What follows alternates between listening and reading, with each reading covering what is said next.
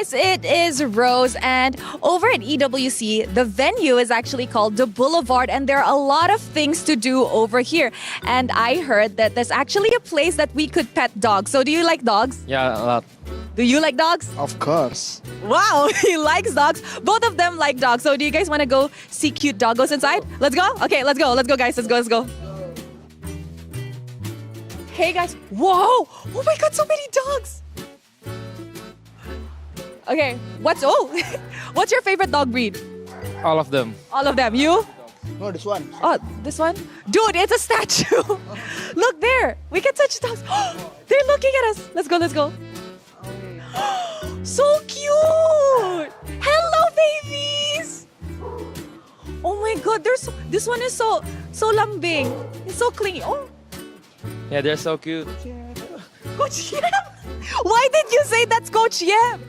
The face, yeah. Oh my God, that's a tiger. Hi, babies. Whoa. This is one huge. Coach Yem. That's Coach Yem.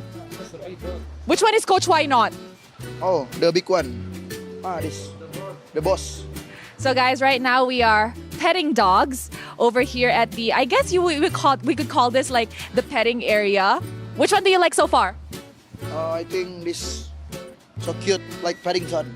Yeah, I think I like this one the most. This one? He's so chunky. The face, like, oh my God, so cute. Okay, let's go move in there. There's a lot of dogs. Guys, look at the bridge. Oh my God, this is so This one looks like Jose. This one looks like Coach Yeb, a baby Coach Yeb. Look, it's sleeping. This one like Adi. Adi. Yeah, so small. Coach Adi.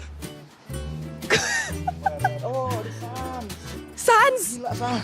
Sans. Mayang mana? Yeah, which one? Which one is Sans? This one he said. Keyboy said this is Guns. Because cute. Yeah, so cute. Cute. Like Sans always like. Yeah. This one like Kelra. Which one? This, the tiger one. Tiger like Kelra? Yeah. Why? Because so wild. Yeah, so wild and different. Like how? One of a kind. Yes. Okay, Kelra. Special. Special one. Okay, we're getting somewhere. What should we name him? Yes, Paddington for sure. Paddington. Okay, Paddington. We have made a collective agreement that this is Paddington. Coach Yeb! Coach Yeb! Oh my God, so cool. Oh my God, he has a hoodie! Oh my God. Oh my goodness! Hoodie! Such a cutie! Oh my God, he looks like a bad boy. Oh, Boy, baby, no. cannot That's inappropriate, yes. Kelra! Call Kelra. Kel, come here. Kelra don't like you anymore. Adi. This, Adi. So guys, they said that this dog looks like Coach Adi You see? because he's... Cute. Oh, he likes... Oh, they like you, boy. Look at him. Call him here. Here. Oh, he wants the mic. Which one's Lutpi? I haven't seen one yet. Haven't seen one yet. What about Savero? Savero.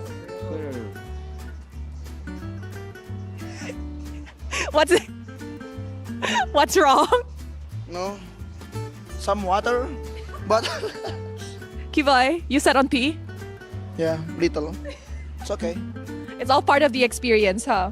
Let's go to the big dogs, guys. Will they bite? I don't think so. See, they all look like good boys. Whoa. My camera. He doesn't like, he's like, guys, no cameras, please. No paparazzi shots. Okay, guys, so how do you find the dog experience so far? Yeah, it's super fun. They're so cute. And a lot of the dogs looks like our friends. Yeah. I'm currently carrying Coach Adi, right? You said? This one looks Paddington. Yeah, see? Oh my God, like a gangster, bad boy, bro. Kivoy, do you enjoy? Yeah, my mood is so good. You feel better after playing with the dogs? Oh, you don't feel tired Yeah. anymore. Okay, now I just want to say that I wish you guys the best of luck in your journey this MSC. I hope you guys manage to perform well and, achieve your goals. Is there anything you guys want to say to the people watching this? Yeah, thank you for supporting us and watching us. And don't forget to feed your dogs maybe. What about Yuki Boy? Yeah, don't forget to come and enjoy the dog. Like this one, Kelra. Oh, you see? Hey, Kelra. Wrong place, Kelra. Come on, Kelra. See? So cute. and then so many energy, like special dog, like Kelra. One of a kind. Now, if you guys want to meet, according to them, their friends in dog form, I think you guys can drop by the Boulevard to enjoy the stuff we have here, as well as witness the knockout stages of MSC 2025. Thank you so much to Kyrie and Kiboy, and thank you guys for watching this video. See you guys around. Bye! Bro. You, bro. Bro, bro. Can you hear me, bro? Bro, bro, bro. Ano yun? Hello guys, it's King Kong and Kelra, and we're here. We are about to play Can You Hear Me, Bro? Don't. Those don't. Don't. Don't touch. Don't touch. My. Don't touch my. Blue. Blue. Blue. Don't touch my blue. Don't touch you. Don't touch my blue. Don't touch. My. Me. My. My. Ang hirap. Madali lang to. Don't touch my blue. Don't touch my blue. Don't touch my blue. Nice. We. Will. We will. We will.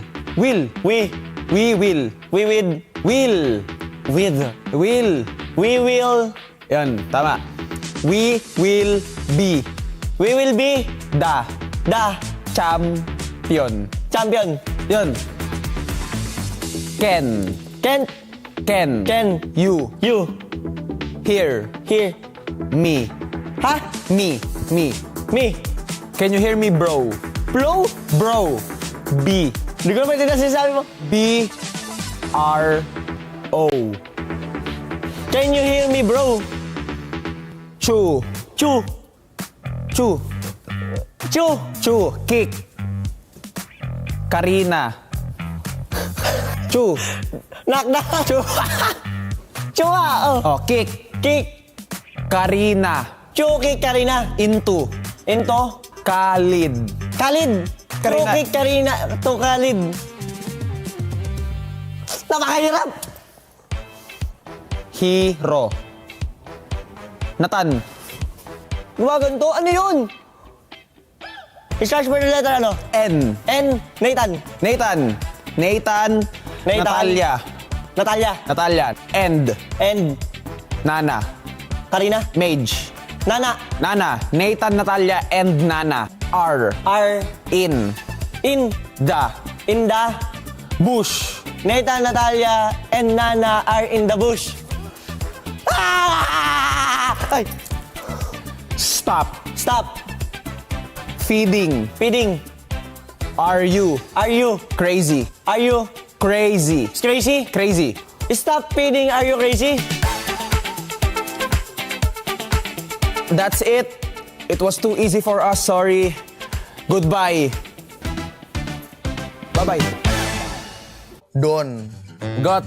Don. God. Don. No. Don.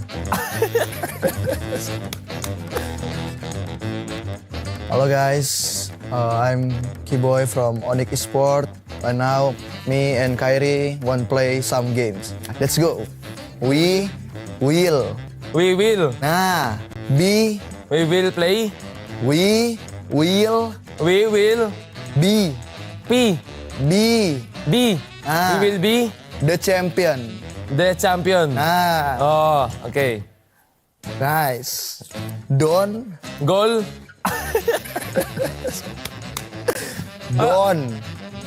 touch my blue.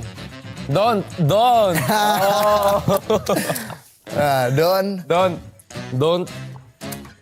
touch. Don't touch. Don't touch Don't touch my my head. blue. Brain. Blue. My hair. Blue. Don't Line. touch my blue. Don't touch my blue. Stop Stop. feeding. Feeling. Little. Stop feeling. Feeding. Stop feeding. Stop feeding. Are you crazy? Are you crazy? Stop feeding. Are you crazy? Oh. Nathan. Nathan. Natalia. Natalia. N. Nana. Nana. Yeah. Nana. Nathan, Natalia, N. Nana. Nathan. Natalia. N. N. N. Nana. Nana. R. In. Here. In. In. In. Yeah. The bus. Are in the bus. Oh. Nathan, Natalia, and Nana are in the bus. Mantap, Nice. guys. Nice. Chow. Cow. Chow. Chow. Chow kick. Chow kick. Karina. Kaja. Karina. Karina. Chow kick Karina. Into. Khalid. Khalid. Chow. Chow kick Karina into Khalid. Yeah. Ken. Chicken. Can you hear me? Can you hear me? Bro. Bro. Yeah. Can you hear me, bro? We just finished playing Can You Hear Me, Bro?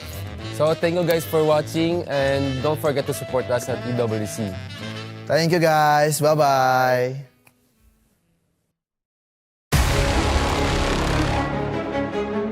Go for it. Doesn't fight the knockup onto King Kong. Somehow gets to immune himself though. But then Malcuti, he gets stunned by Kurt. Onyx Philippines are really good, but it does feel like this meta doesn't really suit well as M6. At the M6 World Championships, they were amazing. Here, with King Kong forced to use other assassins, not those snowballing types, utility junglers too, he has really dropped a bit. Para sa akin, sobrang laki ng difference ng M6 sa EWC.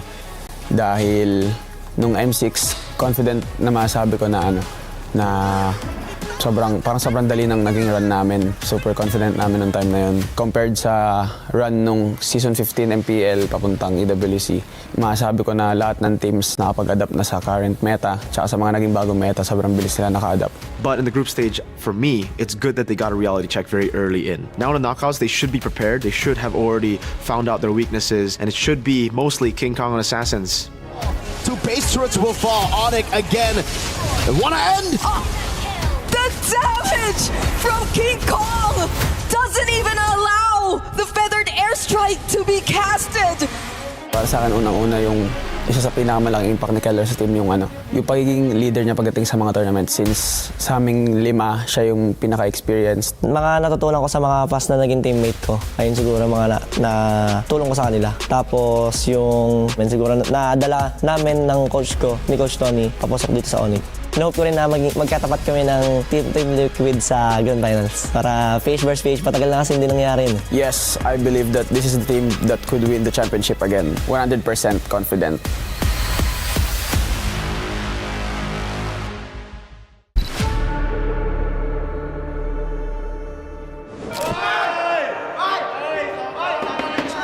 Going for the maniac. He has to get space. He gets that. He gets the savage. SRG, group stage, they were shaky. Everyone falling. Only Innocent here goes into the base. Oh my lord, Innocent. Whoa, walks it over. Gets a kill. Cannon Innocent. He's trying everything to save this game. They're gonna go for the base. Allow the Red Giants. OG Esports fall to the dark horse. Just like M6. Winter crowd in the base. The Red Giants have fallen. But just like M6, they managed to get through. As SRG will tell them, it wasn't luck at all. Okay, so first things off, I feel like Stormy is going to be a standout. That goes beyond how he's able to manage and control the mid lane. Literally is the guy who just wants to set things up for his team. It's happening here in the mid game. Has some idle Stormy gets a knife affected. Over to 2. As it dumps it down, the combo in the back is a raging Sandstorm and an AOG. That's a double. I think whatever we achieved during our journey or last year, we just want more, dream and dream again to be best of the best, like the good. So. Oh, they're gonna fight for this one too. Innocent grabs Wadu, looks for another, gets the double. Opie falls, Innocent gets the triple. Going for the maniac, he has to get space. He gets that, he gets the savage. For me, I'm really proud of Sakai because he proved a lot from last year. His gameplay and his skills on talking. Jin with the chase, so got him! Oh, he comes through! He dashes through! He's buying so much time for the Red Giant! Outstanding match for me is against Virtus Pro because enemy just kinda aggressive to us. The feeling is so intense. After losing M6, people look down on us and we want to prove that we are still the strong team like last year, and that's our biggest motivation for this year. You, two, you, will. Ha!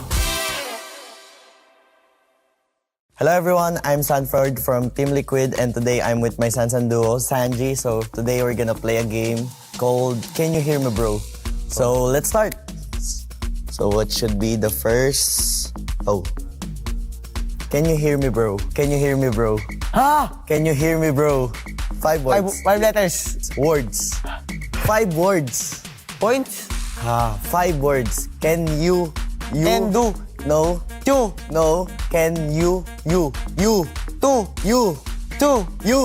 So I guess... Do. Okay. It's Can You Hear Me Bro? So okay. The next one is 5 again. 5 words. We. First words. We. We. Will. We. Will.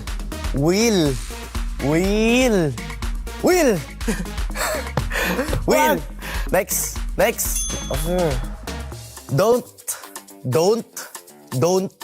Don't. Okay. Touch. Us. Don't. Das. Don't touch my blue. Okay. Next. 5 words. He. Stop. D. Stop. Cup. Stop. Cup. Stop.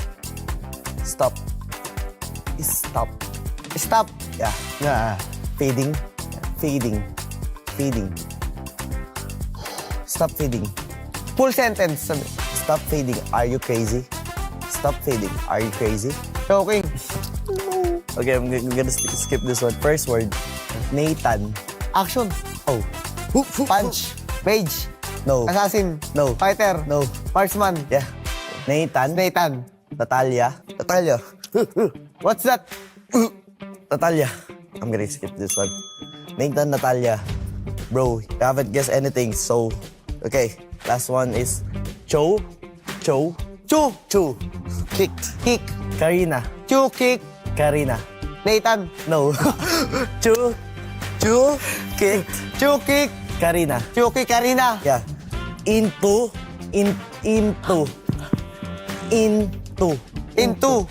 Kalit. Combo. Hero. Into bush. Sand. Sand. Yeah. Chuki Karina. Into sand. No. Hero. Into floor. No, hero. Into map. Sa map. In the map. In the Mobile Legends. I give up. A. Chu kicked Karina into Khalid. Di mo sinabi hero. I said hero. Hopefully you enjoyed the game and we haven't guessed anything. So yeah, see you in MSC and thank you for watching. Tutu. Yeah. Pop. You can.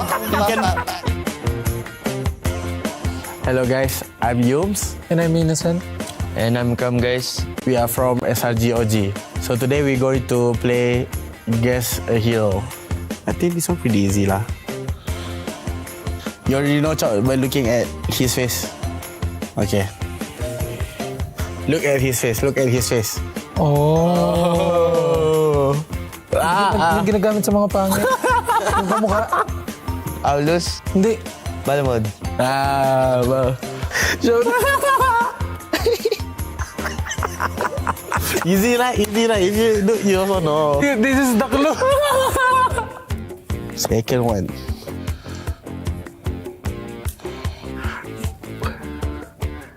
Oh. No show, huh? Yeah. You already know. You know what's coming from that? Yeah. What, assassin? Yeah. Tutu. Yeah. Hanso? No. Karina? No. He can go everywhere. Keep? No. Assassin. He can go here and then go everywhere. Funny. Yay. How will guess it, guys? How will you guess it? Throwing. This one is super easy. I think Ram know this. Because he played this hero a lot.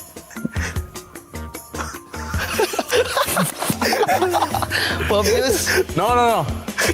3 times. Balen. No. Lucas. No. Apo. No. Carmila. No. Oh. You know. Ting. Ting. Pop. He can push people. Kadita. No. Selena. No. What is? Zaitan. Zetian. Yeah. You should have put circle to this. Still the same, get stunned. That's what I'm saying. There's a lot of people that got stunned. Okay, you draw. Oh, G, swap. Let's go, sir. Huh? What is that? So land. Okay. Max Money. Yeah, Max Man. One. Yeah, one. Easy la.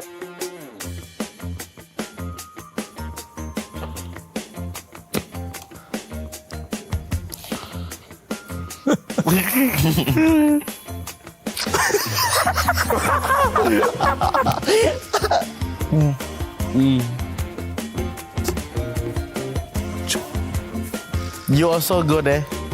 Oh, Zaz. You should have guessed it, bro. So, alright guys, we already done with the games. See you in the tournament, guys. And support us.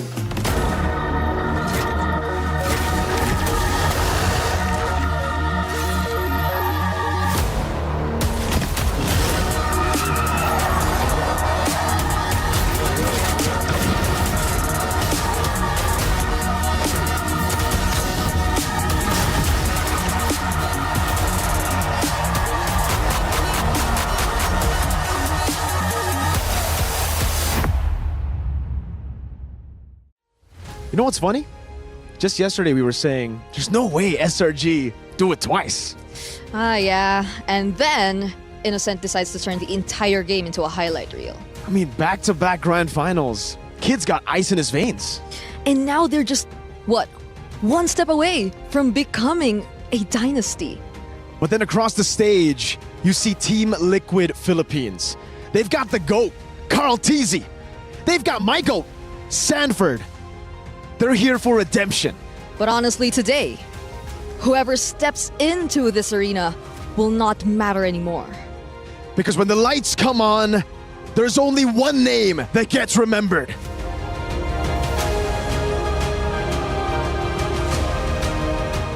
This is the final day of MSC Knockout Stage. And today, legacies either live or die.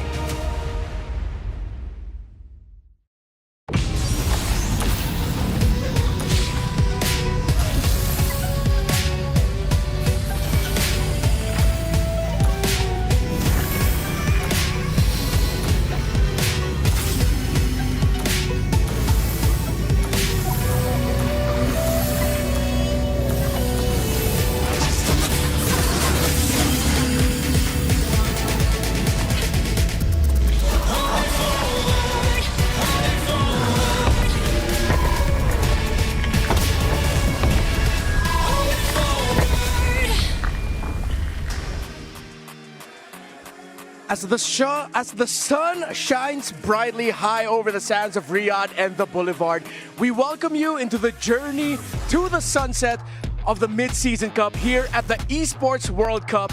As by the end of this day, we will crown a new champion, or maybe even crown our first ever back-to-back champion for MSC. Welcome to the grand finals day of MSC 2025 here at the Esports World Cup. My name is Renwar. I am joined here by Naisu and Destroyer. And before we get to the grand finals though, we have to meet two teams who got what they wished for, but not in the way that they expected. Yeah, man. I think a lot of people didn't they were hoping for an Onyx versus Onyx grand final, but they got to get the third place match. I think nonetheless, both our matches today are going to be phenomenal. Hopefully we get the full thing too. Hopefully we get a full series, even for a third place match. But still, you know, it's a good thing for the club that's still Onyx versus Onyx. And for the viewers, definitely, it's hype 1000%. Yeah, it is an interesting story for the Onyx versus Onyx battle for third match that we're going to be seeing start things off for Grand Finals Day. But before we got to this moment, we got to see some epic action yesterday.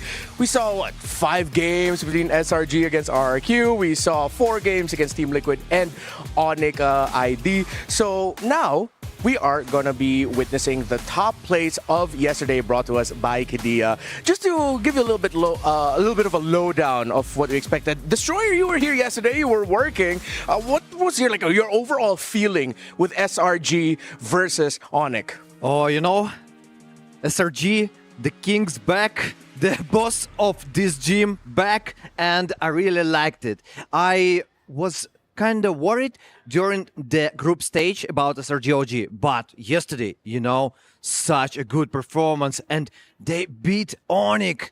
That's kind of tough. Yeah, I think I have to correct myself. I think I name dropped RRQ a little bit earlier. It's SRG Onyx and TLPH Onyx. I have to remind myself we got 2 Onyx yesterday. There was a moment in my head where I was thinking, wait, Onyx couldn't have played twice yesterday. Wait, no, right, this because one's PH, one's ID. It's fine, man. So many people now are used to either the Team Liquids or the Onyx. We get it mixed up sometimes. Yeah. But yeah, we had amazing matches. I was holding on to the edge of my seat.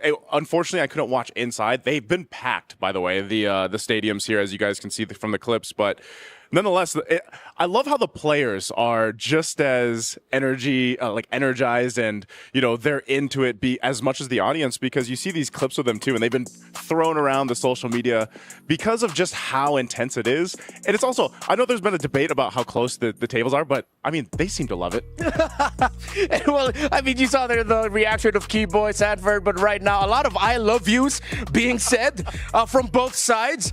If you haven't seen it, Keyboy's face is literally everywhere right now on social media. But yeah, because of the action that we saw yesterday, because Team Liquid Philippines took down Onyx, because SRG took down Onyx Philippines, it's now Liquid versus SRG OG. That's kind of interesting thing. Also, we discussed yesterday with Leo and Rafael about what's harder, to sit here and watch the games or to be at the venue like a viewer and to cheer up for your team. What's harder? What do you think? This is a question because later we are going to be in the grand finals supporting. Yeah. That's a tough question. What do you think, Naisu?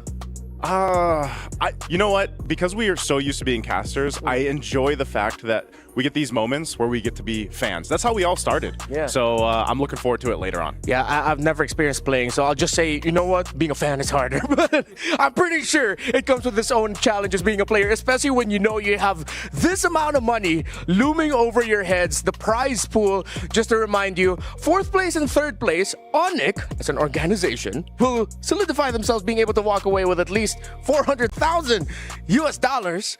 And later, it's Liquid and SRG fighting for the 1 mil and the 2nd place getting 500,000. That's actually crazy. I mean, people have been, I feel like, talking about this too. But yeah, at the end of this 3rd place match, Onyx, the organization, is still winning essentially. So, they're going to be fighting for that pride, I guess, to go ahead and say, like, we were the better Onyx today. It's kind of funny. No matter what's going to happen, Onyx going to win. Yeah, I think that's like the best way to, one of the things that a lot of people have been saying about this series for Battle for Third. It's like, at the end of the day, Onyx as an organization wins. So maybe a little bit later we'll be able to dive deeper into that matchup. We have to look at the big umbrella looming over the Esports World Cup, which is the Club Championship Rankings brought to us by STC. So yesterday we saw one Liquid Carlson get a lot of points and another title for Liquid. Yep. And now that launches them to the top of the standings. If I'm not mistaken, that's Team Liquid's first title win in the Esports World Cup.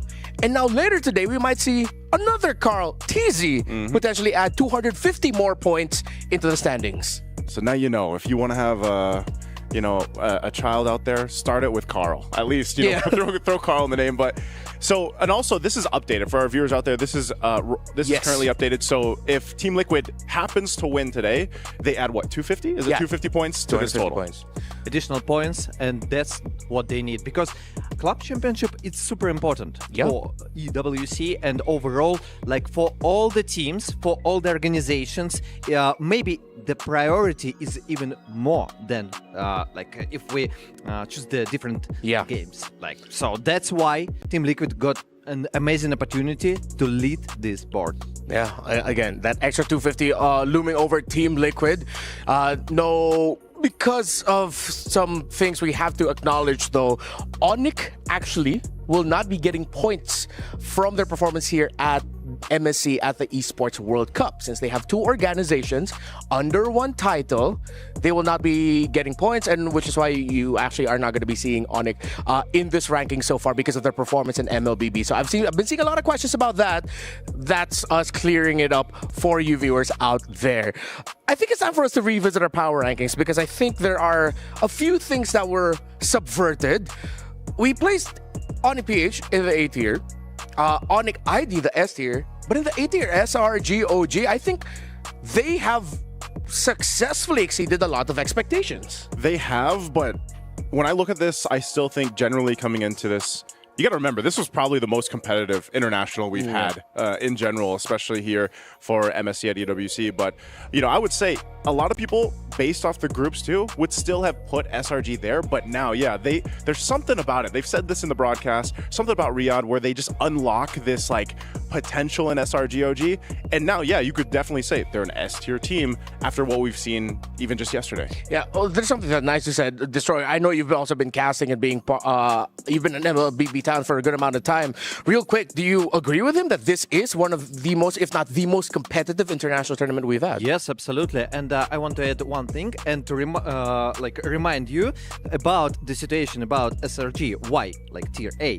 Because during the group stage, they underperformed. Actually, that's true. That's the reason also. Never forget about it. Yeah, and that's what makes the story of SRG a little bit more interesting. The fact that they made it back to the grand finals, the fact that there is a chance they'll be the first ever two-time MSC champions. Now, it's time for one of my favorite segments that we have in the panels all across MLBB Esports here at the Esports World Cup. It's the Doctor's Notes Hot Takes brought to us by the Al Habib Medical Group. Naisu, you actually had one that you told me. What was your hot take?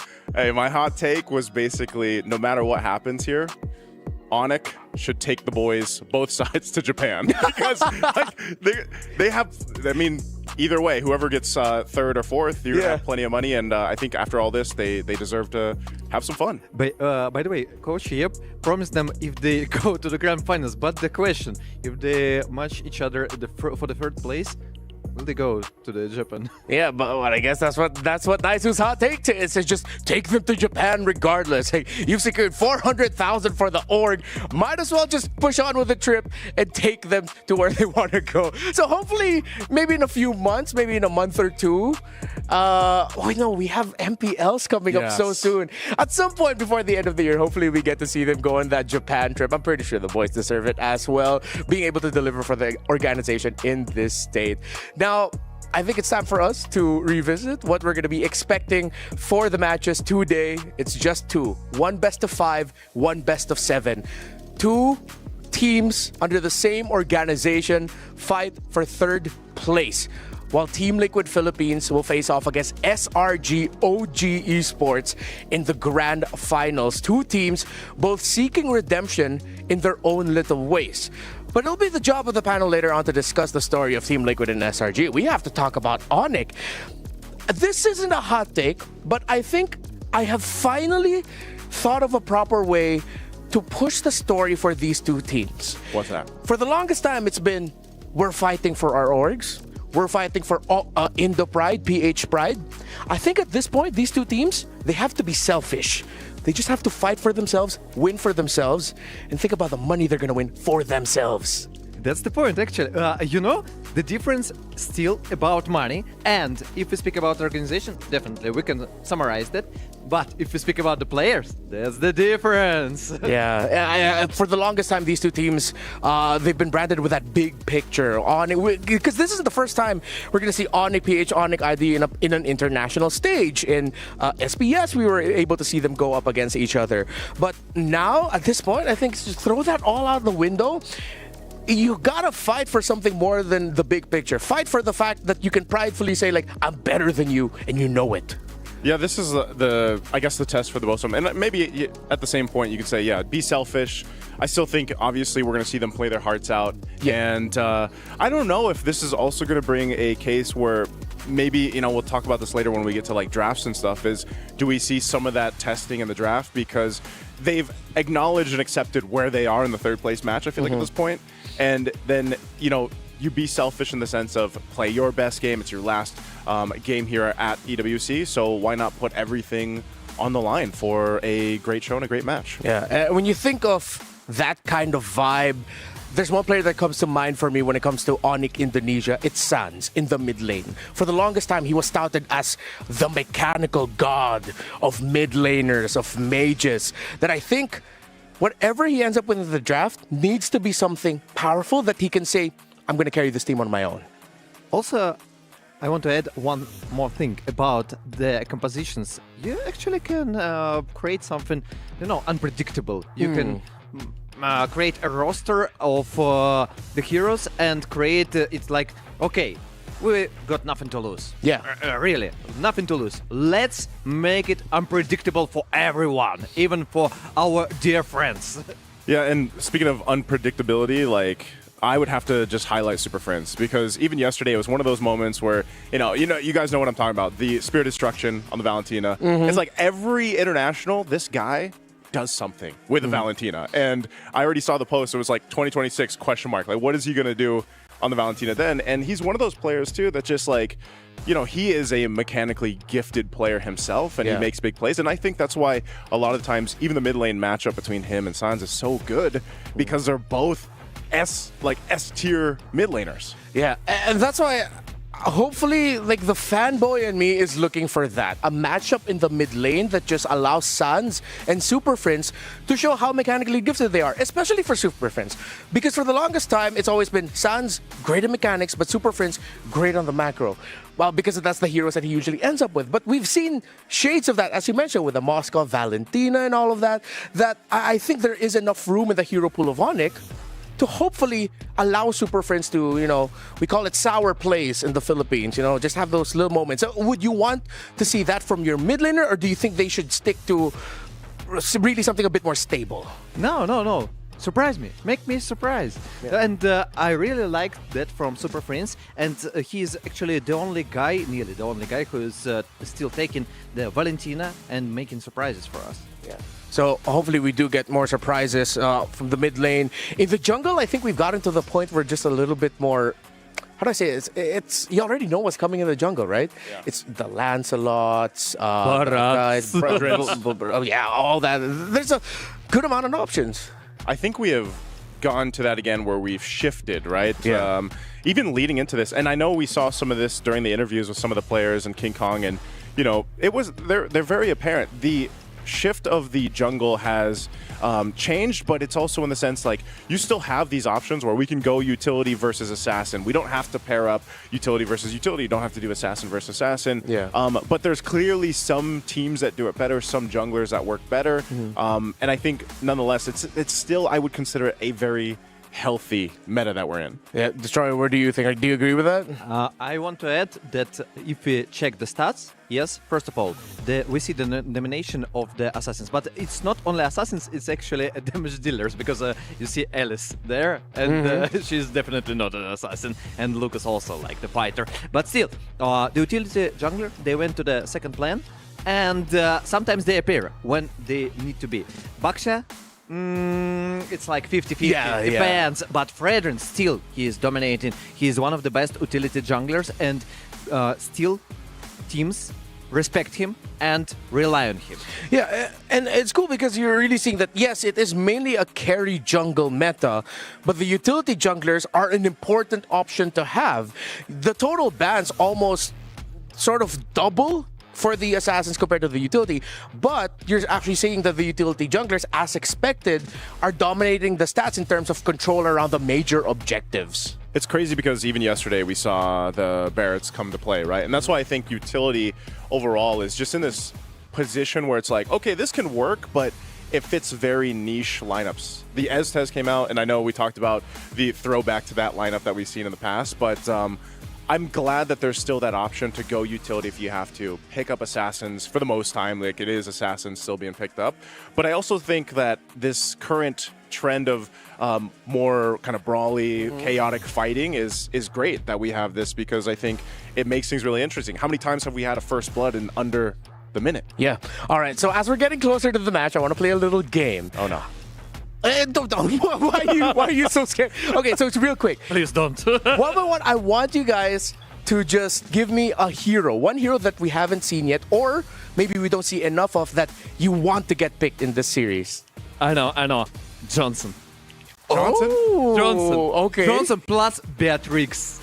Oh. You see this combo? All right. Okay. Let's see if Destroyer is gonna get his wish later. Johnson, Beatrix. Okay. What about you? You guys already know what I'm going to say. Like, there's only one hero on my mind all the time, and it's Gord. We saw him in the group stage. I would love to see him come out for this final day. I just throw him out, you know? I mean, like, there's already been some surprise picks in the mid lane. Why not do it here? Okay, for me, I want it to be one that we saw only once, but it somewhat struggled, and I've been asking for it. I want to see Gushin, man. It's Sans, Super Friends. I want to see one of them at least pick the Gushin once. Like Troublemaker. Yeah, just a straight up troublemaker. If you could, troublemaker from ECA. Yeah, exactly. Absolutely. Yeah. Like during the wild card, M5. Yeah. Wait, M5, right? Yeah. So he took the cushion mid lane. Let's go. I'm ready for it. I'm All right. ready for such kind of unexpected, of unpredictable picks. I'm ready for it. Give me show. Yeah. I think that's like the best clip that we can go for. Give me show. Please edit that. Yeah. And hopefully that's what we get between Onyx. Real quick, very, very fast predictions. Who do you got taking this? Onyx. I'm leaving it at that, man. No, just Onyx Philippines. You know, Okay. Onyx gonna win. Wait, which Onyx? Doesn't matter. Okay, he gets to do that. I'm going with Onyx Philippines. Onyx Philippines, okay. Actually, I also want to cheer up for Onyx Philippines. Ooh, 2 Onyx Philippines. Am I going to be the Filipino who goes Onyx Indonesia here just so that we balance out our predictions? Trust your heart. My heart says, I don't know. My heart says Onyx wins at the end of the day. My heart desires... So you're staying with the same Yeah, line. I think we're all the same. My heart desires that we win at the end of the day. Because now we have, again, 2 teams who for the longest time have been brothers in arms fighting under the same umbrella. But maybe it's this tournament where they throw all of that out the window and just say, I'm fighting for myself. I'm fighting for my reputation. I'm fighting for my pride. We both may be porcupines, but I'm better than you, and you know it. Onyx Indonesia, Onyx Philippines, welcome to the battle for third here at MSC at the Esports World Cup.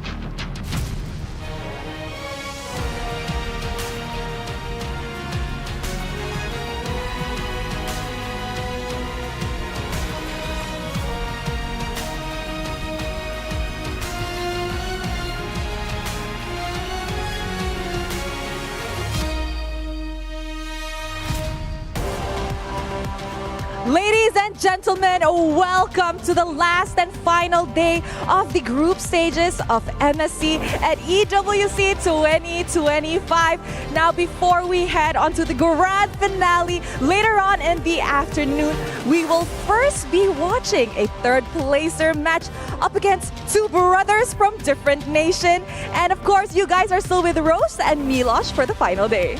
It's a pleasure to have really borne witness to history in MLBB and here at MSC 25 at the Esports World Cup. Like we said, it's the third place game, right? The stakes are not as high, but there is still a lot on the line, especially national pride between 2 brotherly rosters here, between both of course, Philippines and Indonesia that are two of the strongest regions in MLBB with two of the best teams from those specific regions too.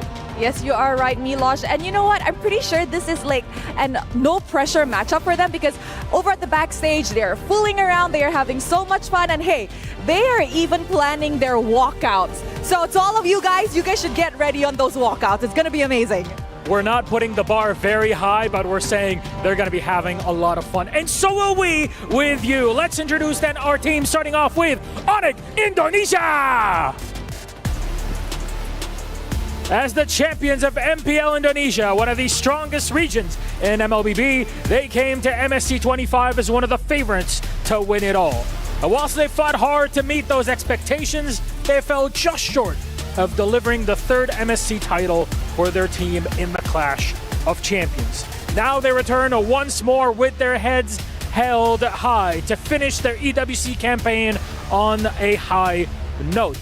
That note just so happens to be a big brotherly battle.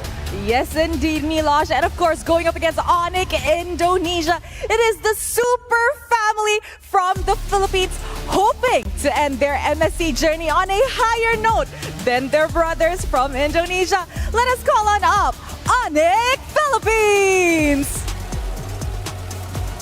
As the reigning world champions, Onyx Philippines entered the tournament looking to complete the Triple Crown. While they couldn't complete their dream run after the intense series against SRG, Onyx Philippines still has a chance for a podium finish. While this matchup was a grand finals many have dreamed of, they meet in the third place match instead with a $250,000 and the nation's pride. Ooh. I wonder what we are gonna see. We just saw Kelra diving right on stage. That's the sort of energy we're looking for. You hyped it up, but I had no idea Kelra was gonna do that. Anyways, if anything, that is a great setup for our third and fourth place matchup. So please, Onyx and Onyx, you may go to your seats. No more keys. Those have already been crushed, unfortunately, but I think it's time for us to dive headfirst into it, Rose. You ready? I am ready.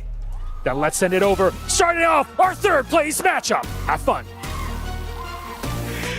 I love how just with their walkouts, they're already giving us what we asked for. They're giving us a show. Kelra diving headfirst. Is he going to play Baksha Goldling? is that what he's trying to signal? No, I don't think so. But it's great to see that these two teams are in high spirits. I feel like this is like the most lax that I've seen both Onyx squads, like with all the tension gone now. Now it's a battle for pride. Once again, welcome to our third place finals. You can redeem the code, which is case sensitive, and type that into your in-game clients, or you can scan the QR code wherever you are, wherever you're watching. We'd also appreciate it if you could comment, share, tell your friends if we're having this matchup. Who is gonna win? Will it be Onyx ID or Onyx PH? We're about to head into the draft. But I just love the vibe that we have on stage right now. Think about it, man. Like, even for the audience, it's like you show up in an Onyx jersey. Which side are you rooting for, right? Because even yesterday, the support was amazing for both squads in their own respective matches. And, you know, I feel like even as a fan, it would be difficult right now to decide which one to cheer for. Yeah. You see, Kiboy said they were expecting an Onyx versus Onyx Grand Finals, but they'll just have to try again. Hopefully, we'll do better at M7. That's our World Championship. As for his prediction, Team Liquid looks really strong as a whole, but Kiboy thinks that SRG still has a chance. It's a good point. Actually, so much respect for the opponents, like for SRG. Definitely, I would like to say if we attach like the grand finals, like, yeah, a little bit, just of course. So I would like to say that SRG and Team Liquid will go full series. Just like from my perspective, from what I saw yesterday. And hopefully we do get that show, that full series that we're looking out for. Metro Zero skins, by the way, are coming out. If you haven't seen the cinematic trailer for it, search it up. The Metro Zero train is arriving at the MLBB battlefield with a stunning new series of skins where visual wonders await as cyberpunk meets traditional culture. Now, for these two teams, I want them to inject a little bit of that punk energy into this. We're asking for surprises. But I don't think we'll actually get it in game number one right away. We might have to wait a little bit later into the series for some of the more crazier picks to come out. Yeah, maybe for game one. And actually, if we do see it in game one, I think that sets the theme for the whole best of 5, right? I kind of expect it. But like you mentioned, Renmar, I think you're in this position for both these teams to just be like, yeah, the pressure is not on our shoulders anymore. And we can go ahead and approach these games with that off our shoulders. And we've seen teams do that before, where it's like when they don't have any weight on their shoulders anymore, they sometimes play better. But, you know, these are two squads that already do that in and out. So if we see them just go with a standard kind of draft that we're used to seeing as we jump into it, then maybe that's the case. They're just going to, again, be selfish and go for a sense of, let's win this for us. Yeah. You know, I want us to create a perfect draft for them. Like, for example, I already just imagine how Onyx, doesn't matter which of them, take Jughead and Franco, and to see the combination when you're trying to drop your opponent to the next. I wonder if we will get stuff like that. I mean, we might be hoping a little bit too much. At the end of the day, these two teams still do really want to win for themselves. So to be able to say that we're the third best team in the world by the end of MSC, that they win this much for their regional organization. So far, very standard bans. Onyx PH and Onyx, you really see the drafting philosophies of these two teams that we've seen all throughout MSC shown in these two bans. Now, where do we go for the first picks here? They actually go for the Baksha right away. And Kelra picked it. Is he going Baksha gold lane? No, I really don't think he is. we can only hope, right? But we've actually seen some changes or like surprise picks in the gold lane anyway throughout MSC. That's been great, but you know, this is going to be picked up rather quickly. It looks like it's going to be pretty standard. So you have the Moskov already for the answer for Onyx, and there's the Gatakacha, right? So I think we're just going to see a standard draft, unless that the trend has been where, you know, both teams kind of save even their mid lane picks for later. And I feel like that might be the case where we see something as a surprise, but so far pretty standard. Yeah, for now they decided just to... Oh, and this is Selena for the Super Friends. Yeah, that's gonna be a tough match. No fun at all. No, I mean, we do get a chance to see Super Friends put on a show with the Selena, as we have before. But I think with the Gatakacha and Moskov, he might have to be a little bit more careful of his timings, considering that there's a high chance, and with the first two picks alone, he might get punished if he mistimes his entries as a Selena. Next pick is a very early Claude. Usually we see Claude in the second phase of the draft.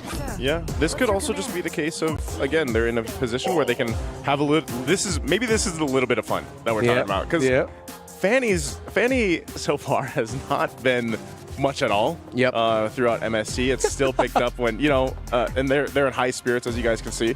But the Fanny, maybe we get to see this work. A lot of teams, when it has popped up, just a simple counter into it, like a Kufra, seem to go ahead and be enough. Or there are still those heroes that can counter into that. But yeah, I'm glad that we at least get to see a Fanny come into play for game one. At least something interesting. You know, I'm against Fanny just because the win rate is super low. The statistics, not on her side. But still, it's an interesting pick, and as a match for the third place, okay, just show me mechanics. Just show me like Ikari gonna play this hero. Yeah, I mean, it's Kyrie on a Fanny. It's a Fanny that's been nerfed and has a very difficult window to actually pop off and do a great job in game, but hey, if he makes it work, then we get highlights. We get lots of clips for social media. I like, I don't know how many people caught it leading into, you know, when we opened up, but you had those where the players were doing the "Can you hear me, bro?" game. Yeah. And literally they say there, I think it was San saying to, or Keyboy saying to Kyrie, you know, don't take my buff, basically. Don't take my blue. I know we call it purple, but don't take my blue is what he was saying. Don't take my buff. And that's the thing, and with a Fanny, if you lose that buff, you're in a troubled position. And with the fact that you have this vision being provided from the Selena, the box show over here for Onyx Philippines, it might be difficult for him. But again, you can go ahead and continue to build up this lineup that will help the Fanny. And I think with the Gatakacha, that's already a great start. And, you know, even the Moskov in the sense. That's not the only problem of the Fanny, actually. For now, previous Fanny, you can go all over the map and make a lot of noise, a lot of stuff. But now, it looks like you need to concentrate on one similar lane. So you don't have different choices. You need just focus on one lane. For example, just go gold, gold, gold, gold, etc. Because of the energy, you can't rotate as much as before. Okay, mid lane pick for Onyx Indonesia, not yet seen as Onyx Philippines now. Show the Cho for Brusco, comfort, so we get Cho versus Kalea, and we get either some comforts across the board here for Onyx PH. Gold, we get a jungle Baksha though, so it's a utility jungle versus an assassin jungle, but it looks like Onyx PH has a lineup that can pressure the Fanny significantly more. And this is what I was saying, like if you're going to see utility junglers like we saw from the graphic there earlier on, you just have to be able to go ahead and complement it, and that is so well done because you get vision for the Selena, you have great utility with the Cho and the Edith too, and like you said, pressure. So Onyx Indonesia goes and picks up the Valentina, like we saw yesterday picked up a couple times from Onyx Philippines. So it sounds just literally saying, I also want to play Selena. Give me Selena. So actually, if we speak about the trio, I would say that Onyx Philippines got a better triple lane. Yeah, their lineup just looks like it can mess up the Fanny of Onyx too much, but maybe, just maybe, Sans' version of his Valentina play, and of course the Kalea for Kiboy might just be enough to ensure that Kyrie is comfortable and that Kyrie can pop off on a Fanny that has struggled all tournament long. Welcome to the battle for third, but, you know, I think it's time for us to toss you on over to our casters. Thank you very much, Redmar. And right here, we got LaFell Leo on the mic for game battle of third. Welcome. This is going to be Onyx versus Onyx, Indonesia against Philippines. Which one will be the better Onyx? Welcome to the Land of Dawn. Based on yesterday's performances, both Onyx showed very clear patterns when it comes to their jungling. And it also shows here that even though we know these two junglers to be assassin specialists, I like how King Kong just said, you know what, I'm going to hunker down, put on my big boy pants and say, we need a utility jungler, give me the Baksha. And you know what, this is a good time to see Super Prince as well as Kara really show their stuff, because even the panel said this is going to be a battle of mechanics, and so far I kind of feel like for all the fans, this is what they wanted. We see here Kyrie crossing over, does not get much. It's anything, Onyx locking down that little wanderer. Great early prio for the Filipino squad here, given that they did end up with a lot of hard CC coming from that Cho, and even you see Kirk crossing over early. Yeah, honestly, with this mid duo having the Cho as well as Selena, I myself am expecting a lot of tempo coming in from Onyx Philippines. If they don't do anything for the first 2 minutes, I kind of feel like for the first turtle, they could really take something here. It looks like Super Prince is not going to go over to Loopy, making sure that not going to make a lot of mistakes here. King Kong bumping right in at the Keyboy here, and they dogpile on the Starboy, the MVP from 2023. It's taken out first blood for the Super Fam. Yep, first blood goes over to Super Prince, and again, this is the tempo that Onyx Philippines really want. Making sure that Onyx ID, they don't have this tempo, especially looking at how they played yesterday. They kind of want to play slow, which is something that Onyx Philippines really don't want to allow them to do. And you can see here, they're rolling out, rotating towards the turtle, spawning about 5 seconds while Kyrie taking his time with this small camp. He'll make it in time, no worries. Yeah, but the question is, what is he aiming for? Because is he going to let go of the turtle? Because right now, King Kong has secured it. Looks like Kyrie doesn't have an opportunity to really do anything. It looks like Loopy is done. He's down. Keyboy spent his flicker just to be able to get out. Once bitten, twice shy. Onyx lose doubles on that. The major objective, and a kill on their XP laner. As of right now, Onyx Philippines with that turtle take having 1,000 gold advantage. Onyx ID, not an amazing start. They scale relatively well with this Moskov, but hey, you know what? Kelra on this Claude, I kind of feel like late game, it's going to be a monster too. These Porcupines play quick. Just about 2.5 minutes in do we get the time to check the emblems. LaFell, I'm loving the war cry on Kirk here. It's definitely a sign for him to say, you know what? We're overloaded on CC. We're very chunky as a lineup as a whole. How about I invest my major emblem talent in the damage? Which is very interesting because Sans does not have the wall cry. Usually when we see a Valentina going up against an Edith, you would opt for that too, just to make sure that you have a lot of damage. So the question is, what is Sans aiming for? Does he still want the Edith or does he want that Wave of Dragon? Either ways, this is going to be Sans' choice. And we might be even a little bit critical considering what Super Prince did yesterday.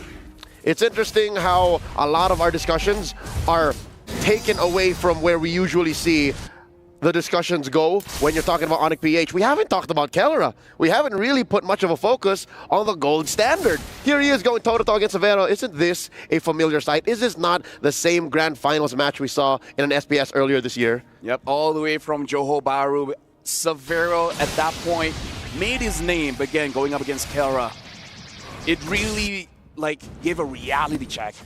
And as of right now, it looks like for both gold laners, they're just having gold lane experience, just farming it up, not really getting involved with anything. I don't know. Turn number 2, maybe they'll start joining. Coming up, same spot, upper quarter. Kellera here, just covering the exit point for Severo. The SOD could come out anytime. Kyrie securing his purple buff here. Doesn't want to be 2 seconds too late to the turtle like he was in the first. Well, at least this time, Lupi is leashing the turtle over. But now looks like 4 members of Onyx Philippines is ready to start a fight. No flicker is going to be used by Kurt. Lutfi covering up. Keyboy gets one. That's a lot of damage dropping in. Blazing the wet SOD thrown out. A lot of damage from Onyx ID. But Onyx PH are so chunky. Kellera takes down Lutfi. Few more stray bullets hitting Sans. No one is able to commit to the turtle just yet. Onyx ID just suffered 1 loss. Yeah, good engage coming in from Onyx ID, but just not enough damage here. And Kurt really making it difficult for them to go in because that return damage is so strong. But now Onyx ID is fast through the trigger. Kai was able to go back base, recover, and now they want to go for the turtle. Here comes King Kong! Does not get the retribution. The wall between him and the major objective. Onyx ID scores 1. Kyrie blasting away Brusco, the enforcer, setting up a defensive barrier. Does not allow Onyx ID to push on forward. The Porcupine from Indonesia able to score. And we can definitely see Kyrie is trying to balance out aggression as well as being careful, because having Brusco on this show, you don't want to underestimate him, because the moment you want to overcommit, you might get kicked. So this is good coming in from Kyrie. Try to see how much damage you're able to deal without getting caught. Put that on a t-shirt. Overcommit, get kicked. And Onyx ID know that they could do the same. But it takes a 2-step process, Lafel. Sans needs to be able to see Brusco first. Sans needs to be able to see Kirk first. At that point, who do you prioritize? I don't know, man, because at this point, I'm even thinking, what is Onyx ID waiting for? Are they waiting for Severo? Are they waiting for Sans? Are they waiting for an amazing engage by Keyboy or Lupi? Because at this time, it looks like they're buying time. The question is, buying for what? That's a big question, because even I'm confused. 6 minutes in, we haven't seen Sans pick up a big ticket ult. Like, what is the Gila one doing? Arrow hits Lutfi here. Onyx PH playing footsies, engages, but only for a second. Does get the ult on Super Prince of Selena's transformation. Kyrie hitting Kellera here for just a bit, pushes a wave up. And this is why we see the Fanny hasn't been picked up too much. The energy is I would say it's such a big nerf, sure. Increasing damage so you can kill people easier, but that energy, the elusiveness is really what made Fanny who she is. Arrow not going to be hitting onto Lupi or Sans. Looks like the turtle is coming up 20 seconds later, and now Onyx Philippines engages. And they find Sans, forcing him to hit the Primal Wrath, but defensively, Lutfi using the Vitalize, putting a wall between him and his mid laner. Does AOG back. Double defensive ult spent by Onyx ID all this while. Top lane was getting worked on. Kyrie takes down that turret with the help of Keyboy. We were talking about how both teams are mechanically gifted. Maybe they go for a lot of team fights, but look here, Leo, 7 minutes in and only 3-0. So both teams are really trying to play this macro game. And now the final turtle here, Kyrie, can he do something? Keyboy coming from the back. Finds that angle, gets with the Tsunami Slam, takes down Super Prince, serves it up to Lutfi, and that's a 4v3 here in the mid. Kyrie gets caught out. Cables on through, does not allow himself to get taken down. Blazing the wet by Kellera. Finds Sans in the back line. Lutfi as well. 3 go down for Onyx Philippines and trade-in for Prince and the Turtle. Everything looks good for Onyx Indonesia, but then the moment Kellera came in, it was done. The team fight is over. But at least right now, Onyx ID, they traded up, making sure that Severo at least gets something for the team. But still, 2,000 goal lead here coming in from Onyx Philippines. We're going to be looking at a replay. It was a good engage coming in from Keyboy. And as we see, it's just not enough consistent damage coming in from Onyx ID because Sans was so far away, he could not deal the damage. The moment he came in, Kellera comes in, and it just does a lot of damage. I'll tell you, Lavelle, I did not see Kellera come in. I knew he was in the bottom lane. I didn't know he was going to make it in time, and it was just picture perfect. If he came in a second too late, Onic ID would have gotten out of there, and there would have been no punish for Onic. We would have seen a very different ending for the economy. But right now, the Super Fam are up, and the map looks like it belongs to them, and this is very tough for a Fanny. Even if you do have macro control, that means you're not lethal. That means you're not proactive. And you know what? Lore accurate. Claude is a thief, and that's what you do. You make sure you come in. No one sees you go in. No one sees you go out. Everything is clean. But yeah, I agree with you. Right now, there's a lot of lockdown. So even Kyrie trying to split where is going to be very, very difficult. Even just going up against Kurt, you don't even have enough damage to kill him. And if he catches you, you're dead. You're donezo. Or you just have to leave. Yep, look at this. Kirk playing man-to-man defense against Kyrie. An arrow catches one. Lutpi, will he survive? The answer is no. The way of the dragon and everything. But the kitchen sink thrown at him. That's his 4th death here, 9 minutes in. Tank is member of Onic Indonesia, but 1 against 4. There's nothing much that you can do as of right now. Onic ID, they're struggling to actually dish out the damage. So I really feel like that's the biggest problem, especially when you have a Fanny in your composition, is that if you don't do well the first 6 minutes, you're forced to play macro. You're forced to wait for the late game and then just wait for your opponents to misposition. Let the Fanny get a crucial target, either Super Prince or Kelra, and then hope Savero gets everything else. And you mentioned the energy conundrum. The fact that you have to deal with so many things on the map wave-wise, and then you're also thinking, how can I punish, how can I fight? That's on you, the energy, and they find a kick suddenly, the flicker, and the way of the dragon, compromising Lutfi and Kyrie. That's 2 down. Onic Philippines have the man advantage. Onic ID, check in range. They can't steal this Lord. Brusco at 1 HP, looking for more. Looking for the knock-up on Sans and Keyboy. They're lucky to even be alive. Savero this whole time, buying time in the bottom lane. But Super Prince so easy to answer. Onic ID, they get nothing. Because in that fight, Brusco was the decisive one. He went in, went for the kick, as we saw Keyboy using the conceal, trying to get into position, but again, a little bit too late. We see the hesitation coming in from Keyboy, and I don't blame him, man. If I was a roamer in this situation, I'm going to catch someone, but can you kill? I think you can. So this is a big problem coming in from Onic Indonesia. They don't have the momentum. They don't have the damage. They have nothing. Onic Philippines, almost 5,000 gold ahead. Contrary to the narrative set prior to the match starting, this feels like a familiar match. This feels like a match set at home in the backyard because they are Onic versus Onic. But no, this is the cleanest we've ever seen Onic Philippines. This is the form we've seen them when they won in Season 14. A purple buff attempt here. Not gonna happen. Kyrie secures, but they do find Sans, and this doesn't happen. Lafel, you know this doesn't happen. Sans at 0-2-0. Dude, this is such a rare sight, and now Onic Philippines, they're sieging the mid turret. As of right now, only 1 Tier 2 turret is still available up top, and they go for Savero. Tsunami Slam, serving up 1. Kelra survives. How did he do that? Purify plus BMI. Onic ID can't catch a break, even underneath Tier 1. They're gonna lose Lutpi. Kirk gets a kill. Kirk just stood still, dealt the damage, and asked a question. What you gonna do about it? I'm not moving. You do something. It looks like they're just dead. Right now, Onic Philippines has total control of the map. Looking at the items here as well, big difference in terms of the goal lane here. 9,700 against 8,100. So even if you're trying to hope for Savero to make a play, he doesn't have the resources just yet. I'm pretty sure he wants that Malefic gun, but still looking for that gold. Onic ID, fortunate to have used their Holy Shields to maximum efficiency. We just hit the 12-minute mark, folks, and that is when the Holy Shields get popped naturally. So that means by keeping all their inhibitors, they're able to somehow plan for a post-late game comeback. But the question still stands, Lafel, you posted it about 5 minutes ago. What are they waiting for? Because if we're looking at the itemization here, looking at the Valentina, oh, hold on, looks like they want to engage onto Onic ID.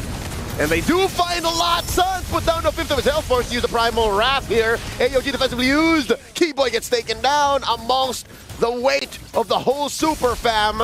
A free pickoff. And now Onic ID are forced to defend.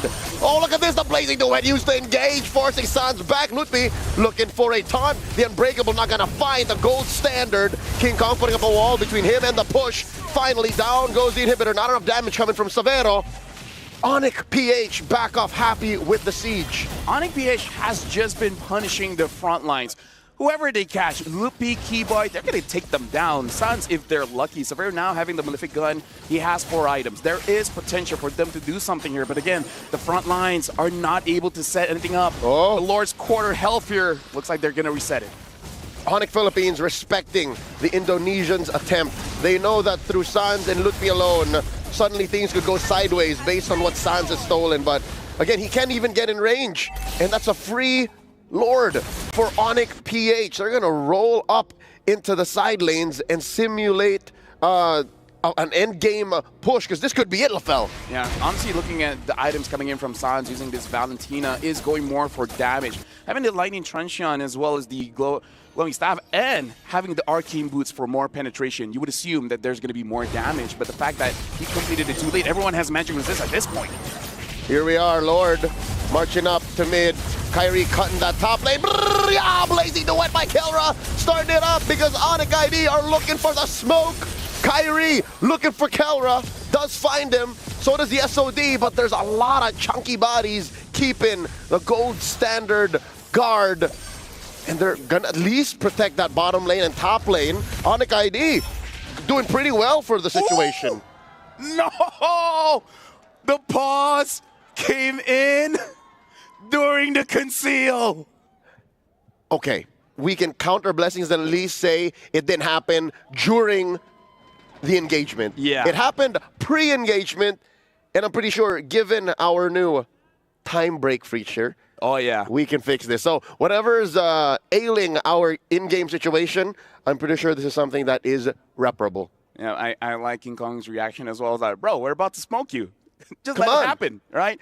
But anyways, we can see here, I like that this narrative, Onyx versus Onyx, third place match, they're giving it their all. Onyx Philippines, if they can stomp Onyx ID, they'll do that, right? So I kind of feel like Onyx ID, they also got to rethink what's going to happen in game number 2, because this is a very risky draft that they drafted for themselves, and it just didn't work out. But LaFell, imagine the plot twist if some way, somehow, Onyx PH don't win this. Hey. What if some way, somehow, ID are able to pull something out? I don't even know what it is. I don't even know where to start to try and weave that tale, but what if they do? Talk about Dr. Sulaiman Al-Habib hot take. Now, that's a pretty big hot take. If Onyx ID could do it, damn. How? But yeah, now we're resuming back into the game here. Looks like still a successful defense coming in from Onyx ID. The waves are still far away, so Onyx Philippines, they have to reset. But still, 8,000 goal lead, that's a big hurdle for Onyx ID. It does come at the cost of a third of the chunk of the top lane inhibitor, so I guess Onyx PH got something there, you know, an investment into that top lane push, especially given Lord will be spawning in the lower quarter in a minute and a half. I just checked the items and the gold gain. Here we go, one more look. You see what I'm seeing, LaFell?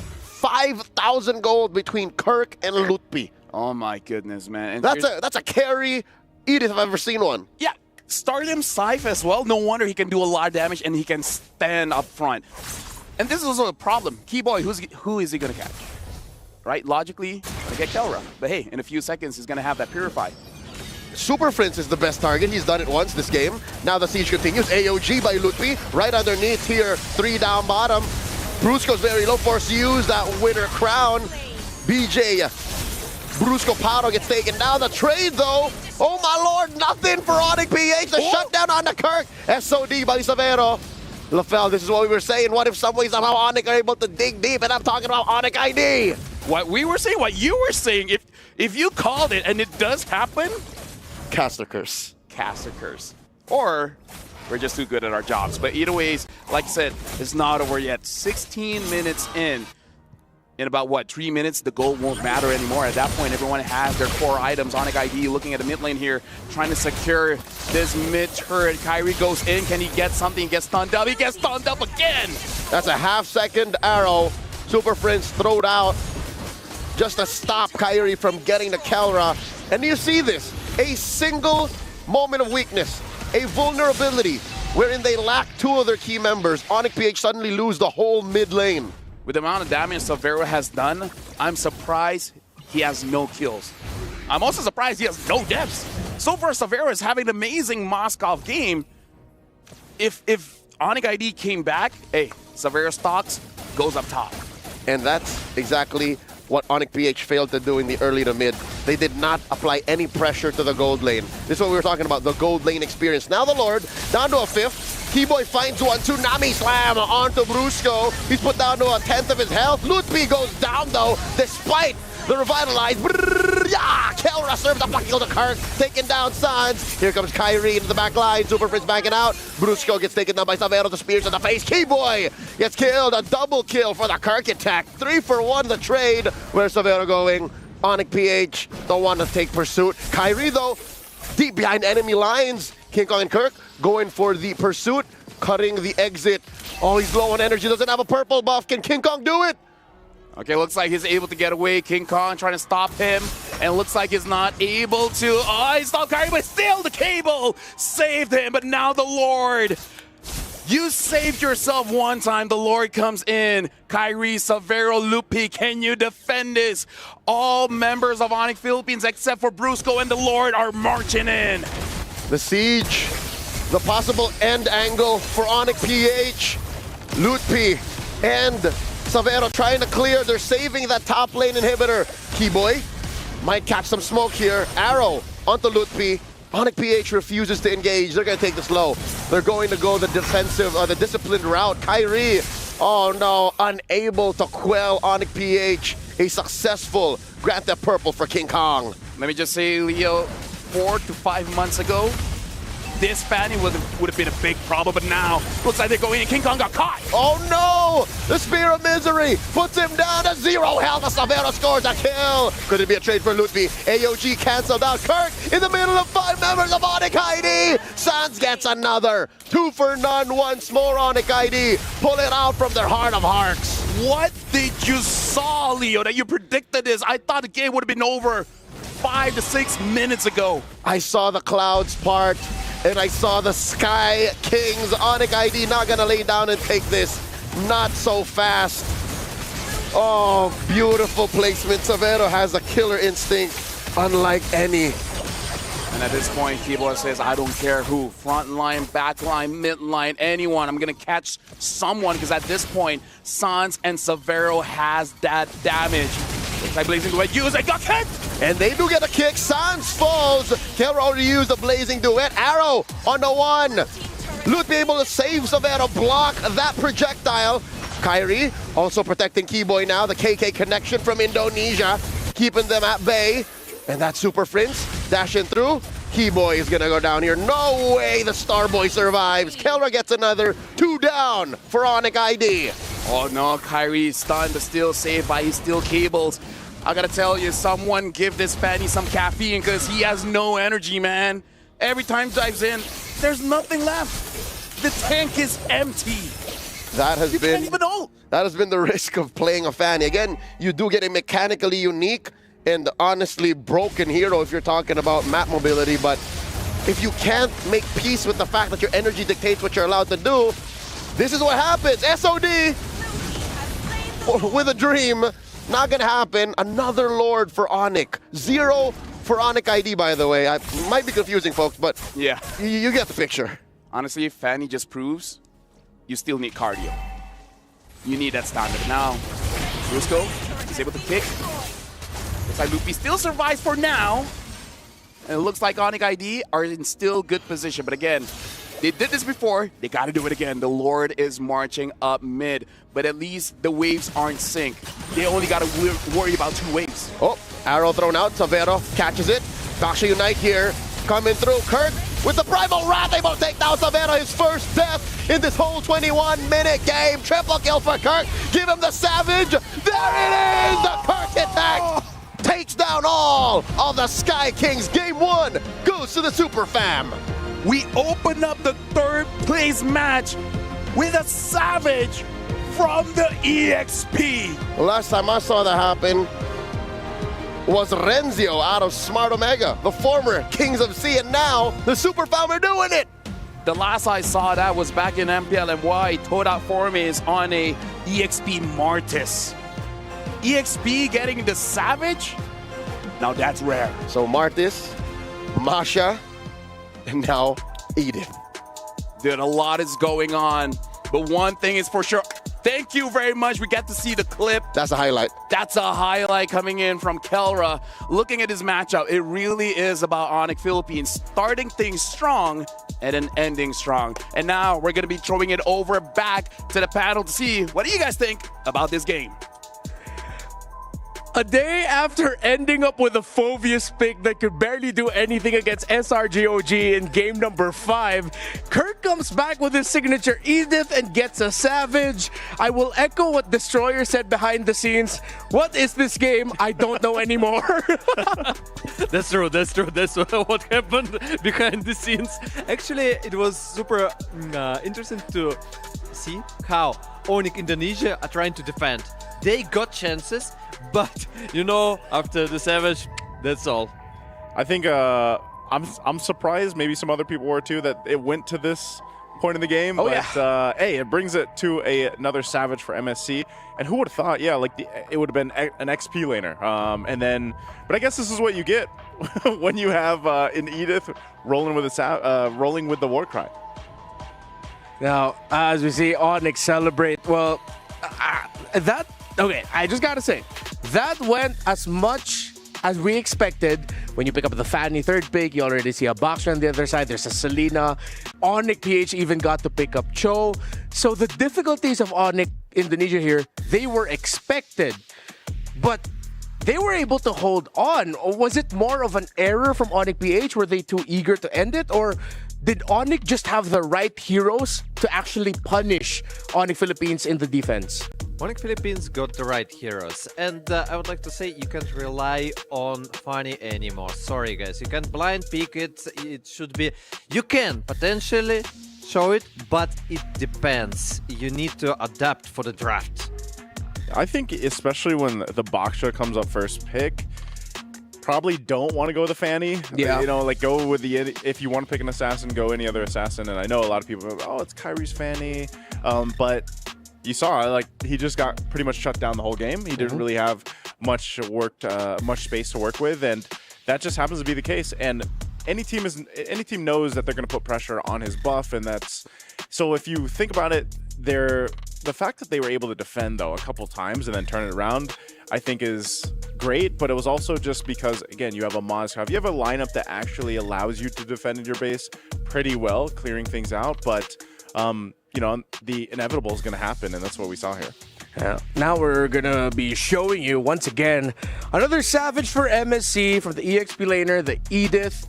Having a hard time tracking where Kirk is. Oh, there he is in the middle of it all. He was almost gonna go down, but because he had full stacks Primal Wrath, it looks like that he was just able to sheer lifesteal himself back to good health and then be able to pull off the Savage that he did. So I'm gonna ask you, Destroyer, is that enough that now in that game number 1 we got a Savage, it went 20 minutes? Are you happy that we're getting a show, or is it not the show that you're looking for just yet? Chat, they made a good advice. I asked for Johnson and Beatrix. They decided to fix me.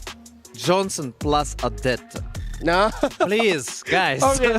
So for you, the show really isn't what happens in game. It's like, what crazy picks can you end up with? No, I want to see the combination. Not like the worst stuff. I want to see the combination that works, and this is one of the, the classic ones when you go to the soul rating and you say, oh, I know this, I know this, and so something like that. And I also wanted to mention, by the way, the good point that Neto said, the Kyrie can't even make Fanny real. So even Kyrie can't make the Fanny work. So that's not only the statistics, the best junglers of the world can't make it real. Yeah, I think at this point, we're not going to be seeing Fanny for the rest of the series, maybe even for the rest of MSC, as we do still have our grand finals later. That was only game number 1 in this best of 5 series for the battle for a third. When we come back, can Onyx PH continue to push it and go for a 2-0 start, or can Onyx ID take one back so that we have a potential 5-game series ahead of us? Once again, my name is Redmar. We'll be back after this break.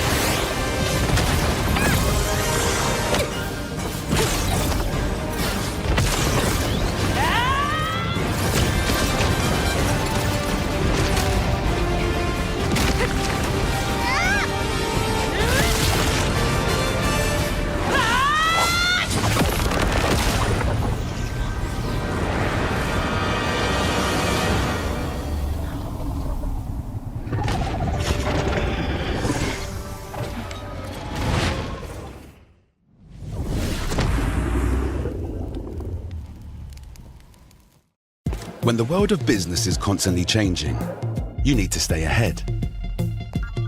So what about AI to generate new possibilities? Machine learning to predict what customers will like. Or expand your business by forecasting delivery routes with real-time data.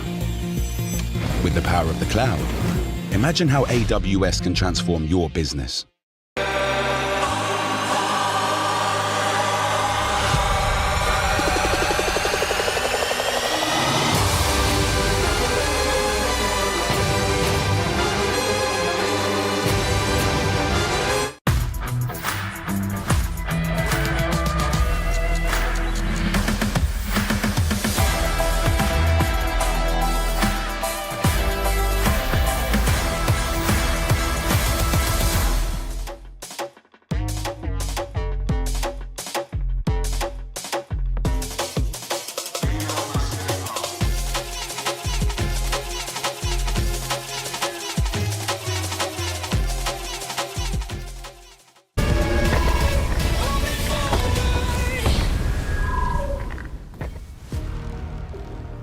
We asked these two teams to give us a show, and game number 1 ended with the EXP laner Kirk from Onyx Philippines on an Edith getting a Savage.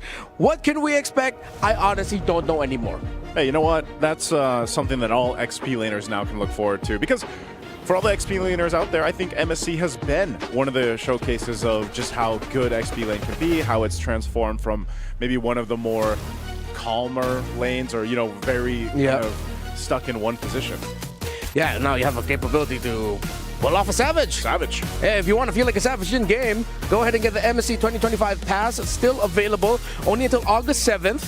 A lot of exclusive items available for you, like the Nathan Archon of Knowledge skin, and the pass is 20% off from 899 diamonds to 719 diamonds during the duration of MSC. You also have the tournament avatar border, the battle emo, the returning skin Atlas, Rune Sentinel, the Joy, Space Explorer MSC skins, and so many more rewards. So hop on in-game and get your goodies there.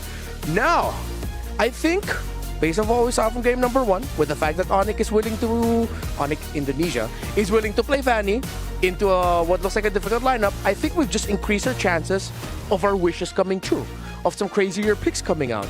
We floated the idea of Gushin. We floated the idea of Johnson Odette. Chat is looking for what was it? Nana and Hanabi? Nana. Yeah. Hey, come on. Let's get crazy. I don't think we will, but a guy can hope. Just at least one pick. One crazy pick. Yeah, one crazy pick. Just for us. Yeah, just for us. Just for one game. Like, we already see Kelra roll out onto the stage. By the way, we have to work on his form. He could have injured himself. Someone's got to teach Kelra how to do a proper roll. I wonder if he just got, like, a dare to do that. Like, yeah. You know, dare you to roll out on stage, man. Maybe we potentially got to see, like, what's it called? The inner thoughts? The internal thoughts? Yeah, the internal thoughts just win. Like, he just realized, I'm going to do this. Oh, intrusive thoughts. The intrusive thoughts. Like, you know, like, don't do it.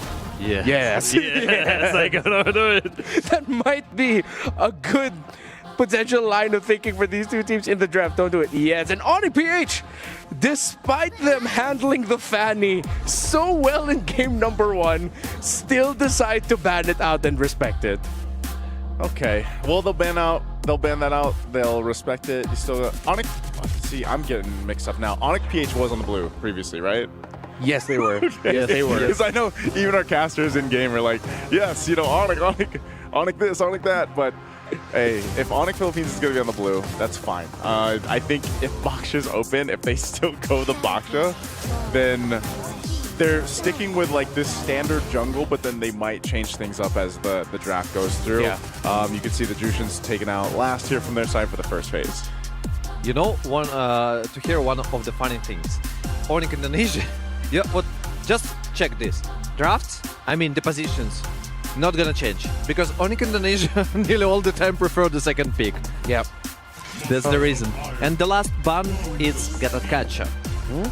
Taking away a Gatot means you're looking at the Cho, Kalea, Badangs, Bakshas to be the main things to fight for later on. As with that last ban from Onyx ID means Onyx PH gets free reign on the Yi Sun Shin. So maybe in terms of crazy picks, it might come now from the side of Onyx ID, because when you have an assassin in your jungle, it's tough to go kind of crazy with the selections.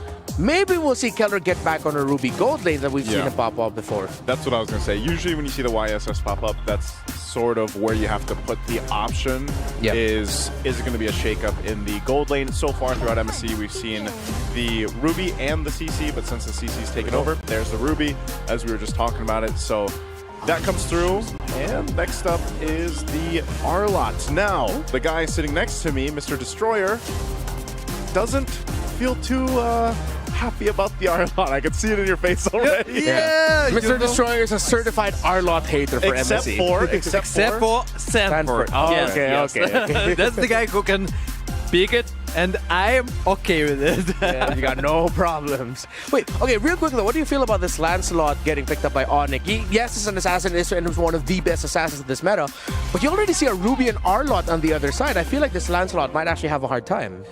Might, but also you have Curtain Call and Tsunami Slam. There's a composition from the right side also. Never forget about it. So you can work on the Yushun-Shin and try to focus it first. All right. So it requires Kyrie to talk a lot to Keyboy and Lutpi to make sure, okay, help set me up so that my Lancelot doesn't have a hard time. Second phase now, what could we potentially be looking at the bans here, Naisu? Well, they're still going for some of the roam options. They took out the Miltilda. You can see they're going to focus on the gold lane for Onyx Philippines to take out some of those options over for Severo. And I don't know, this is the thing. It's like, I would say, would we consider the fact that even for Onyx Philippines, there's still some switch up that can happen here? Like, I'm thinking at this, like, the Arlott's there in the Ruby, but we don't know 100% where the Ruby's going. Like, if it is going to be parked in the gold lane, I think they're playing around that hand. You can see the Phoveus is banned out here. Last one might still be a gold laner, though. Yeah. Okay, so Onyx ID are actually reading into your suggestion here, because if they're banning out Phoveus, that means they're still thinking of the potential switch up. Yeah, exactly. So this Ruby might go to the XP. The Arlott might actually end up going into the roam, as we've seen in the past. Although I think... And the most crazy thing, Arlott go in the gold. Yeah, or maybe we'll go crazy and we'll see Arlott in the gold lane. Who knows? So Onyx ID are now keeping that potential option open, while Onyx PH, I think they have to consider a mid lane ban here. There's still a really powerful Farsa pick available, even though you have Arlott on your side, but they are respecting the Ruby, which could have been problematic for Ruby and Arlott. So you just take Farsa here since it's open, I would assume, for Onyx. I mean, it gives them enough damage that they've got really good play into the Kalea, and there it is. So the Farsa comes through. Immediately the answer, though, over from Onyx Philippines, the Kagura. Is this, are you happy with this? I mean, this is still a shakeup. You know, I got a point. Actually, isn't it too dangerous to pick Farsha versus this setup? Just Mountain Shocker, I'm offended, Final Slash, like everything. A lot of initiation. Yeah, that's true. That's like one of the trade-offs you have to consider picking up the Farsa. And then now it even demands more out of Kiboy and Lutpi to make sure that, okay, you're setting up for your Lancelot, but now you also have to protect Sans. Yeah, look at the suspense. That's what about resources. When they took Lancelot with this composition, I'm okay. But you need to protect two targets right now. It's super hard. I like how they held on to this. Where is the Ruby going? Is it going to be in the gold? Okay. All right. There's a Badang. So Ruby Gold. Yeah, Ruby Gold, Arlott EXP, Badang in the roam. And this is, now it looks so tough for a Farsa. This looks like one of the toughest Farsa games we'll see all MSC long. Onyx, they need something stable. They go for a Claude under a lineup that has so many crowd control that can stop his initiation. Are we in agreement here? I feel like we're all in the same boat. Yeah. Onyx Philippines should be. Yep, I'm in YSS's boat. Yeah, I'm in that boat. Yeah, you're in this turtle ship. I'm in a turtle ship. I think that's 2 drafts in a row now where on paper it looks like it's just so tough for Onyx ID to make it work. While Onyx PH, a little bit unique, but at the same time, the idea is clear and there's a lot of capability for them to shine on their own roles. You don't have to rely too much on playing together as a team. Leo, LaFell, what do you guys think about the 2 drafts? I think we're going to see a lot of fighting here. Heck, 3 fighters on 1 composition. I want to see Onyx Philippines pushing it through, but hey, Onyx Indonesia with a standard draft here. Maybe they could do something by pushing it all the way to the late game. Welcome, folks, to the second game of this third place matchup. It's me, LaFell, and Leo calling this one. Nothing is impossible given that in the first game of the series, an XP laner, nay, and Edith, with no Sky Piercer, mind you, scored a Savage. So who's to say what and what can happen here in Onyx versus Onyx? Something I can say, though, this time is much different for this Kalia because, heck, now she has backup with a lot of damage and a lot of range. I kind of feel like that's the important part. I agree with the panel that it is a very difficult draft for this Pharsa. But if you win by too much, it won't matter. So that's kind of the goal here coming in from Onyx Indonesia. Try to win enough so that even if something happens, they can't outplay you. There's a lot of easy and quick damage coming through, but can that force themselves through the CC? Again, the sheer amount of crowd control that Onyx PH have on demand. Look at that XP lane matchup again, the Arlott against the CC, which I believe that Arlotts, the majority of Arlotts, save for Sanfords, have just ran into weird situations, especially the ones in Rome. But here against CC, I think it's a valid pick. And here's the thing, man. Looking at Onyx ID, almost every single person here has some form of dash to get out of a very sticky situation. So it does feel like Onyx ID, they're trusting on their own instincts as well as mechanics to make sure that they can outplay Onyx Philippines. So this is definitely one of those games where the reaction time is going to be highlighted by both teams. Oh, Brusco here walking into that long side lane brush towards the corner. Kirk, vengeance on the one, Keyboy jumps in. Final slash from Kirk, not going to keep him alive long enough as he gets drawn first blood on by Lutpi. Onyx ID already on the board, the vengeance popped in, keeping himself alive as Keyboy starts up the turtle. Good instinct by Kyrie, making sure it doesn't go in, and now Feather S-Strike used. Very low HP, Onyx PH. The duo, the trio gets pushed back. Onyx ID claim the turtle, and now they're attempting Grand Theft Purple. Final slash once more. Can this stop it? The Tsunami Slam takes down Kirk. And where'd the purple go? It's on Kyrie. And now, honestly, even though, yes, Keyboy got taken down, this is what Onyx ID is trying to establish. Some kind of map control earlier on, especially giving over the goal to either Sans or Kyrie. Kyrie, even though he only got 2 assists, it's better than nothing, right? Of course, you want to kill here, but either way, I feel like this is very good by Onyx Indonesia. As long as they can get more kills, and then preferably before the Lord spawns, get some turrets, at least 2, and I think you're in a very good position where you can just out-damage Onyx Philippines. And that's what you're looking for if you want to really invest in this sound macro direction that you're going for. Again, very low kill count, very good movement to isolate certain parts of Onyx PH's attempts at, chain CCs. And so far, I think this is going to benefit plenty for Savero. We know that Savero, if he takes care of himself and he invests in himself, in his kit, that he has this clutch gene late game that maybe will allow him to claw Onyx ID back. But what if they're comfortable? What if they're in a good position all game long?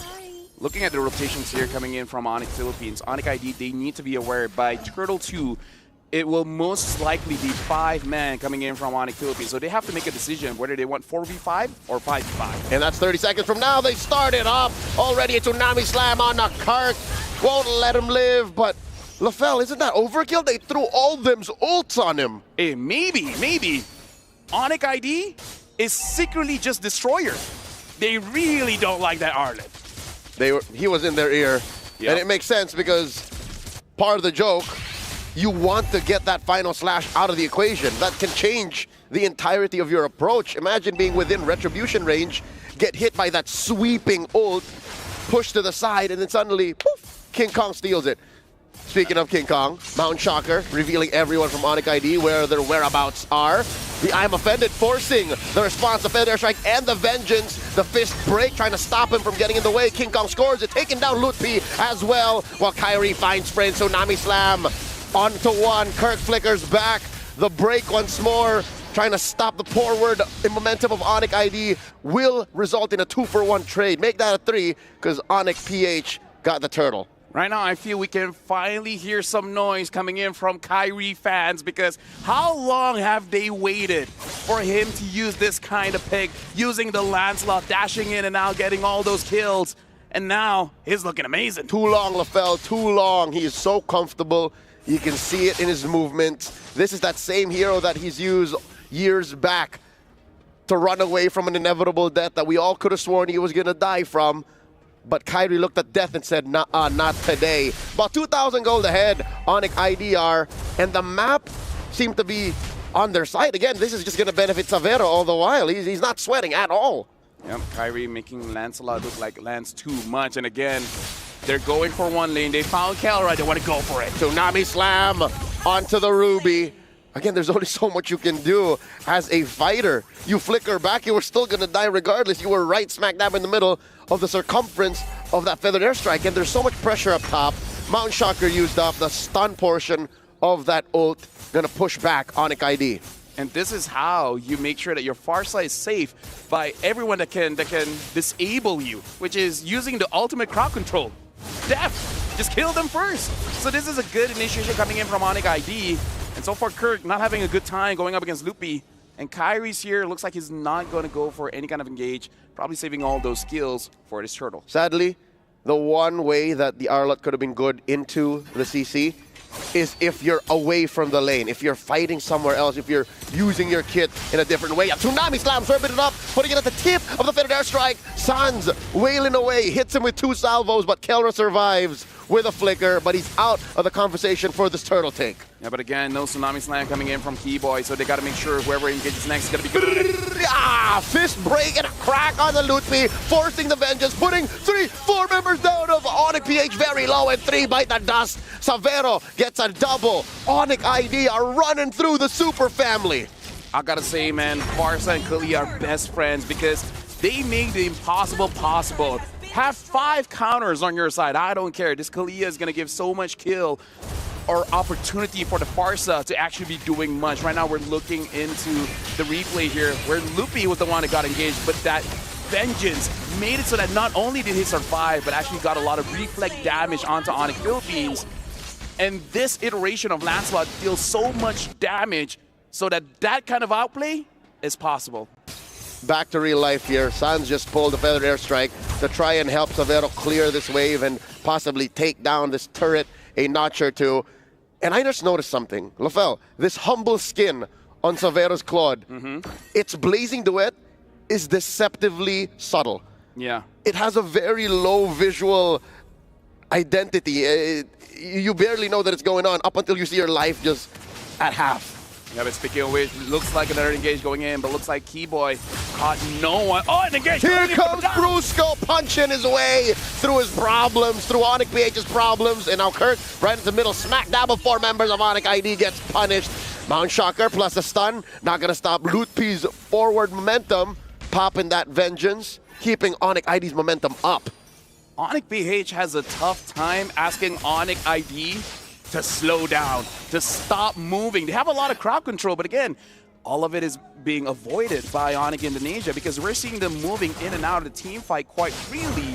And I would say this is more on Onyx ID having that instinct of dodging all those kills, where we see Kyrie just stopping in his own tracks, anticipating some kind of engage either coming in from Kurt or Brusco. Yep, fundamentally speaking, Onyx ID have all of the initiation. Onyx ID have all the ways to start fights. Onyx PH, what they're really good at is anticipating and reacting.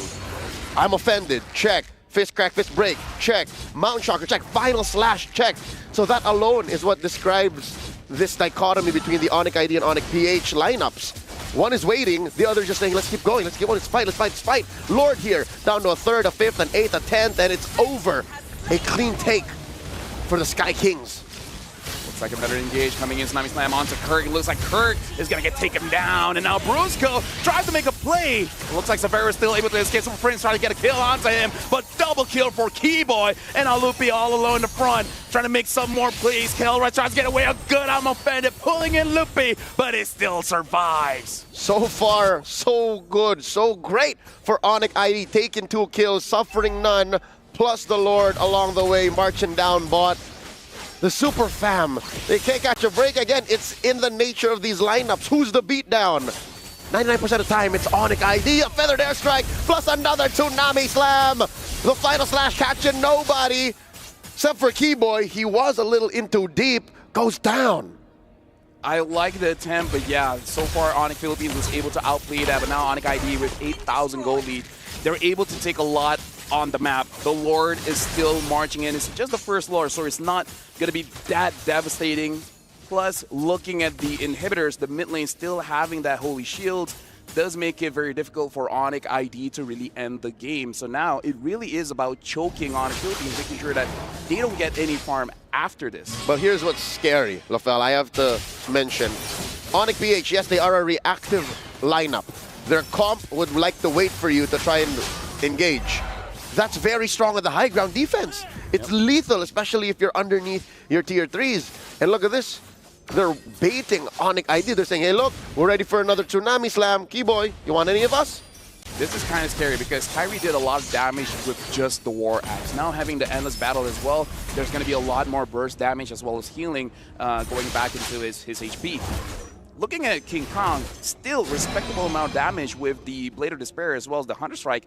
A lot of penetration cooldown as well as just raw damage, but you really can't compare when the Lancelot have 3 items here. Even having 1 defense item with the Brute Force, making it so that even if you do catch him, it's going to be hard to take him down. Yeah, I'd reckon King Kong is about 1,000 away from finishing his Endless Battle. So that's definitely a big power spike that he can expect. All this while, Savera just picked up his Rose Gold Meteor Dog. That's the 4th item after the Swift Trinity. So it already comes to reason that even in the mid-game, you're already hurting with your subtle Blazing Duet, your stealth Blazing Duet. What more now when you're a little more chunkier, when you can protect yourself just for a second or two longer? He invested in this, mind you, instead of the Wind of Nature. But look, the Wind of Nature would also be very good since there are 3 fighters. I gotta say, Onyx PH, for them to turn things around, they gotta do what JP did and play like an assassin as you go to the backline. Either Kirk, Brusco, or heck, Super Prince. Maybe even anyone could really do that, because I kind of feel like the moment you're able to stop that feathered airstrike, a lot of the firepower is dealt with. And it's all the more easier, if anything, Lafel. They have great tools. They have the Mount Shocker. They can see where the pieces of Onyx ID are, but this 9k gold lead is just too huge. Kelra here, nice attempt, flicker, I'm offended, no one home. But here comes the punish. To Keyboy looking for a target. Already spent the Tsunami Slam. Brusco and Kirk hit with a curtain call. Brusco able to retreat, and Onyx PH sent packing. Yep, a lot were used, but still, no one really died in that final engage. And Onyx ID, they're fine with that. Having 10,000 gold, the minions are looking good. They're setting it up. The Lord is marching down bot, trying to slow it down so that Kyrie can get his buff first.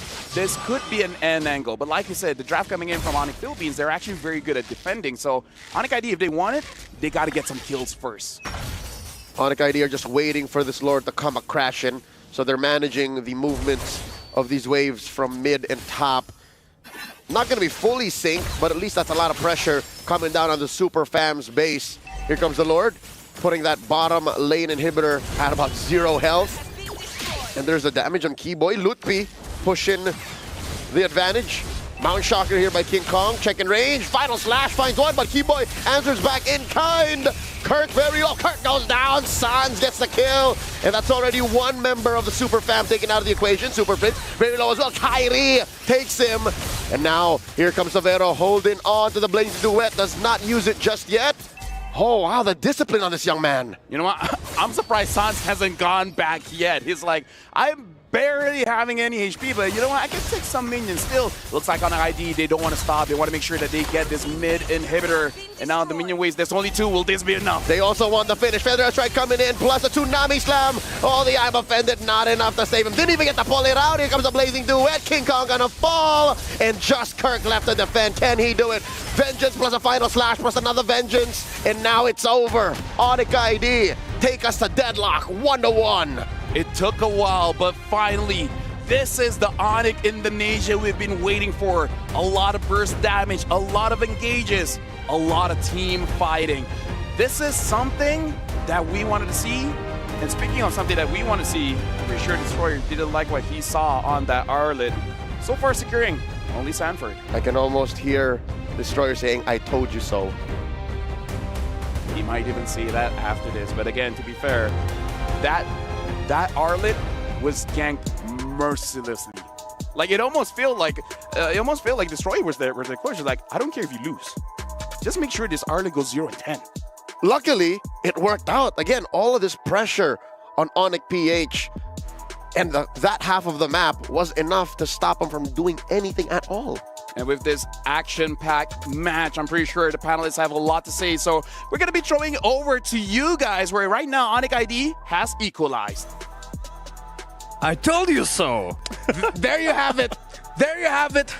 Validated in his opinions about the R-Lot. Kirk struggled here, but yeah, we said Onyx PH had the easier lineup to pull off theoretically, but what happened?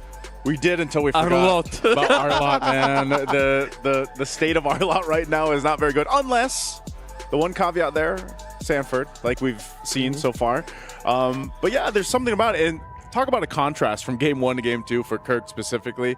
Really difficult here, and I think Onyx Indonesia just really played into the part. Like every single time that we want to find someone to go ahead and Tsunami Slam, Kirk's the easiest. He usually puts himself in position to do that anyway because he's trying to get a final slash off. So they just really punished hard and didn't give any opportunity really for anything to happen off of that. They just played, Onyx Indonesia, played for the first target, and they were focusing like, okay, we see Arlot, let's go Arlot. And the biggest problem for the Kirk, again, it's Arlot, definitely, and he got no escape. If you engage, one-way ticket. That's all. That's the problem. It's not about the Kirk playing bad. It's about our lot all the time. Yeah, it's and not even just Kirk, but also I think it was just, it was nice to see the Kagura, man, but that also just didn't work. Like it didn't do too much. Once that Yin Yang overturn is done, then if you're comparing that to the damage or that value that even a Farsa brings, like it's not comparable at all. Yeah, just the combo of those two alone. As we mentioned, it was the Tsunami Slam, Feathered Airstrike. Whoever is the first target that you see, that's it. Pretty much GG for Onyx PH in terms of the fights, because once they lose one frontliner, it's so tough to sustain a fight when you have your R-Lot gone, when you're going up against what Onyx ID brought to the table. So is it really just the story of R-Lot got picked? Of math. Story of math. 5 math. Okay. More than 4. Well, yeah. Because like with one guy always constantly just getting picked off, then yeah, you're gonna have a man disadvantage. And if you're not getting the items and the flow of the game that you want on the side of Onyx PH, yeah, Onyx ID can run away with it. What we thought was going to have a hard time, the Lancelot of Kyrie, we did not see that at all. He had a perfect game. Again, it was enabled because of the way the composition worked, the way the lineup worked. It was all good for them. And you also sprinkle in the fact that when you're that far behind, even in one of the lanes, like it's so difficult, especially when you're the guy who's like supposed to set things up. Like that's initially what Arlot's picked up to do. And if you don't get that opportunity to do that, like you're an automatic dead hero, you know, like that's just the case of it. Like we saw from the KDA, he was just trying to force things up. But so this gives room for Kyrie to just flow through the game, and that's probably the best position to be in when you're playing these assassin junglers like the Lancelot. And you know, one more thing, when you play with so much AoE composition, you're straightforward. You got one plan, and the opponents totally understand it. When you got the setup, when you can like take one person, okay, just remove it, and we got an advantage. And the problem when you got this AoE composition, the second problem, it's not only that your opponent understands what you're gonna do. If you lose one person, so your comp, like, it doesn't work anymore. Yeah, it just gets busted. It's like what we were posing earlier about there's a chance that the lineup of Onyx PH can shine individually outside of team play. It's if, funnily enough, they're complete as a team. If the 5 members are there, then you have an increased chance of, okay, you can get the Ruby doing its own thing, the Arlot doing its own thing, but you lose one of that element. Now you're forced to play together as 4 against a lineup that just bursted 5, and the Claude wasn't even there yet. Yeah, you needed way too much time. And you could see, I mean, even given the loss here, both teams still really in high spirits, even pointing at each other, laughing at each other, and smiling. So, you know, I know when we got into this match, it was like, well, we hope to see some entertainment, some great picks come out. Well, I think so far for 2 games, we have seen that. Some might Savage, other you know. peers. Yeah, you know, we saw the second Savage now of MSC. So I think that's the thing. But that's the main point, is even for these fun drafts, even for these fun picks, if you lose like one of the main components to make it work, and this has been the case throughout MSC, then you're going to lose those team fights, you know, every single time. Yeah, and I think we're also seeing now as to why Claude has been popping more off now, especially here in this knockout stages, because now that becomes your X factor, where in, let's say, 4v5, you've already, or let's say in a theoretical 5v5, you've used majority of your abilities. But then the Claude hasn't used his Blazing Duet yet. And even without the Blazing Duet, we know how good Claude is. He's just great with a sustained basic attack. That now we're seeing, okay, now you really have to consider Claude and how we set up for the Claude success. So that might be one of the next heroes now we'll see getting contested by Claude? these two. Claude, yeah. I hope so, especially with Leo on the desk, man. I mean, I know sometimes it's a LaFell with the sound effects, but yeah, I need those sound effects to keep coming through. Yeah. Also, there is one more thing that Cloud gives you. Additional monkey, additional player. That's a great point. Yeah, you have your 6 You man actually play Dexter. 6 versus 5. Okay, so now that's one of our themes we're looking out for here. Simple math. Wait, so technically in that case, in Destroyer math, yeah, when they lost the R lot, it's still a 5v5, right? Wait, no, wait. Why? No, that wait. It'd be What was it called? 6v4. It'd be 6v4. Never mind. You You're see, out. Destroyer math. outsmarted. I like that. Okay, so They just outsmart the opponent with the monkey. So in Destroyer math, does the umbrella of the Kagura count as a player? No. No. But Dexter does. Yes. Okay, so simple Destroyer math here for Onyx came through with a 6th man Dexter in the hands of Savero, the gold lane of Onyx ID. And yeah, it's good to see that Onyx, despite the shattering loss in game number 1, it's like they stuck back to a basic idea of pick off one, let's go after that. And then maybe moving forward, that's what we'll see from Onyx ID, that maybe less on the fannies, less, yes, you can still get high mechanic heroes for Kyrie, but just get that raw damage that you know Indonesian teams are like known for dishing out. Yeah, they like that very specific play style, and you know, honestly, we've seen pretty much all the teams kind of adapt to that so far with our current meta. I don't know, would you guys say that our meta for, because we always talk about this when it comes to internationals and even in our own respective regions, do you think it's actually established now, or is it like, is that meta, can we say, which is so odd because on the last day, are we saying that it's established? No, I think it's still shifting. Yeah. It's still in progress. I think we're in agreement there. I think it's established, but in the sense that everyone knows that there's so many options that you can go for now. That it's like a wide pool. During this MSC, we got around 85 heroes, right? Yeah, and up. So yeah. something like that. And we're still in progress of searching. And the pro players totally understand.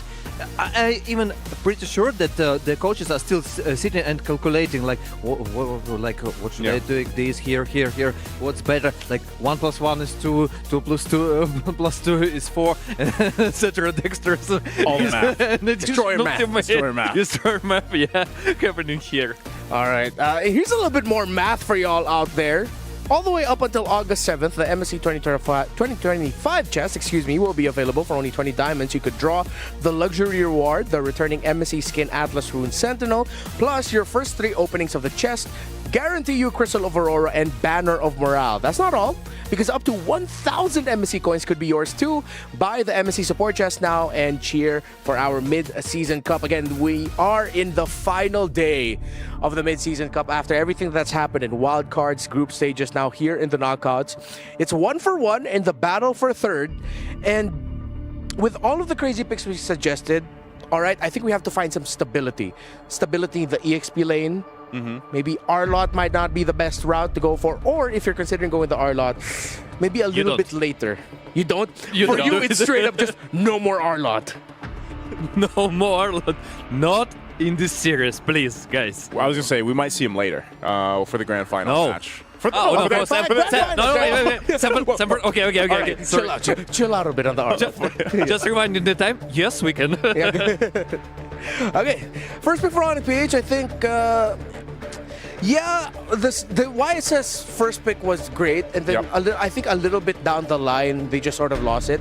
I wouldn't mind if they go for YSS here, and then we can get just readjusted picks for Onyx PH. The last time we saw Onyx versus Onyx PH in a Moonton tournament was actually in the M3 World Championship group stage, where Sans played as the jungler and won 1-0. So that was during the time where the M3 group stages... Wait, no, that was a best of 2, right? Because you could go 1-1 if I remember. Was it a best of 2? Or maybe at that point you could it's just 1. Yeah. There's been a lot of MLBB since M3. So. Gosh, I was gonna say M3. That's been a while. You know, I remember specifically watching M3 in just at home. Like I wasn't even casting it. I was just watching it. No, wait, weren't you? You were already casting. Was I? Yeah. No, okay, wait. You just weren't flown out, and then we had the Filipino broadcast. No, that was after my first season. Yeah. Oh yeah, it was after your first season. So I still felt like yeah. All right. Okay. So as expected, Onyx Philippines will still go to the Yusen Shin route, but you just have to readjust. Maybe a bit more stable picks in the EXP lane, and maybe not too crazy a pick in the mid lane.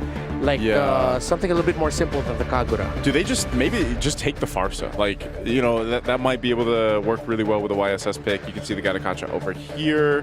What do they... You know, I think that they could potentially think about and adjust the draft about mid. If you already mentioned, actually, Renmar, you mentioned today that if is going back, and they got nearly equal range. I mean, if you speak about the Farsa and Eve. Yeah, could also be one of the options, and I think that's why Onyx rushed the Gacha and even the Lancelot. It's like they're already telling Onyx PH, we know your best options are either like Farsa, Eve, heroes like that. That will make it difficult for you to play those artillery mages. Yeah, I mean, if they still want to pick up the Farsa, that's fine.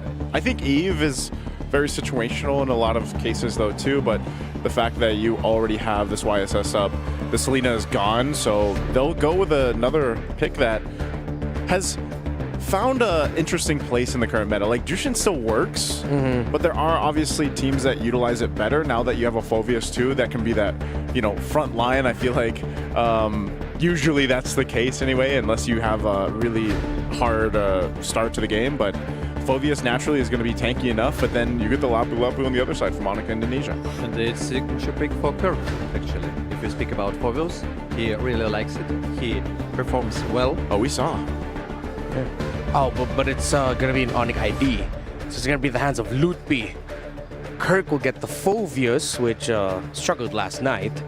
But let's see how well it will fare this time around. Good thing that they banned the CC though. Yeah.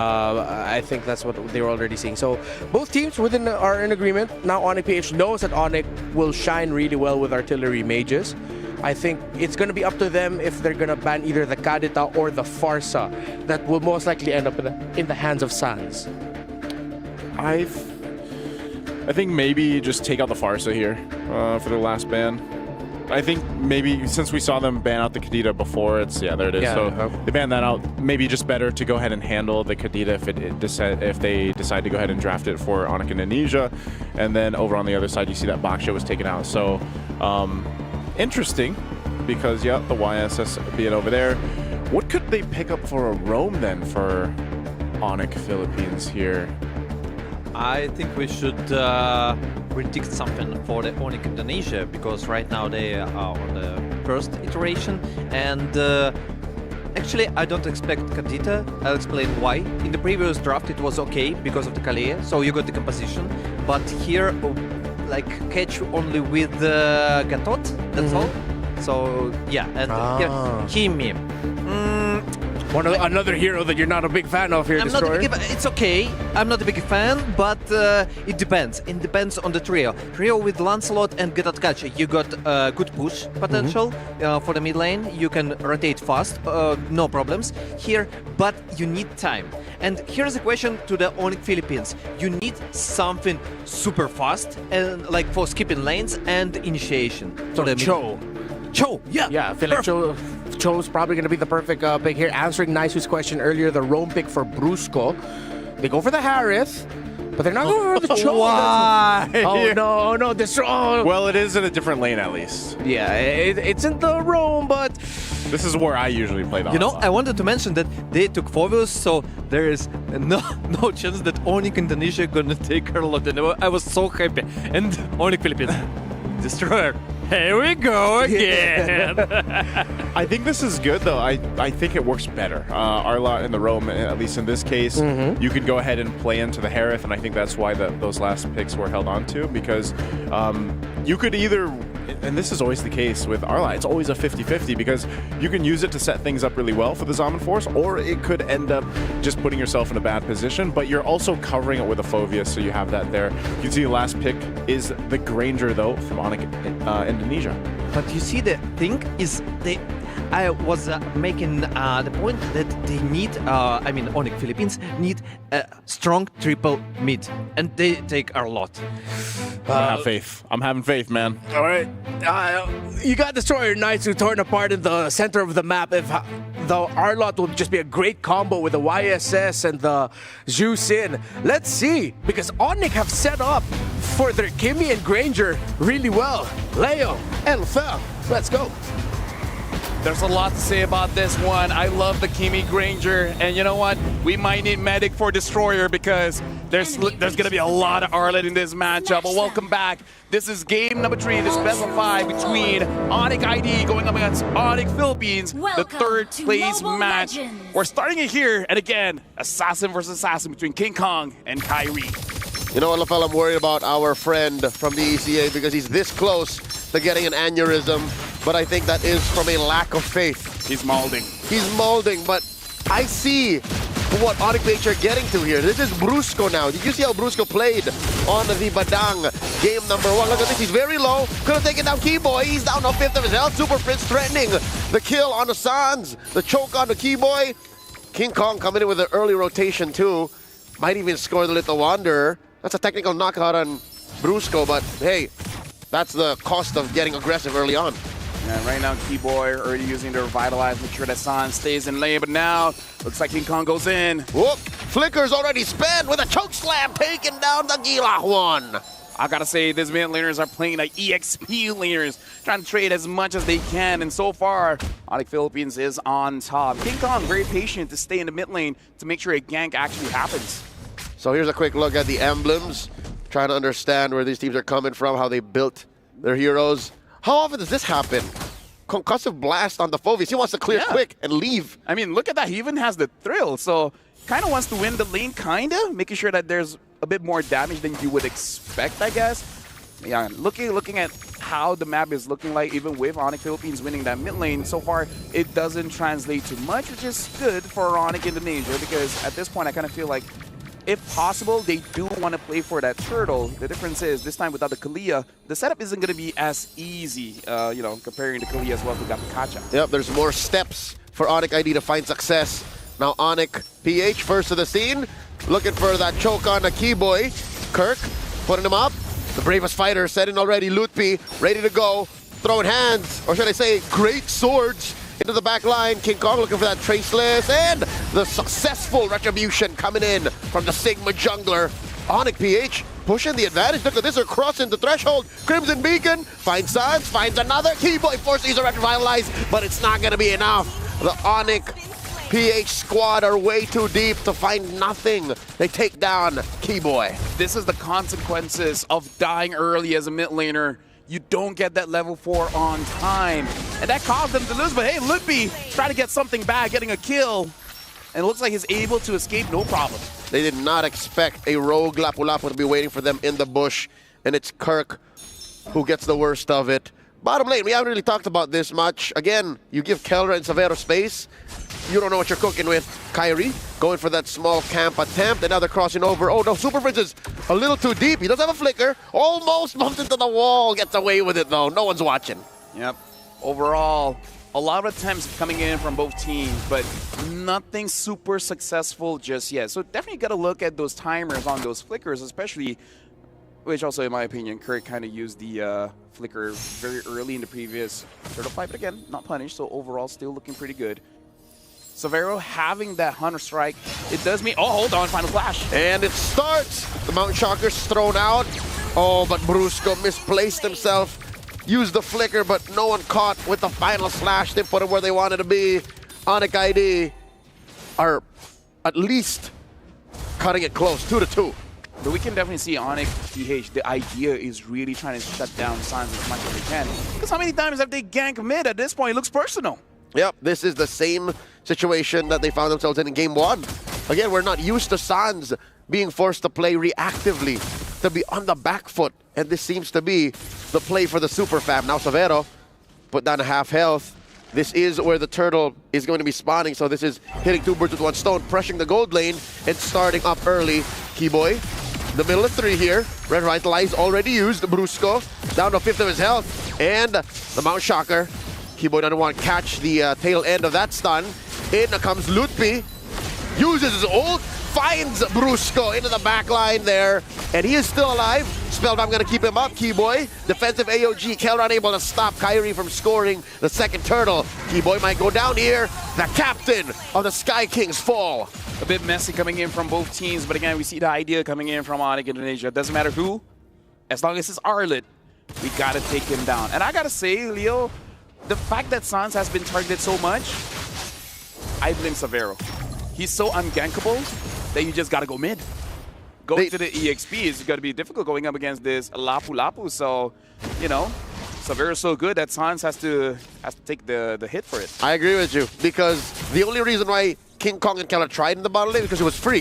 They already have the turtle there anyways, but regardless, they would not waste time to try and take down Severo. So this is the best Onic PH can do, is to just check what's going on with Severo, lest they will still continue to try pressure Sans. Sans jumping up, forcing a flicker from Super Prince. Now the response, do they know this is 4? Yes, they do know it's 4, and it's still worth it.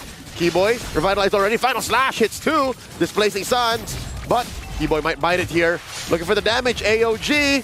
Between these 3 from Onic PH, there's really nothing going on. Instead, it does buy time and space for Keller to push, though. Down bottom, that's the first taken down. Zaman forced drop to push Severo back. At this point, I'm pretty sure Kelra is a bit annoyed because he's not trading with Severo. Severo's playing very, very safe. Fight me! Fight me! Come on, man, you're a Granger! You know how to use this hero, but yeah, looking at the fight, looks like Keyboy was trying really hard to bait out as many skills as possible coming in from Onic Philippines and then just threading the needle with AOG. Looking at the gold difference here, not a lot of gold difference when we're looking at gold. The biggest difference is in the jungle, but this is the thing about Yi Sun-shin. Just farm up very, very fast, and he's using it to his advantage. The meta may change, but players' habits do not.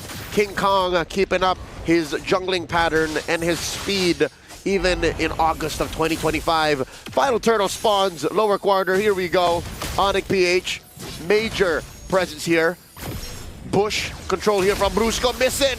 The flicker spent in already. Keyboy splitting up Super Prince and King Kong. Lutpi scores. How that happens? Up and force by Kelra. Pushing back Keyboy, Sans, and Kyrie, but it's not enough. They're compromised. Brusco falls. They're a man down. AOG Keyboy splitting up the rest of Onic PH. Down goes Prince.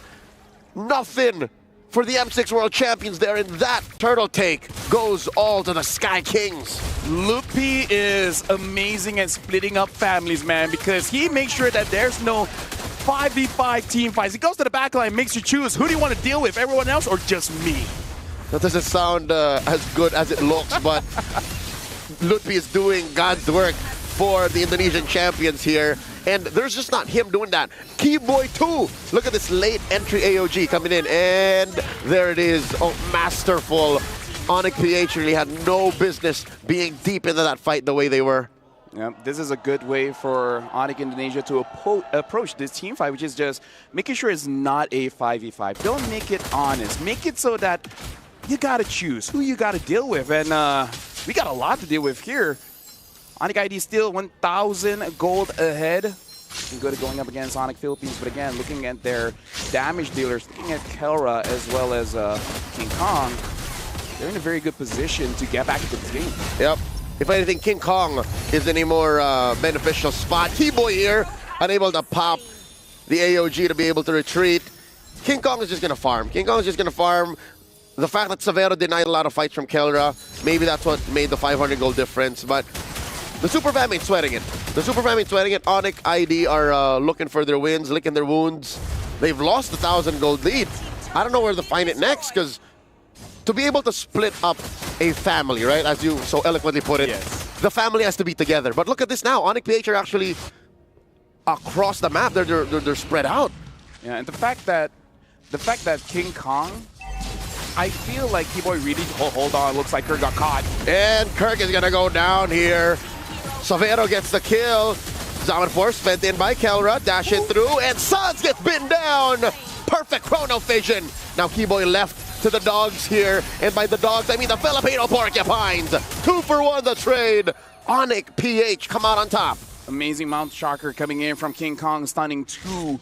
And I was about to say, I kind of feel like Onyx ID, they're miscalculating the amount of damage that Yi Sun-shin could do, because the last time they saw him, it was just a Hunter Strike. But now he has a BOD as well. Look into the mid lane here. Look at how Yi Sun-shin, King Kong enters the fight. Flicker used and then getting to both Sans, as well as Savero got caught. Purify a little bit too late. I can't blame them. Who would have saw that coming? Also, immaculate positioning on Kelra. He was fighting between a bush, a wall, and the other half of the map that belonged to Onyx ID, and he made it work. Great positioning. That's what scored the Free Lord for Onyx PH. And now the map will work itself up to become in blue. Super Friends pushing back all 5 members of Onyx ID. Now it's their turn to pull an Indonesian Ube.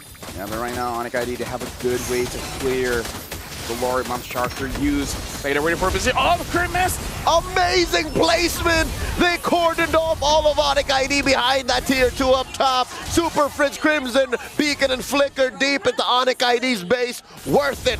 All is worth it. 3 for 1 plus this charge on the inhibitor. Onyx PH, a blitzkrieg up top. I gotta say, I didn't see that one coming, because I thought the Dark Wave missed with the Flicker, but they made it work, and now the inhibitor up top is destroyed. Looks like the second tier turret down bottom is gonna follow suit.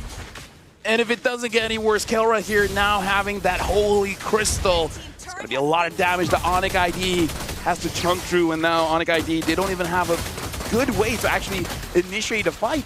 It's so different between Nagato Kacha as well as Kalia. Kalia, you almost don't have to think about it. Just press your ult, whoever's there, you just go with it. There's a lot of foresight involved if you're playing the Gatot. One of the main differences is at least there's a defensive aspect of Gatot, not so much for Kalia. Looking at the items right now, you know that a Harith is ahead when it doesn't build the book. Kelra went straight for the Holy Crystal, went straight for the Scythe, went straight for the Feather. And Harith means be happy.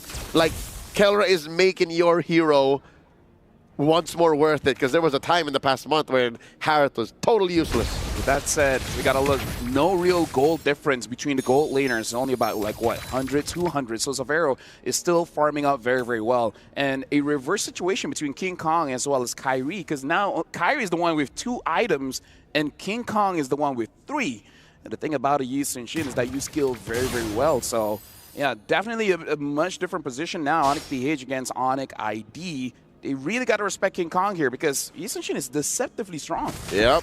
Very high macro utility. Very good damage burst if you have good positioning. Picks up the Malefic gun, rather roar here. Able to shred right through even Lutpi or Keyboy. I also like how Savero now has the Sea Halberd. So he can even pierce through Kelra shields, even Super Princes, because those are what makes the difference between a fight that ends well for Onyx ID or a fight that just ends, period. I gotta tell you, Leo, if I'm Onyx ID, this is so difficult, because at this point I don't know who to target, because everyone's so slippery. Kelra slippery, Super Prince slippery, King Kong slippery. It's not that you don't want to catch. The question is how? Oh, fight breaks out, forces Super Prince to go defensively. King Kong gets shut down by Kyrie. That's a lot of damage spread out through the Super Fam, and they split him up again. That seems to be the key here. Kelra dancing through the Zaman Force. Oh, does not stand long enough. Kyrie gets a triple. Brusco and Kirk, the only ones left. Onyx PH have gotten denied their front line. Once again, the banana split works out for Onyx ID as they claim a Lord. I was wondering, who are they gonna target? They were decisive. go for King Kong first, followed by Super Prince. And then when Kelra's all alone, you deal with him then. Split up the team fight and being decisive. Gotta give a big heads up to Loopy. He went for the first engage and it worked out well. He's so good at splitting up the super family. That's how you deal with family. You split them up. But now, yeah, looking back at this replay, it almost looks like they're doing a magic trick. Like, hey, everyone, look at Loopy. Yep. And then all of a sudden, everyone else goes straight for King Kong. That's clever. One might also look at it this way. Don't pay attention to Brusco or Kirk. That's what Onyx PH wants you to do. And they said, just ignore those two. They're way too chunky. It's useless for us to try. Go for Prince, Kelra, and King Kong. Down goes the Monster Mage again. He is slain. So is Brusco. The Zaman Force left there. Kelra didn't even get to use it. The Lord for Onyx ID still standing as it crashes through mid. Yeah, super. Holy, Kelra gets taken down. By Kyrie, double kill. And now they want to go through Kirk. Looks like he's going to get taken down by Safaro. And Onyx ID, match point against Onyx Philippines. It's as if the lightning engage by Onyx up top was fast and swift. Onyx ID one-upped them in mid all the way. The Super Fam were just gathering their breath. They were still recovering from that split. And then suddenly the end. I gotta say, this shows how much Onyx Indonesia understands how Onyx Philippines looks at the map. They understand how to make sure they don't have what they want. I like the smoke and mirrors coming in from Onyx Indonesia, showing two hands. Look at my left while my right is doing something else. This is an amazing showcase by Onyx Indonesia on how the Brawl server Indonesia really understands how to work the team fight. But now, with match point, we're going to be throwing it over back to the panel. Looks like Onyx ID, they're up a game against Onyx PH. After two stompy games, we finally get an incredibly intriguing and close one where it was actually Kiboy in the mid who found the right targets on the side of Onyx PH with an unbreakable taunt that led to Onyx ID getting the Lord and eventually getting the win. Yeah, and a triple for Kyrie in that one. But, this is just a showcase of how impactful all the roles in the, the flow of a game can be here. I actually want to add that there are so many mistakes, like from both teams. Not mistakes, like outplays. Okay, let's call it like this. So, from the first time when Onyx PH, they just bounced back, and with the Mount Shocker, they made like King Kong initiation that was super amazing. And from that part, they started to dominate. Back then, like several minutes later, Onyx Indonesia, like Kiboy, just dropping down, and everybody is bursted. Yeah, it's really good to see that we got to see, yes, with two explosive teams like this, the risk of mistakes can be high, but the return on investment with outplays, with great performances, is even more magnified. And I like how we got to see a back and forth of that. I was kind of expecting Destroyer still to comment about the R-Lot. It's too obvious. Even when you throw it in the hands of Brusco, it still, unfortunately doesn't get the win there for them. But yeah, it was just a really good punish. And this is honestly what we've seen a lot for MSC 2025 is just these situations where it's like one team is, already charging into the base. They got the Lord with them. They still have the Holy Shields. But then it's that one team fight or maybe a couple of those team fights that can really turn the tables. And then before you know it, the game is over. You know what I mean? So it's like, it was one of those cases here too, where both teams had their own, power spike and everything else working for them. It should have been this case or that case. But again, one major play in the mid lane changed the course of that. Yeah, and it's funny because if you could see it from the other side of the story, the side of Onyx Philippines, if they won that game, it would have been the same thing where it was just that one play around the major objective, the Mountain Shocker, of them being able to set up themselves for victory. So I'm glad now that after, again, two very one-sided games, we get a game 3 that's back and forth that shows some of the best reasons why Onyx ID and Onyx PH are at the top of their game. We will be back in just a bit for game number 4 where Onyx ID are in the lead 2-1.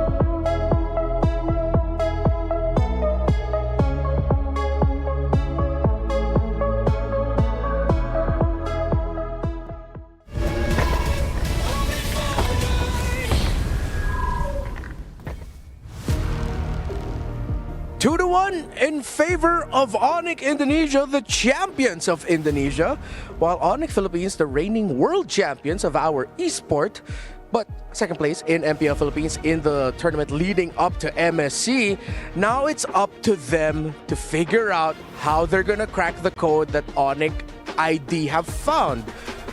First step, maybe, just maybe, take the Lancelot away from Kyrie.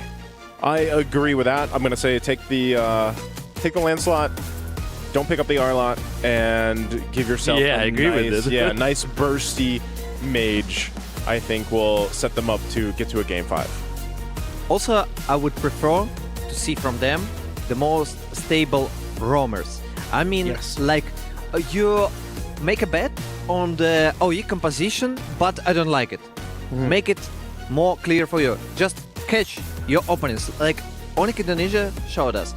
Go Kale, go Cho, make it real. Okay, even one person, you remove it from the fight and Destroyer Math starts here. Exactly, Destroyer Math. You take one out, you're up one. That means the chances of you winning the fight are really good. By the way, shout out to all our re-streamers across the world. Now being led by Setya Wanade.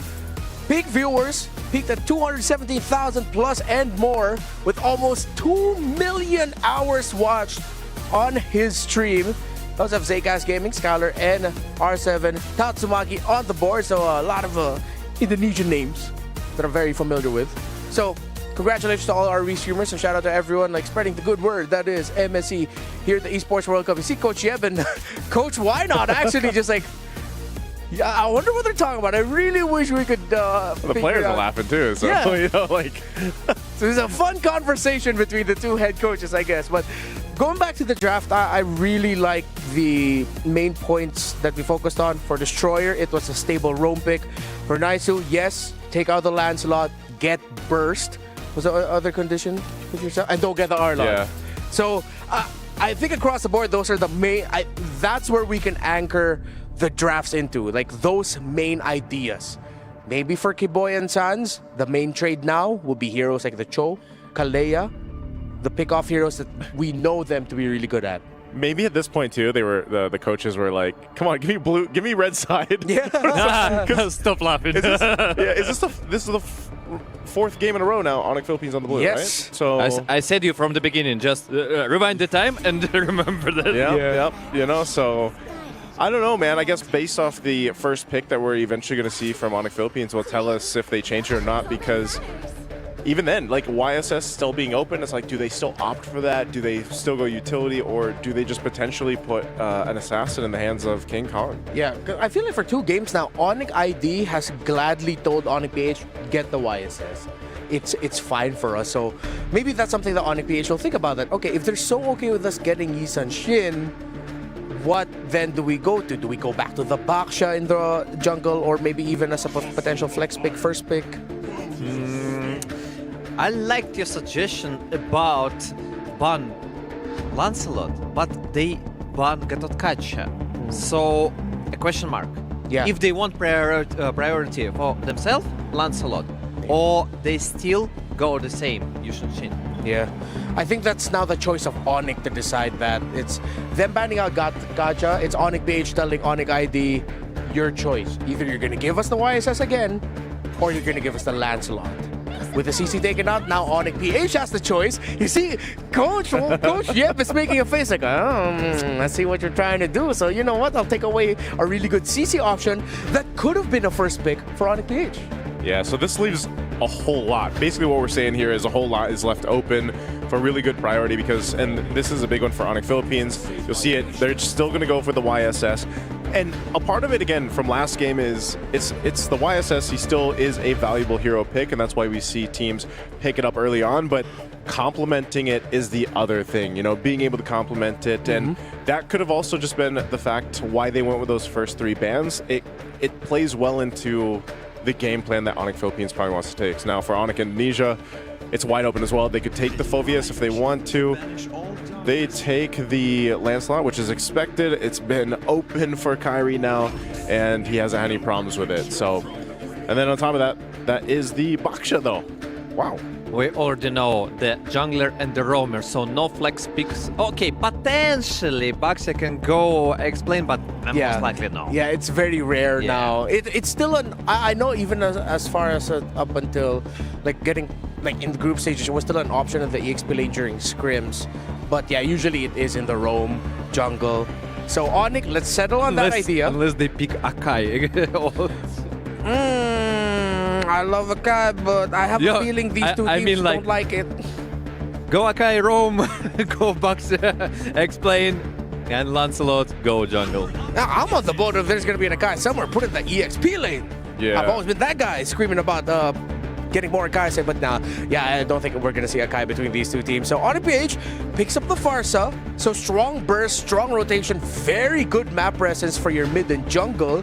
Things just slow down a bit with the Badang, but I feel like this Badang, it's sort of like a throwaway, because Onyx PH can still go Cho in their roam. Yeah, they could, so like, they're both kind of playing around the fact that they could flex if they wanted to, but the Badang is the most likely flex possibility here. But it also, Badang so far has just been so good at disrupting a lot of rhythm and flow from a lot of teams, and that's why it's picked up. But you can see this early on too.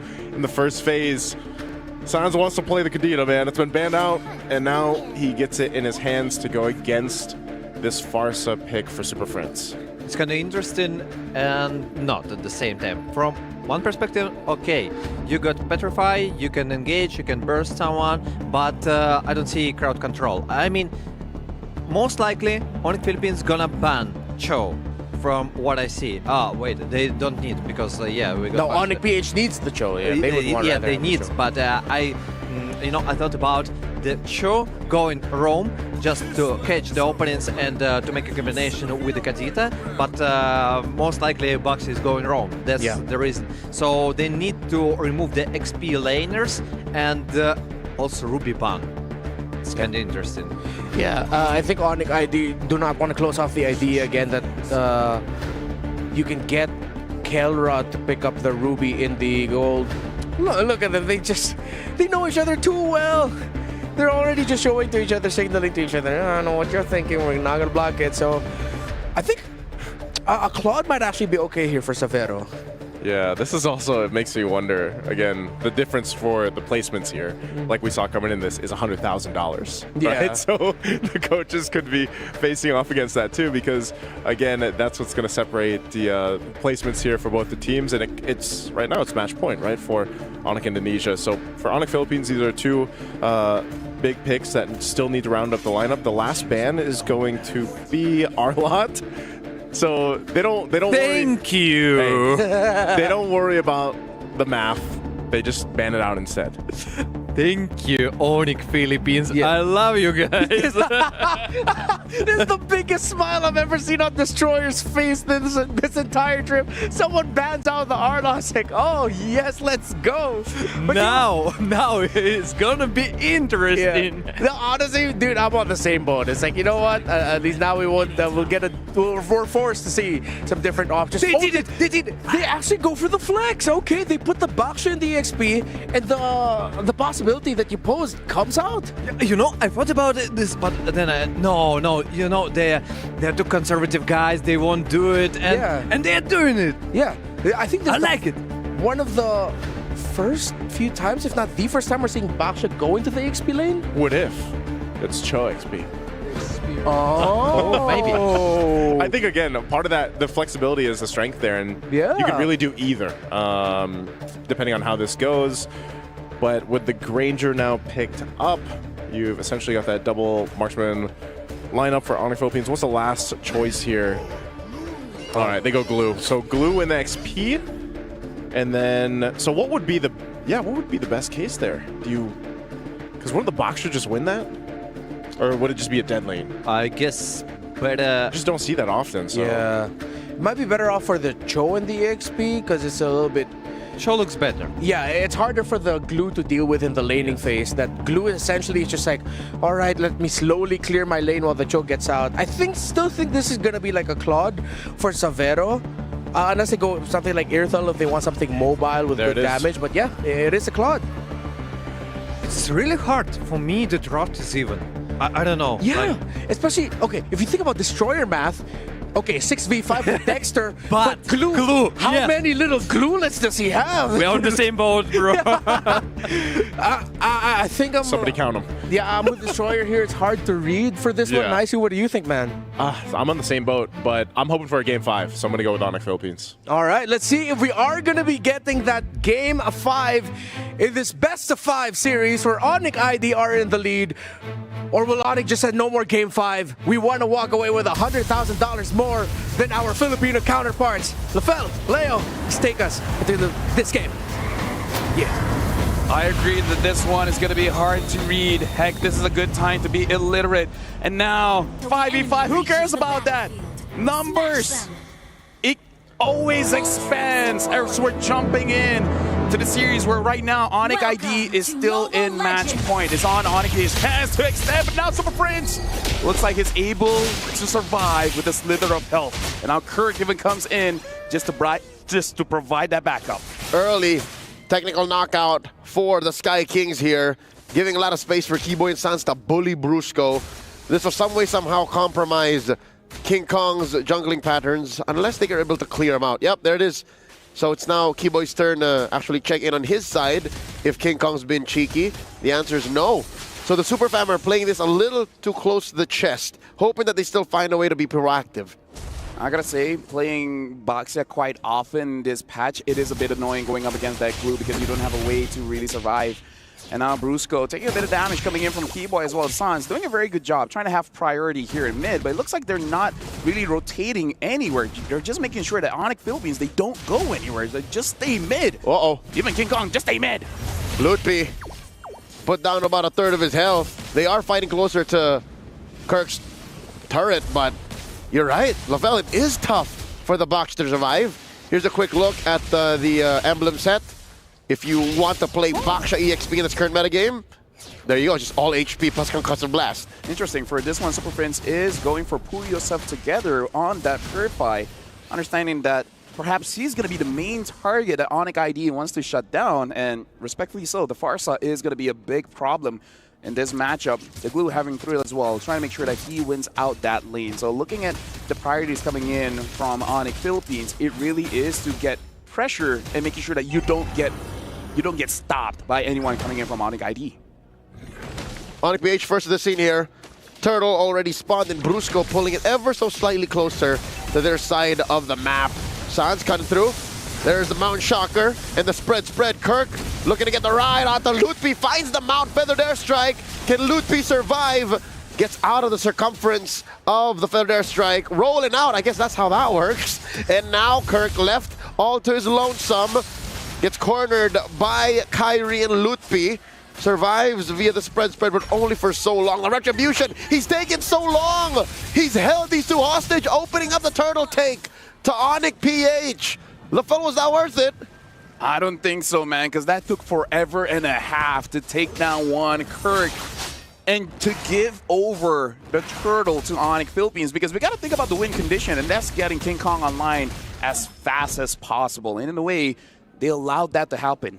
And all the more it opened up the rest of the map for Onyx PH, because already you saw post-turtle take, Prince and Keller were able to rotate up already. So yeah, all the more, this is so worth it for the Super Fam.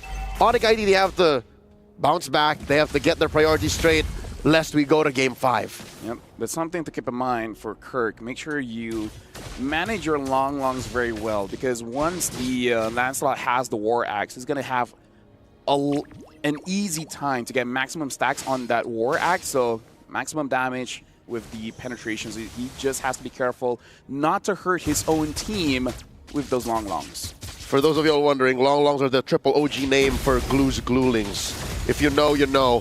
Kelra here gets visited by Keyboy. So this laning against Savero is going pretty well. Again, he's up by about half an XP bar. That is a byproduct of that early rotation post-turtle take. Mid lane though, this story, the fact that Superfish hasn't died 4 minutes in and only popped his Purify once, that means it's going relatively good for the Super Fam. Yep. I like that Savero has a good answer where people ask, how do you fight with Kelra? And he just says, I don't. You don't. Just let him do what he wants and I'll do whatever I want. Yep. 10 minutes, then we'll brawl it out. We see who's better. Now King Kong having that Hunter Strike will have quite a lot of damage coming for this turtle fight. And this turtle is spawning in about 3 seconds, just in time for Savera to have cleared the majority of that wave. And the not fighting Kelra MO is fitting this Claude's farming pattern, because you just gotta leave the lane, double lane, and then Bob's your uncle. So far, this looks like a complicated dance. Second turtle up for grabs. Kirk setting up the front line for Onyx PH. There's the Mount Shocker. Kirk already taking too much. The fifth crack and break by Brusco, setting up a turtle take. Down goes one. Lutpi bites it. Train for Kirk. Down goes Sans as well. And now it's Keyboy's turn. Double kill for the gold standard. Onyx PH walking away with everything they want. It's so good and so bad to see a Badang perform this way, because this is the thing about Badang. It's not about being tanky. It's not about canceling out those CCs. It's just about being annoying as heck, making it so that you disrupt your opponents. Whatever plan you had, scrap it. Scrap it all, because I'm going to make sure you don't get to execute any of them. It was just about a year ago when Badang started to rear his handsome face in this current metagame and in the higher echelons of MLBB esports, and now he's a legit mainstay. Again, the fact that you can be on the losing end of a fight and of a game and still find a way to clap back via a hero engage, that's doubled down by the fact that when you're ahead, you're so ahead. Brusco, despite just having 2 assists, have helped score everything for Onyx PH, has set up this 2K gold lead that makes us all the more closer to a Game 5. How's that for a battle for how's that for a quote-unquote just scrim between friendly teams? Great trade, top and bottom. Hey, answering the question, who's the better Onyx, man? That in itself. Because even during the draft, you can see how excited the coaches are to draft against each other because they know each other so well. And I'll look at Onyx ID. They're going for more farm on Kyrie, making sure that he has the damage first. He has the War Axe. Maybe they want a little bit more. Savero taking a lot of damage coming in from Super Prince. And Super Prince wants to chase after that. But Sans and Loopy make sure that Savero gets out alive. This whole don't fight Kelra can only go so far. Because if you run away from that lane, you go to mid, Super Prince is there. You leave mid, you don't want to go that direction. You have Brusco and King Kong chasing you. So the map is shrinking for Onyx ID. There's only so many places you can go that the Super Fam can't get you. King Kong here gets hit by these kicks from Keyboy. Mount Shocker to confirm the positioning of all of Onyx ID. This wall set up behind a wall, forcing Lutfi to go ahead and use the Puissance. Not going to be enough. Serving up a kill to Kelra. A stack on a Sky Piercer. Make that 2. Keyboy falls as well. Feather strike by Super Prince, forcing a rough waves from Sans. The Gila can't survive this one. All this while, Cheeky Kyrie going for the purple, while King Kong takes the turtle. Yep, and now, honestly, Kelra is starting to become a problem here. 4-0-0. About time where he's going to be able to one-shot people. Now, even with the Malefic Roar, doesn't matter if you're building all those armors, going to get shredded down.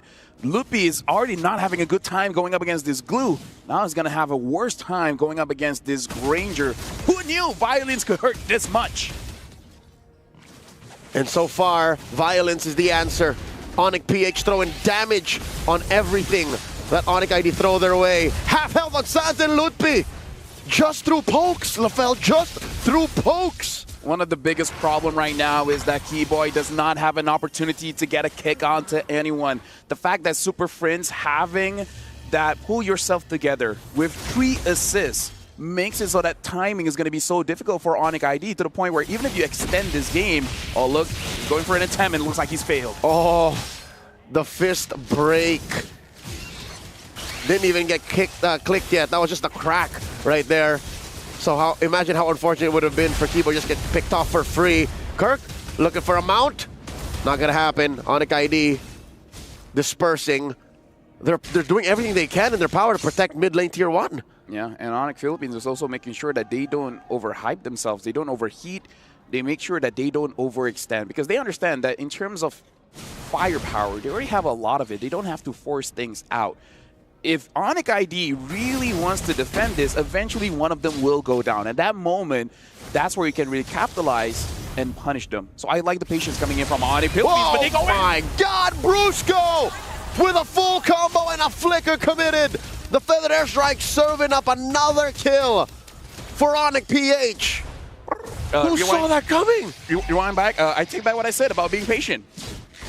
They just waited for an opportunity for Brusco to go in, and then Bob's your uncle. 0-0-5 for Brusco, 5-0-0 for Kara. Both the roamer as well as the goal laner having an amazing game for themselves. Mad stacks on Kelra's Sky Piercer. I'd reckon that's 4 kills in the bank for the stacks on that. And now the Lord. This is a very significant 5,000 gold lead. Onyx ID have to play this well. They have to play it very specifically and carefully if they want to contest. Kirk and Prince alone are able to send Onyx ID a certain direction. But now the Golden Staff being built by Savero. Going to be able to deal quite a lot of damage. Not sure if it's going to be enough to really take anyone down, but they still have a fighting chance. Showing that Dexter inside the bush to make sure that they have clear vision of where Super Prince is. Keyboy probably going to try to catch King Kong, but again, easier said than done. Dear God, Lutfi down to a 1/5 of his health. Forced to Puissance and Baksha Unite out, looking for a target. Instead gets mounted here. The Keyboy kick, unable to pay off, but no, they're able to burst King Kong. Brusco goes down too. A deceptive positioning from Onyx ID, able to take 3 down. And now Kelra, up next on the docket, survives.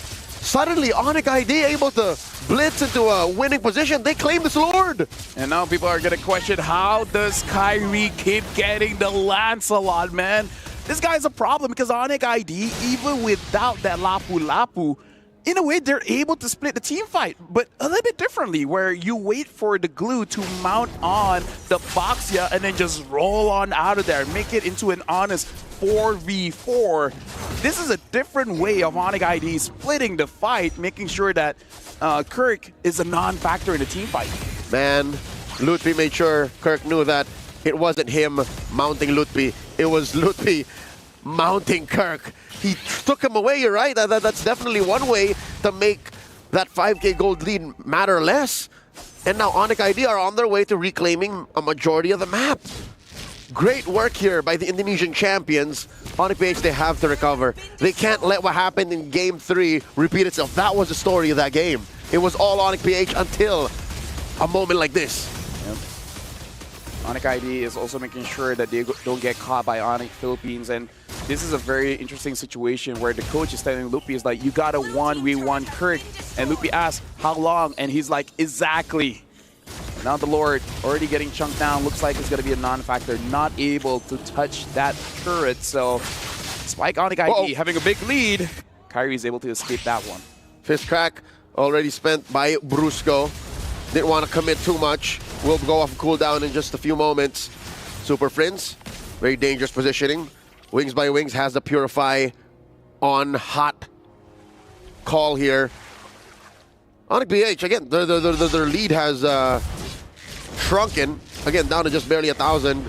This is definitely a defensive power spike by Keyboy. The Twilight Armor, no longer is just going to disappear. Yeah, I really feel like Onyx ID is making this goal lead look very deceptive, because you would assume that Onyx Philippines has control of everything, and the way that they just take away control, it's very interesting to watch. But Onyx Philippines, they can definitely outplay this just by making sure that they play deceptively themselves. I kind of feel like if one or two members just don't show themselves on the map, it will cause some hesitation coming in from Onyx ID.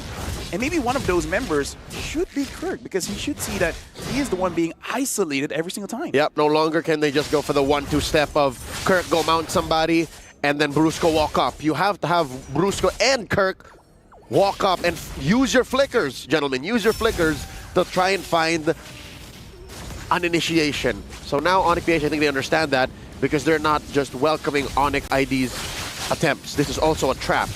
Onyx ID now forcing a Feathered Airstrike out of Super Friends. Keyboy threatening a kick. Still has his flicker on the ready. This is all good for Onyx ID. The more time that Onyx PH allow for them, that's more farm on Savero that they're building up. Yeah, and now looks like an engage coming in. Lupi jumps in, gets caught. So far still okay, but Sans! He actually goes in, deals a lot of damage, and now Kyrie killing spree goes all the way in. Kelra still free hitting from the down low, but here look at the Joe Flicker and shut down. Kyrie gets a triple! And now Super Friends having to use the Feather Airstrike just to create some space. But look at Keyboy. Keyboy's winning in. Super Friends, does he know? Does he know? And it looks like he knows now. Savera goes in. Wings by Wings out of there. Not a problem. He had his Purify. A moment of hesitation. A slight episode of confusion for Onyx PH.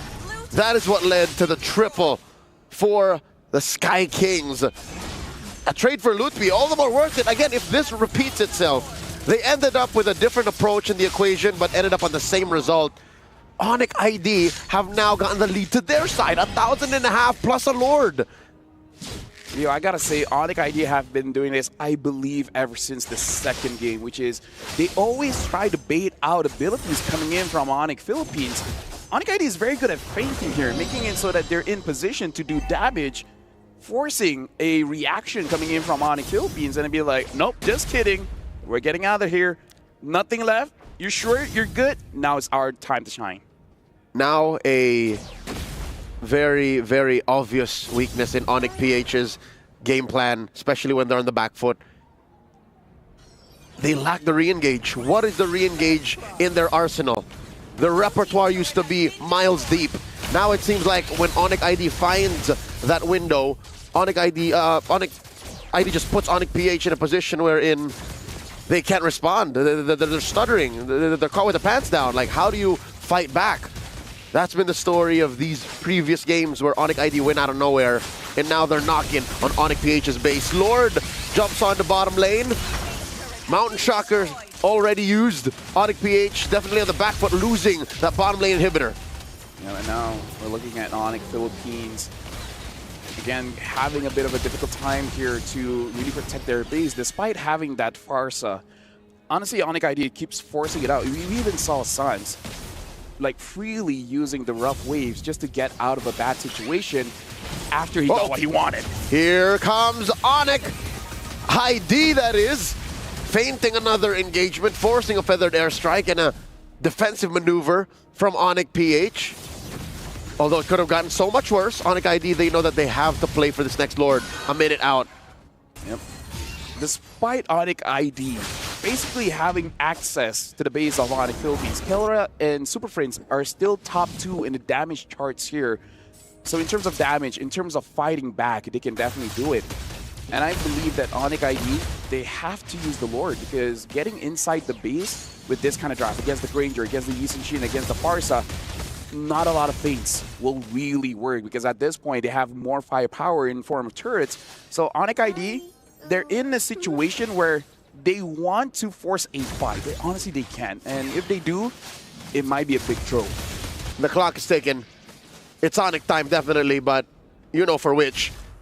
There's about a 20-second timer wherein Onyx PH can force something. That's why they're rotating out aggressively. And there's a decent amount of stacks on Keller. Oh my lord! Super Fritz spots Sans, or should I say the other way around, forcing a response. Magic Sentry used up. No one home. It was just Sans checking these rogue brushes. Yep. Respecting as well the fact that Sans can get off harm's way. Make sure that Super Friends does not use the Feather Airstrike, especially considering that the Lord has spawned here. Onyx Philippines, how do they react to this? Because Onyx ID, they might go for a fake engage again. So now the Lord is confirmed to have evolved. It has extra abilities, especially in the Siege. And Onyx PH have made their intentions well known. They're looking for the contest. Friends and Kelra very close to the front line. In comes Sans, Mount Shocker. Onyx PH know where everyone is. Feather Airstrike, pushing them out. Lord at about half health. Loot B rolling around. What's the plan here for Onyx ID? Yep, and now with a lot of skills being used by Onyx Philippines, Onyx ID is taking control. It looks like Sans goes in with the Petrify. And now Kyrie gets the Lord. And the Revitalize from Loot be able to keep him alive long enough, but Onyx PH will punish the Lord for the EXP laner. I think Onyx ID are happy with this result. At this point, it really is about who has the better trade, and considering the base situation of Onyx Philippines, like you said, Onyx ID, they're very happy. And again, Onyx ID are in the minds of Onyx Philippines, understanding how they think, understanding how they react, and using all of that to win this third place match. And they even know what Onyx PH are willing to give up. And that's what allows Onyx ID to get these beneficial trades. They've been trading up. The Sky Kings have been trading up, ladies and gentlemen. They got a calculator right underneath that desk saying, all right, this is what they did. All right, we'll get away with it. Loot B for the Lord. Let's do it. And they're still holding them by the neck. 3K gold lead. The map is red. This might be the endgame siege. And second engage coming in from T-Boy. Stopped by Kirk. No with Dragon just yet. The Lord is inside the base of Onyx Philippines for now. Looks like Onyx ID, they're spread out the map. Flicker goes in, finds one. Feathered Airstrike plus the fist crack, and now another might fall. Popping Keyboy's immortality. Able to fling around, and Kelra gets him max range. Super Prince looking for stragglers, 2 for free. And no additional inhibitors fall for the Super Fam. They kick out Onyx ID. And again, this is what we were talking about. Onyx ID against the draft of Onyx Philippines. They can't really get inside the base. They got to use the Lord to really pull them out, which I feel like Onyx Philippines, they understand this. That's why, sure, get the Lord. As long as we don't die, we can protect the base. We're all good. And that was an evolved Lord, mind you, that had the extra skills, that had more damage to improve and enhance Onyx ID's chances at team fights. And now suddenly, look, Onyx PH have left their base, turned the map blue, and are looking for a siege of their own. Feather Airstrike coming in from Super Prince. Lootby taking a good amount of these salvos, and that inhibitor falls. What a disciplined comeback. Onyx PH able to regain a majority of the macro. Let me just say, if this goes all the way to Game 5, Onyx ID should really consider doing something about this Badang, man, because everyone gets stopped by the Badang. The conceal by Keyboy. Knocks up Kirk. Finds him. There's a failure strike. The answer. Lutpi on the Super Prince. Kelrad half health. Down goes Kyrie. Lutpi now catches a few stray bullets. He's down. And so will Keyboy go. Just Sans and Savero left. I don't know how this Kadira and Claude can do this, especially against 5 members of Onyx. And now having the minions charge in as well, they're able to get an inhibitor. Is this the end? Can they do it? Massive waves. In comes Savero. A blazing duet to save the day. It's not going to be enough. Brusco fights Sans in the back. Down he goes. And ladies and gentlemen, the Super Fam have said, not so fast. We're going all the way to Game 5. Onyx against Onyx. The battle continues. This is a battle for third. But at the same time, this is to prove who is the better Onyx. This is a back and forth match. And like I say, for Brusco, if he's able to get that Badang again, he's gonna create havoc against Onyx Indonesia. So definitely something for them to consider, because I gotta say, good idea coming in from Onyx ID, but every single time prevented by the Badang. Kudos to Onyx PH as well for the discipline and the foresight to know that these fights are worth it. A little extra on this, and then we go all in on this. And that was that last minute sequence where they kicked out Onyx PH and then went for the finish up top. Yep, I gotta say Onyx ID maybe a bit of a desperate play for the final one, but now with this match pushing us all the way to game number 5, we're gonna be throwing it back to the panel. Just when you thought you knew how this story would end, Onyx PH pulls it right back, and we're down to just one best of one in what started as Onyx PH taking this very first salvo in the series. Onyx ID going to match point. Just like the previous game, this game came off one sudden turnaround. It was that one sudden turnaround here in the base, right as I mentioned it. There it is, Brusco with a great flicker set up there to stop even Sans from, maybe petrifying someone, getting the rough waves off. Could have been very different, because that was the start to bringing it back in their favor. And this is the trend. This is the case of a lot of our games here for MSC. From the beginning, Onyx PH actually were leading. Then the comeback from Onyx Indonesia. Then again turnaround, and Onyx Philippines win. I'm just shocked. That was super impressive. I really like that game. Yeah, it's the similar story for the previous 2 games now, and it's just fun to see. It's always great to see those back and forth. Oh, that team's gonna win. Suddenly a turnaround out of nowhere, and this ended up becoming 21 minutes long. We've had a couple games now to reach, this point and even further, but I guess that's always the case. I know we were talking about this back even in the group stage, where it's like, some of these objectives that you see be the focus, sometimes it's not always about that. It's fighting for those objectives that usually turn the tables, but then the base defenses, man, there's just something about these lineups. And maybe that's something we can talk about later on too, about the meta shifting like we mentioned, or is it established now? It's a lot of these lineups that allow you to also turn things around when it's a base defense, because, whether that's 5,000 gold, 10,000 gold, I think is some of the biggest ones we've seen so far. Actually, you marked a good point about the base defense, because also Leo and Rafael mentioned it, and it was impossible for Onyx Indonesia to reach out their main goal, the main building, and they just could not enter the enemy base. Yeah, that's the problem. Yeah, it's like every time they wanted to end and enter the base, it was so risky for them to. Whereas Onyx PH had a glue and a badang to hold down the front line so that the Farsa and the Granger can just damage from afar. And as we can see, take it out from the base and put it into the rest of the map, the lineup of Onyx sometimes can be too hard for the lineup of Onyx PH to handle, because you have so many formation breakers that take away the front-to-back team fighting that Onyx PH wants. But you put that in the bases, whether it's in defense or even offense, it's too tough to deal with the lineup of Onyx PH. Yeah, and a lot of those lineups that we see that do have trouble, finishing a game, that's why, you need certain things to happen. And for them, it was, to get a kickoff, to maybe utilize the Cho, because then it's even to the sense, it's like a Baksha you're going to see coming, right? He's just shield unitied up, and he's going to jump over the wall most likely. So then it shifts over to a very specific scenario to turn that into an actual siege that can end the game, where in comparison, you have so many options to go ahead and defend it, clear the waves, hold the waves if you have to with the front line that we saw from Onyx Philippines.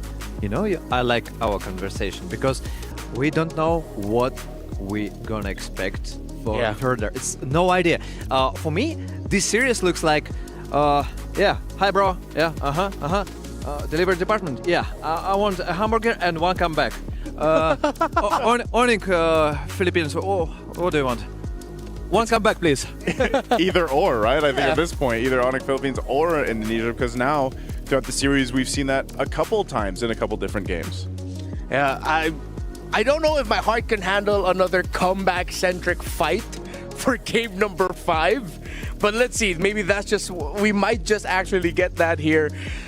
I also feel like at some point, maybe Onyx Philippines, or maybe even as the draft ended, Coach Wynot, Coach Hayes probably reminded the players, guys, our lineup is good at defending from the base. It's even better that they were actually able to take the lead in the early to mid. Because if this was Onyx Indonesia taking the lead early, snowballing, it might have been actually tough for Onyx PH to pull it off. So kudos to, in the previous series, Onyx Indonesia sticking to their win condition. In the previous game. In this game, Onyx PH sticking to their win condition. And despite it being a battle for third, we're seeing it, just how important this battle is for them. Yeah, again, the difference in terms of prize money for them, but also like you can see it from the shots here. I love the shots that we get of the players, because we talked about going into this matchup anyway that some of the pressure, some of the weight was off of their shoulders, because it is this third place match. And even when they're having those close-up shots, you see them having fun, smiling, prepping up. And then essentially, it has now come down to that best of one that we mentioned earlier. It comes down to one game for basically $100,000. Several days, and nearly all the time, we see full series. You know? It means something. It's, I think it's one of the best World Series. I mean, for the semifinals, for the third place, and I hope for the grand finals. Yeah, I think you could definitely say this is one of the best, if not the best, MSC we've had in terms of match quality, match length. The hero pool, everything. It's like all of the previous years of tournaments we've had have just collided into what we have now. This is the best for me. Like hands down. Yeah, I would say, like, even as a viewer before, like this MSC in general has just been like all the boxes have been ticked. A healthy meta, you don't see the same exact. Well, you see some of the heroes that still pop up, but you see a lot of variations in the draft. You see a lot of. I think we are up to like 90. I want to say like 90 unique heroes or something. I know before it was like 85, 87. We've seen a couple more pop up now. Turnarounds, much more fighting-centric games as well, but also still games that we've seen be low kill games for a while, and then they're just focusing on the first 3 turtles of the game. So it's like you have a lot of shades of all the previews we've had in the past. I really like this MSC. Yeah. From my heart. From the bottom of my heart, I'm really enjoying all the atmosphere that's happening here at the venue, and special thanks to our viewers, guys. You are super amazing. Just because of you, also, you create this atmosphere. In chat, I understand that not everyone can appear here in Riyadh, but still, even if you're watching online, you create this atmosphere, and thanks to you. Yeah, and in just a few moments, we are gonna be seeing the final game between two brothers at this point. I don't have any siblings, but if I did, I would do everything I can in my power to prove to them why I'm the superior child. Even if you're the younger one. Yeah, even if I'm the younger one, even if I have older siblings, and I feel like that's the energy that this series brings to the table now. Like, again, we've discussed, like, it's no longer about org pride, country pride. It's about their each individual pride to be able to stand up at the end of the game, look across the stage and just go, I'm better than you. And I feel like these last 2 games were just like the evidence of that. Yeah. Hey, man, if they do end up going to Japan, you know, if they do get that opportunity, they can go ahead and say that to each other. Whoever ends up winning this towards the end of it. You know, from my perspective, they already proved that they are the best. I mean, they went to top 4. I mean, it's 2-2. Yeah. And the last game, no matter who's gonna win, it's anyway. For me personally, they showed us really good performance. If you want to see some really good stuff in game, check out Dino Planet. It's our all-star event. Roar. We got dinosaurs. Put up the Roar song in your main menu. So good. It's the best song we have right now in game.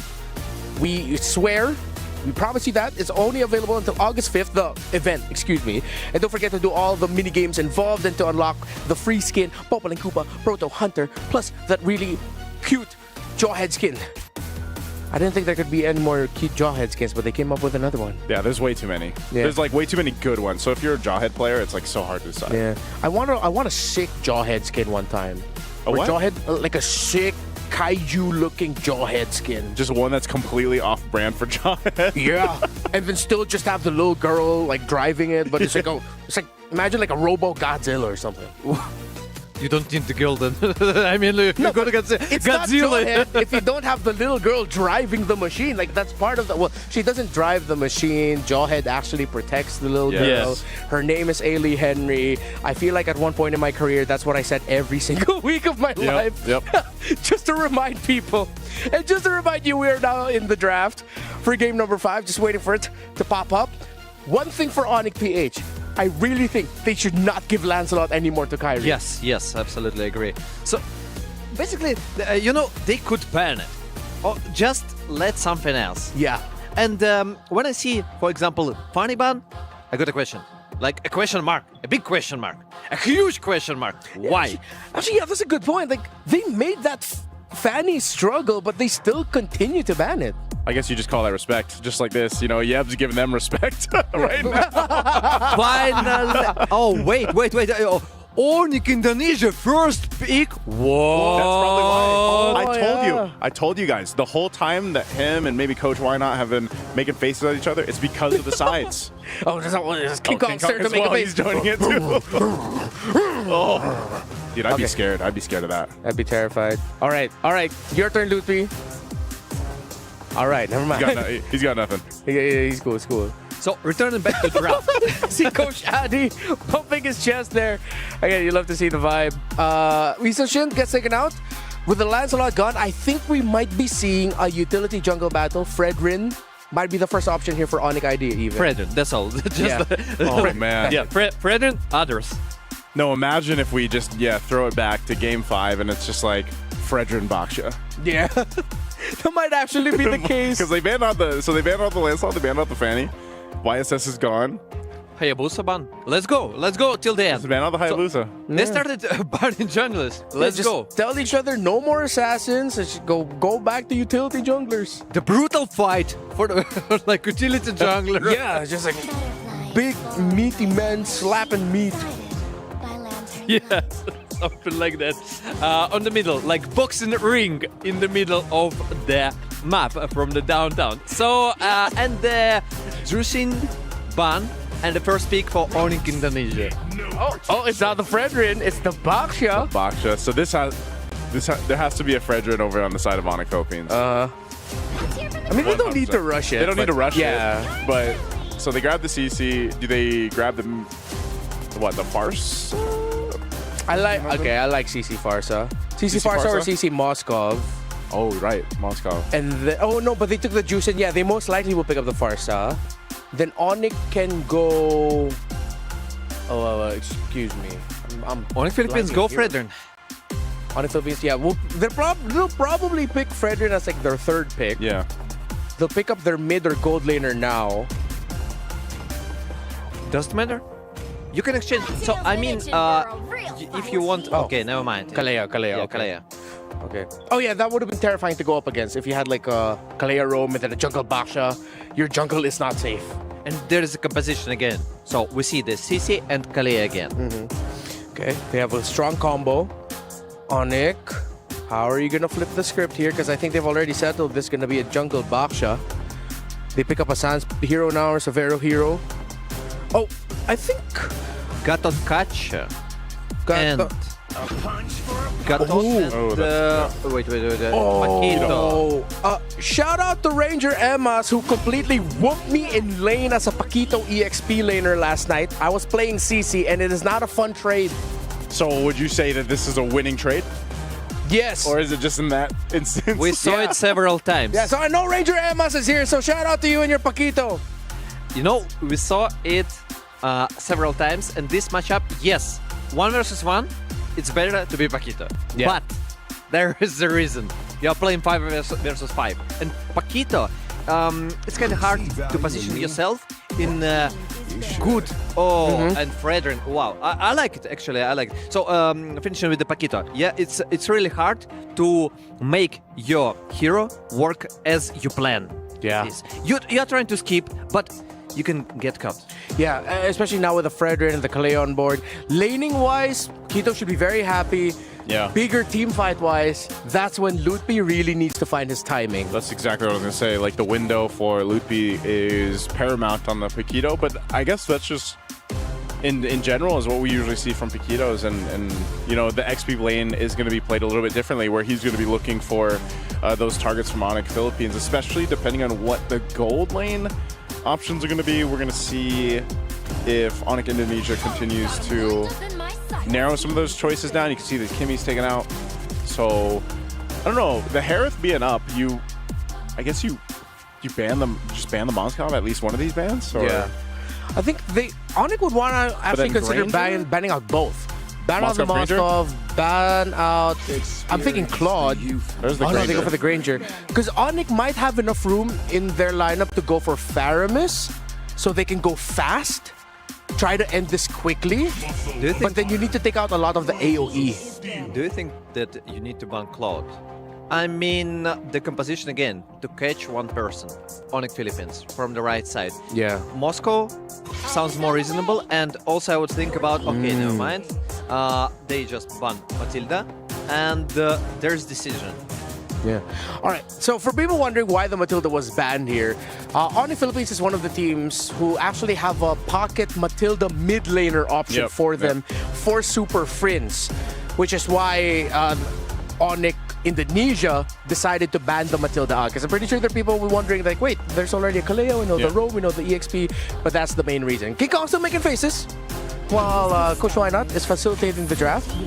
Oh, this is also a pocket pick. Oh, this is so bad for the Harith and the Paquito, though. Like, even more so now, you were mentioning the Paquito will have a hard time with the low E around. Lutpi, his timing needs to be perfect every single team fight. I feel like at the same time, though, like, if Prince isn't careful here, he could get bursted down really quickly. So that might be the job. It might be like this game of who gets better positioning, who gets that window, and it could be Lutpi to go for that. But yes, you're right. He has to be very careful.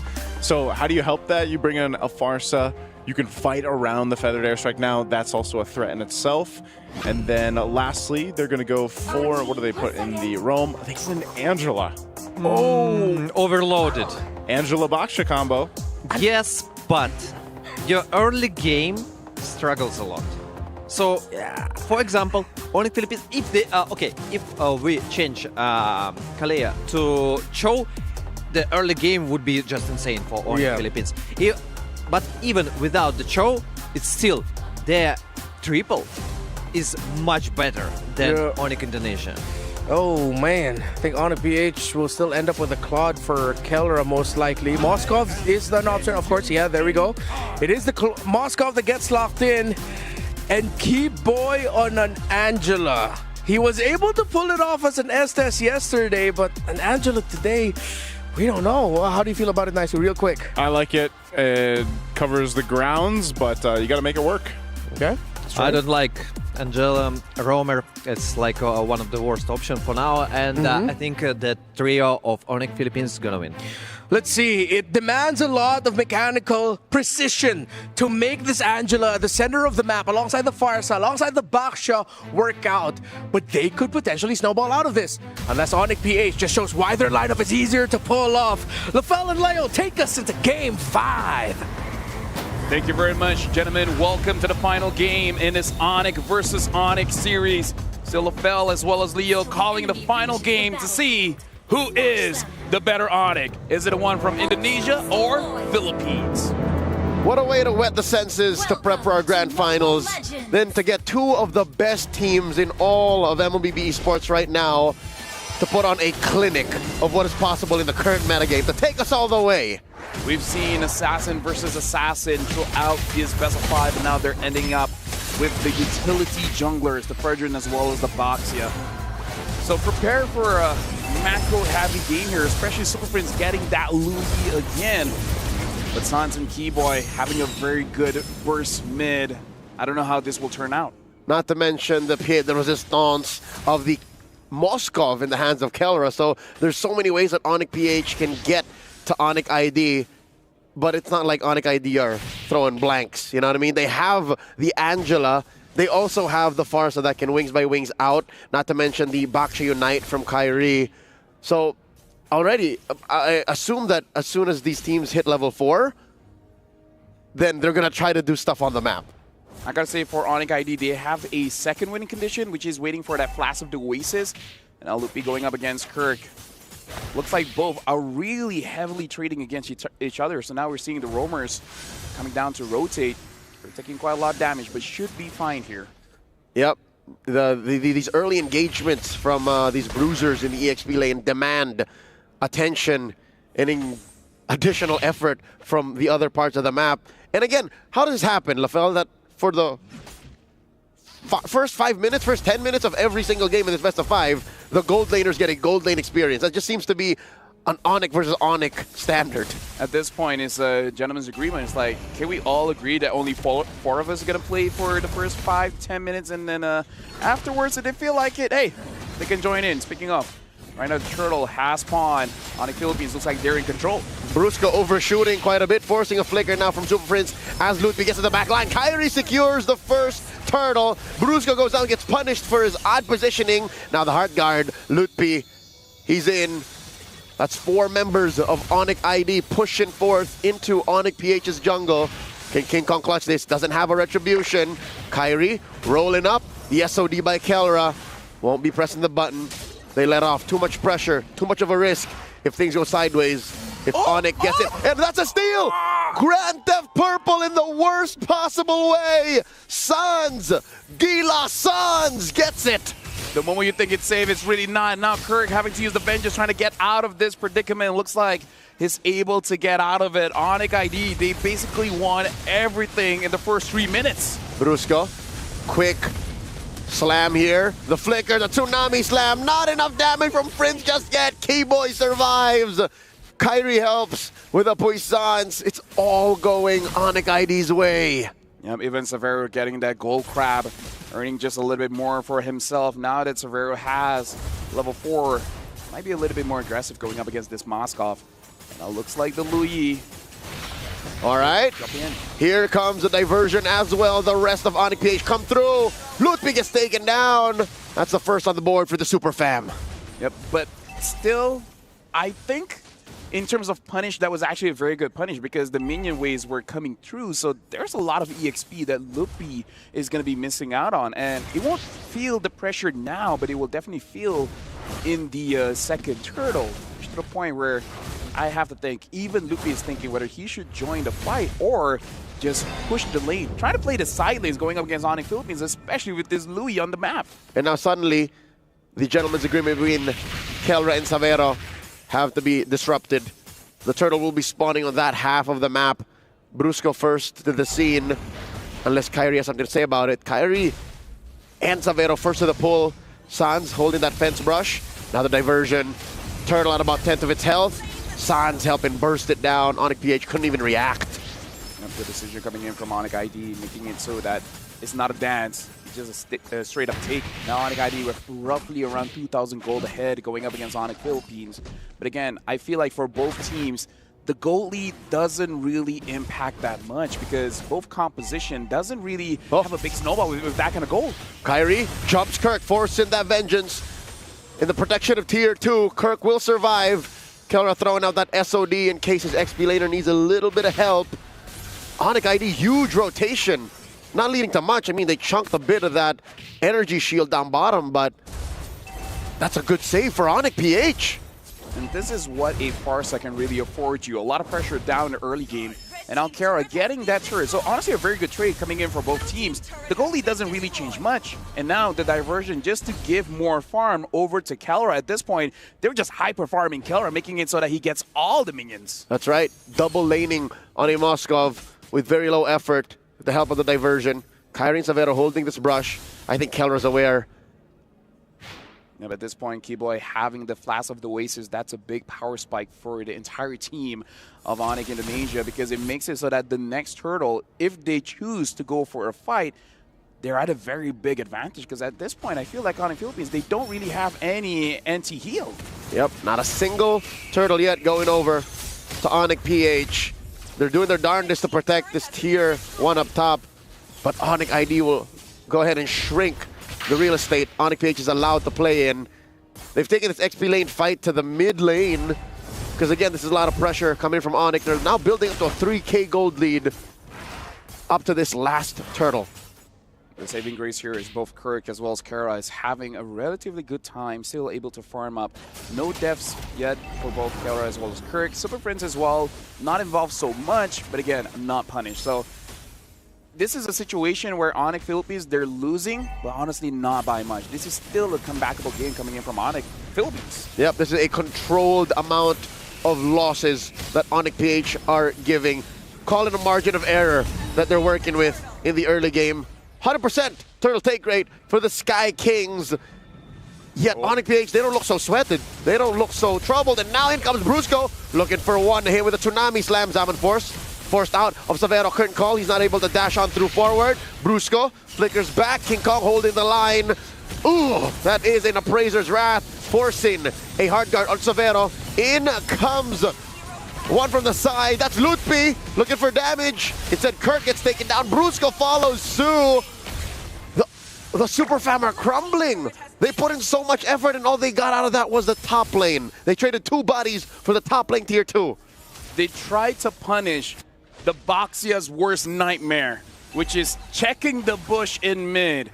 So many moments there, but hold on, Kelra getting targeted by Lupe. Oh! Lupe gets the kill onto Kelra. KO. That was an amazing move coming in from Lupe, but yeah, Onyx Philippines, they tried to use that bush to their advantage to get them. But again, this is one of the strengths of having an Angela. The moment you feel like you're out of the match, she brings you back in. And all this while, again, this is a very scrappy team fight, but the fact that Onyx ID, they have heal. Onyx Philippines, they have heal as well. It became very extended and eventually giving enough time for Lupe to get that flank angle onto Kelra. Onyx PH may have overestimated their margin of error. Now Kirk is in trouble. No one can save him here. Lutpi gets another kill. In comes the rest of Onyx PH, but it might be too little, too late.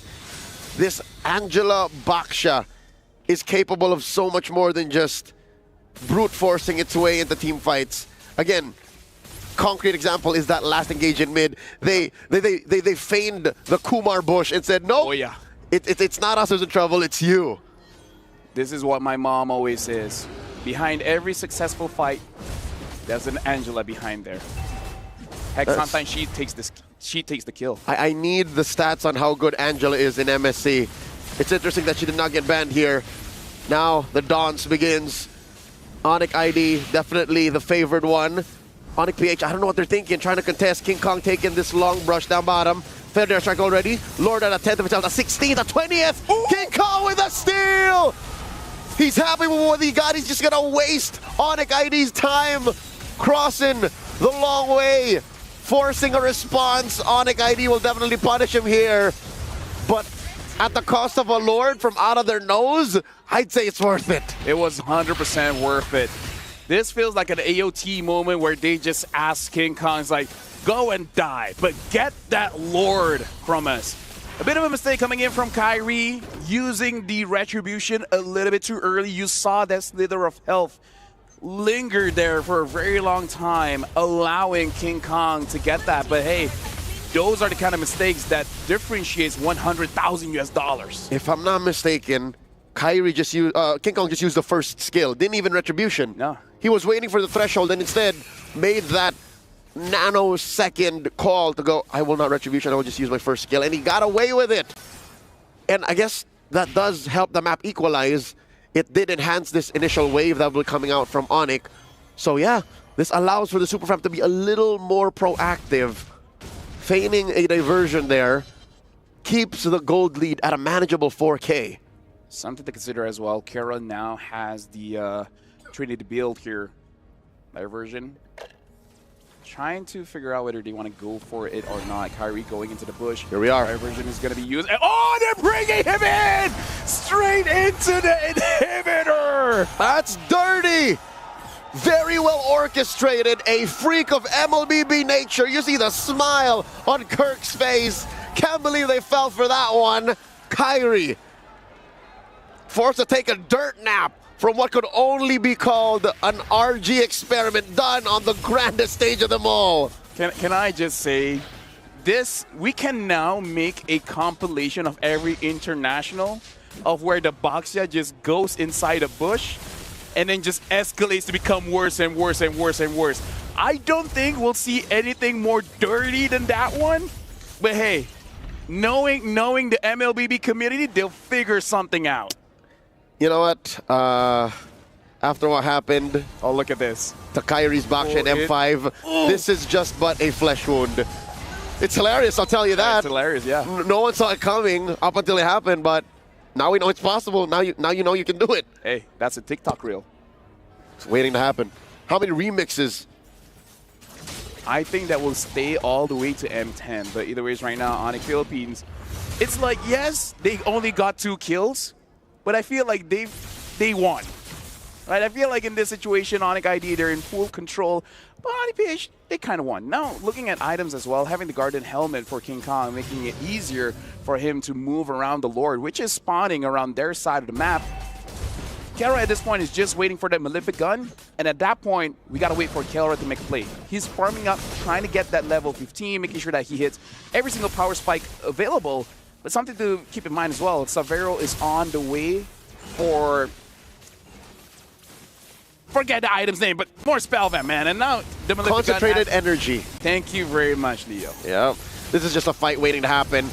Not even breaking out into full-on dance. Kyrie force here's the poisons already. Kelra pushing down bottom. Zaman force here on Savero plus the heart guard from Keyboy. And they crash on to Kelra. Tsunami slam away. King Kong with the Appraiser drives retribution. No one hit by the SOD, so Kelra's gonna have to take the walk of shame, but it's alright. Ain't no shame in doing your job. He pushed all the way into that inhibitor down bottom. Onyx PH suddenly have the map on their side despite the 4K goal disadvantage. Onyx PH got the cake and eat it too.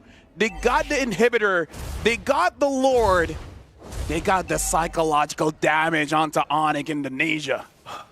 The Super Fam walked into Onyx ID's room and said, Mom said I can have your bed.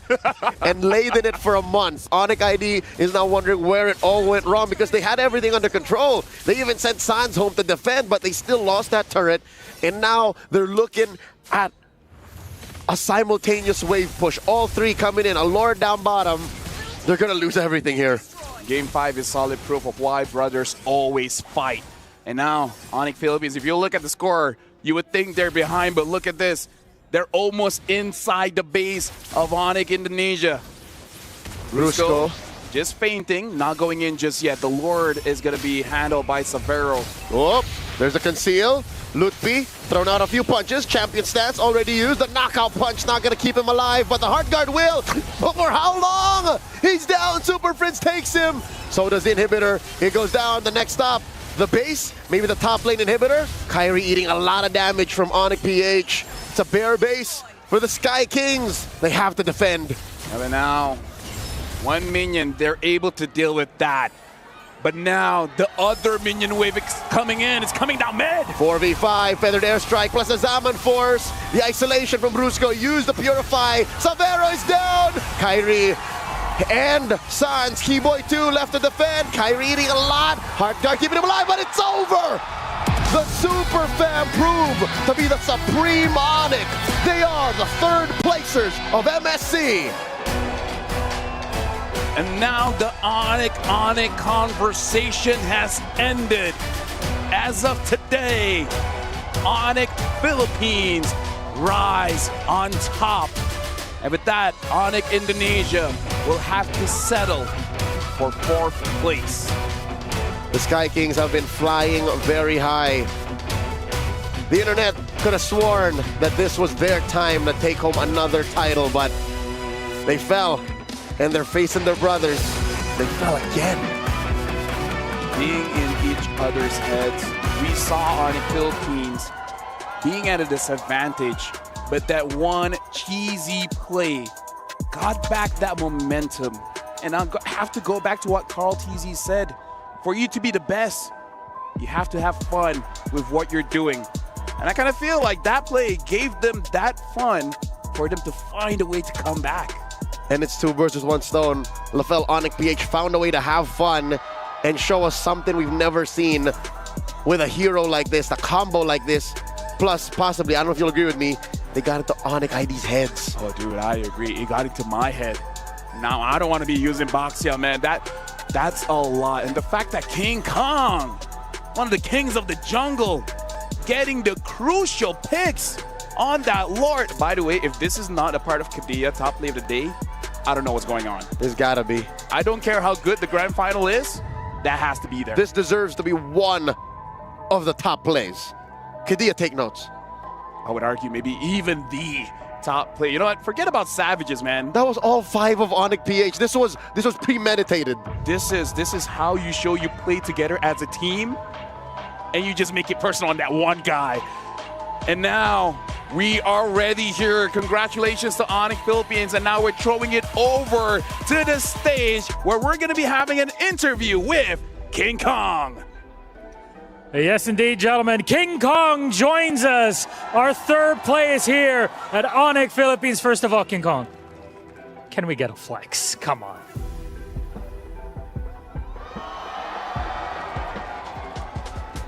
God damn. All right. See, you got the good vibes. They were going on. Kelra immediately slid onto the stage to really celebrate. Did you take that positive energy into the 3rd place game with you? Coach Wynat told us that no matter what, we will just enjoy the game, and even though it's battle for 3rd, we should still do our best. Yeah, it's a very good way to see it. So that's a healthy mentality going into it, doing your best. We got to a game 5. That's fun. However, both Onyx, Philippines and Indonesia, you guys boot camped together for a couple weeks in Indonesia. What was that experience like? Did it build any sort of friendly ties between you? How was the practice like? First of all, of course, it built friendship for Philippines and Indo. I think we had a better practice because we could talk to the Indo players personally. That's a good way. What do you think you learned from a more gameplay standpoint by practicing with really some of the best players out there? All I can say is we learned a lot from them, and they learned a lot from us too. Very good. A lot to learn from players that are at this level. And now, if we're a bit serious about it, obviously 3rd place at MSC, you were looking at even a higher position, but I want to reflect on that journey. What do you feel you've learned as a player and as a team from this journey, past 2 weeks? First of all, I still feel happy and I still feel proud for the whole team, Onyx Philippines. We learned a lot, we realized a lot. I think we still need to improve much more inside the game. What's important is we enjoyed this journey and we learned a lot from it.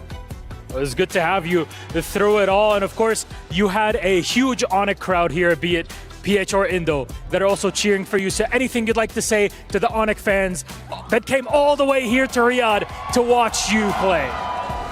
Sa Onyx fans, thank you so much sa inyo lahat. Mahal ko kayo lahat. Thank you very much, King Kong. Congratulations again on the 3rd place matchup. Incredible performance from Team Onyx Philippines. An extra flex to top it off. This was our 3rd place game. We still have more to go. It's the big one after the break.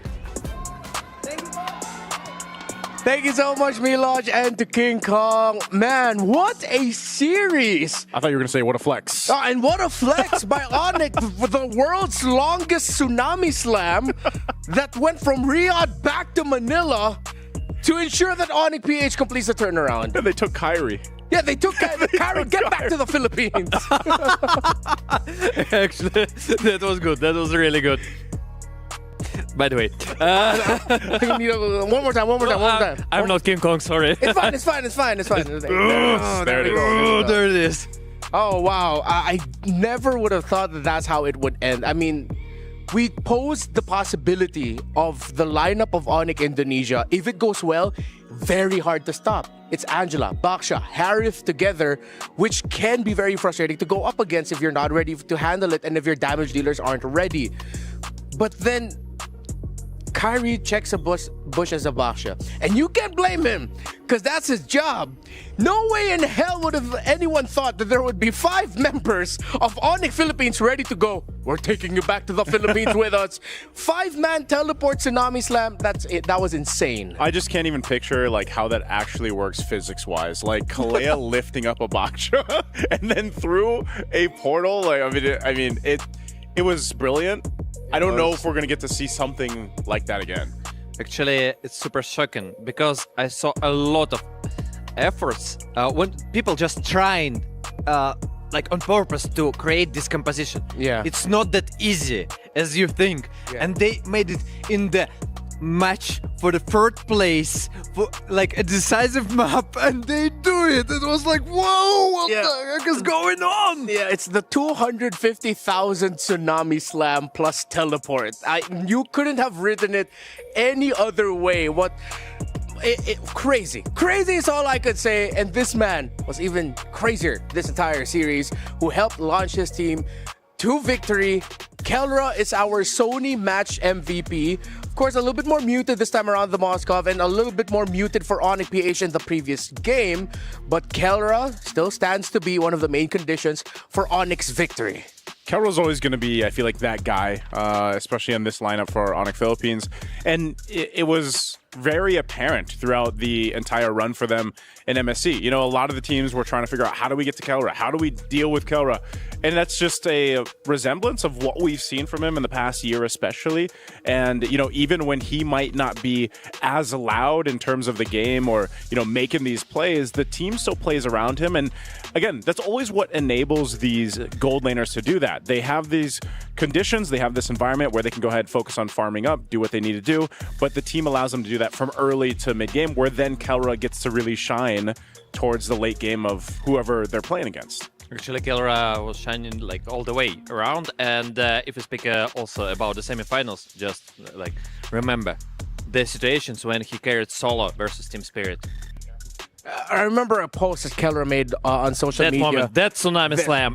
That's it. That was the moment. And he got the kill on to Kyrie there at the end. But yeah, there was a post that he made online. It was a photo with him with the MSC trophy, and he said, "You already know my name. Let me remind you what it is," considering that he is a former MSC champion in his own right. But what I like about that last series, it didn't feel like a Kelra show. It felt like an Onyx PH show. We got the show that we asked for. Yep. We didn't get the crazy picks. We got the crazy moments. That's it for the semifinals. How are you feeling? This is the end of our MSC journey. We're going to be fans now moving forward. But gentlemen, a final word from the both of you now. For me, you know, MSC, like I said, has been phenomenal. EWC is always a really special event now that we've got to do it twice. And it's always great to see how competitive the teams have gotten. I think that's one of the main things is so many other regions, so many other teams are catching up in power levels and everything else. And I think we had, again, the best MSC so far. I would like to say thanks for all the players who performed so perfectly, maybe not perfectly sometimes, but well enough to enjoy this atmosphere, to enjoy this performance overall. Thanks for all the viewers, and it was a great honor to be with you here today and with Leo LaFell also. Thank you, bro. Thank you, bro. Just fist bump from afar. The story of MLBB Esports is a tale that just keeps on going. But now we are about to witness another chapter added to its legacy, as the grand finals between Team Liquid Philippines and Selangor Red Giants OG Esports will be underway in just a bit. Redemption is the name of the game for these two teams. A lineup once hailed as world champions, desperately seeking that title yet again to be able to tell the world we are the best. And for Selangor Red Giants OG Esports to be able to tell the world yet again why they became the giants of the game last year. We're going to be going off on a break, but hopefully you join us and tell everyone you know. Come on in. The grand finals of MSC 2025 of the Esports World Cup is about to begin.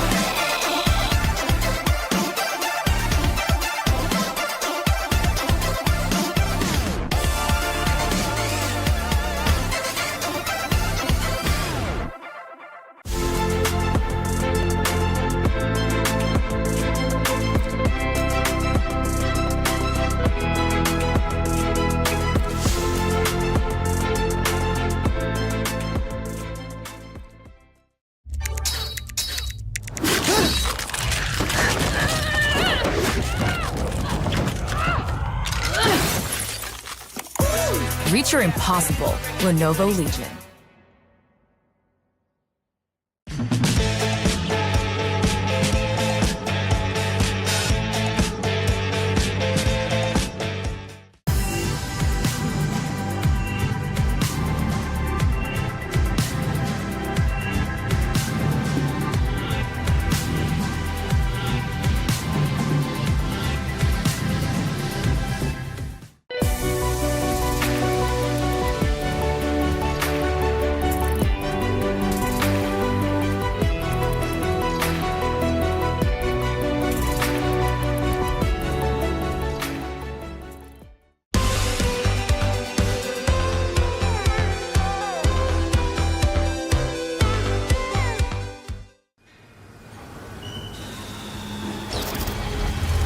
Welcome aboard Metro Zero. All souls must remain inside the train at all times. All alone, I felt a weariness inside.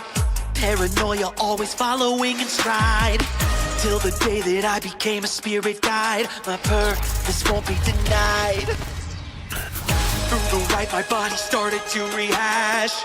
Now I feel a heat that scorches me to ash. All this pressure and the energy combined, I'm bound beneath the weight of the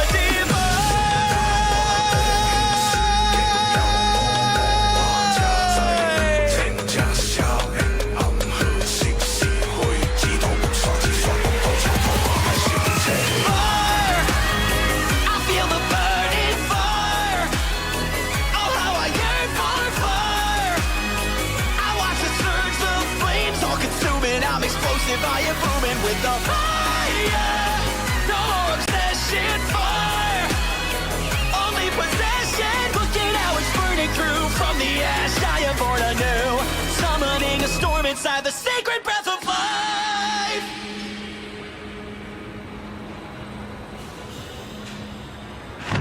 Next stop, Evergarden Station. Madness grows and I feel no remorse. Half machine and unstoppable force. Only in the searing pain in my alive. My power in overdrive. At the station, I'm surrounded by a crowd full of souls who seek a vengeance so avowed. Shedding shells of spirits who I must defend to break the shackles so they can ascend.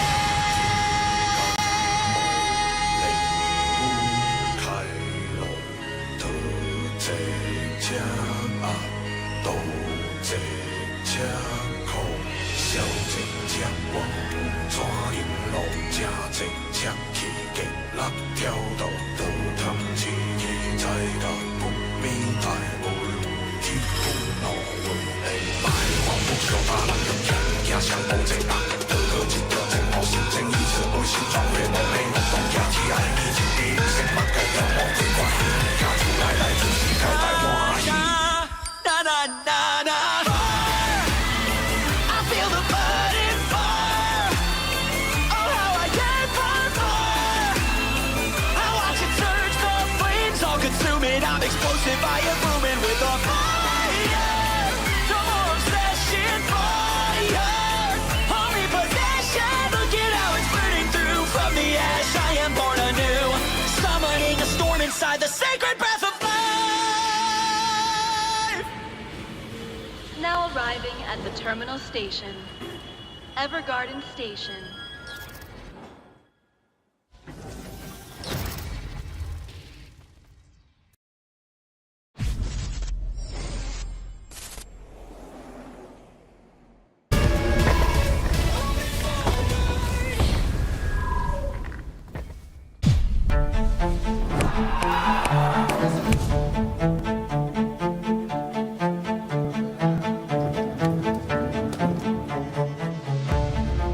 Papasa naman.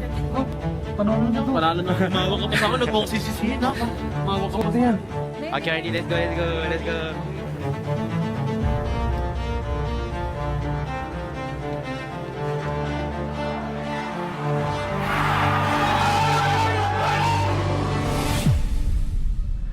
I think the key of victory today is coaching staff. That's what you can help for the players, because players does not have the game to review, right? And it's easy for you to catch rest and rover and game vision if you know the habit of the players. And then Brusco really have this habit where he always positions in certain ways. So once I inform them to Yums can already know what he need to do next. Yeah. He slowly from this, you guys told me that they can only slowly walk from the base to behind like that. Yeah, that's how you play. I think it feels good. It feels good. It definitely feels good to make it to the grand final again, because we have sacrificed so much, right? Like all these 2 years that we have been practicing non-stop, we have been sacrificing times. Then we put a lot into the games. Not only the locals that are like sacrificing their own holiday, like the Raya, stuff like that. We also have the imports that are like sacrificing their times, right? They have been in Malaysia for so long. They definitely miss their family a lot, but they still give not only their best, they give their all, sacrifice their all for this team, and then making it to the grand final. I feel happy for them, feel happy for this team, and then I hope that we can make the dream come true again, make another grand final win. Giants are your new champions of the mid-season cup. Team Linkage, they make it to the grand finals.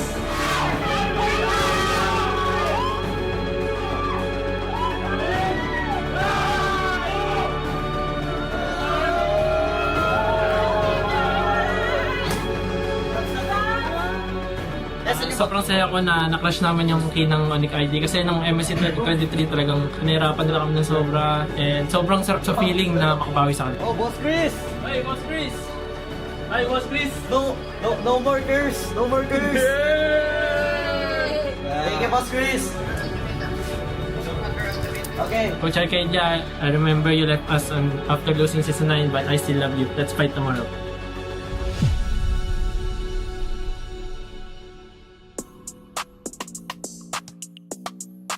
With the battle for third concluded, Onyx Philippines is able to become the third place team here, making Onyx ID the fourth place. And now, the moment everyone has been waiting for. This is going to be the grand finals between SRGOG Esports going up against Team Liquid.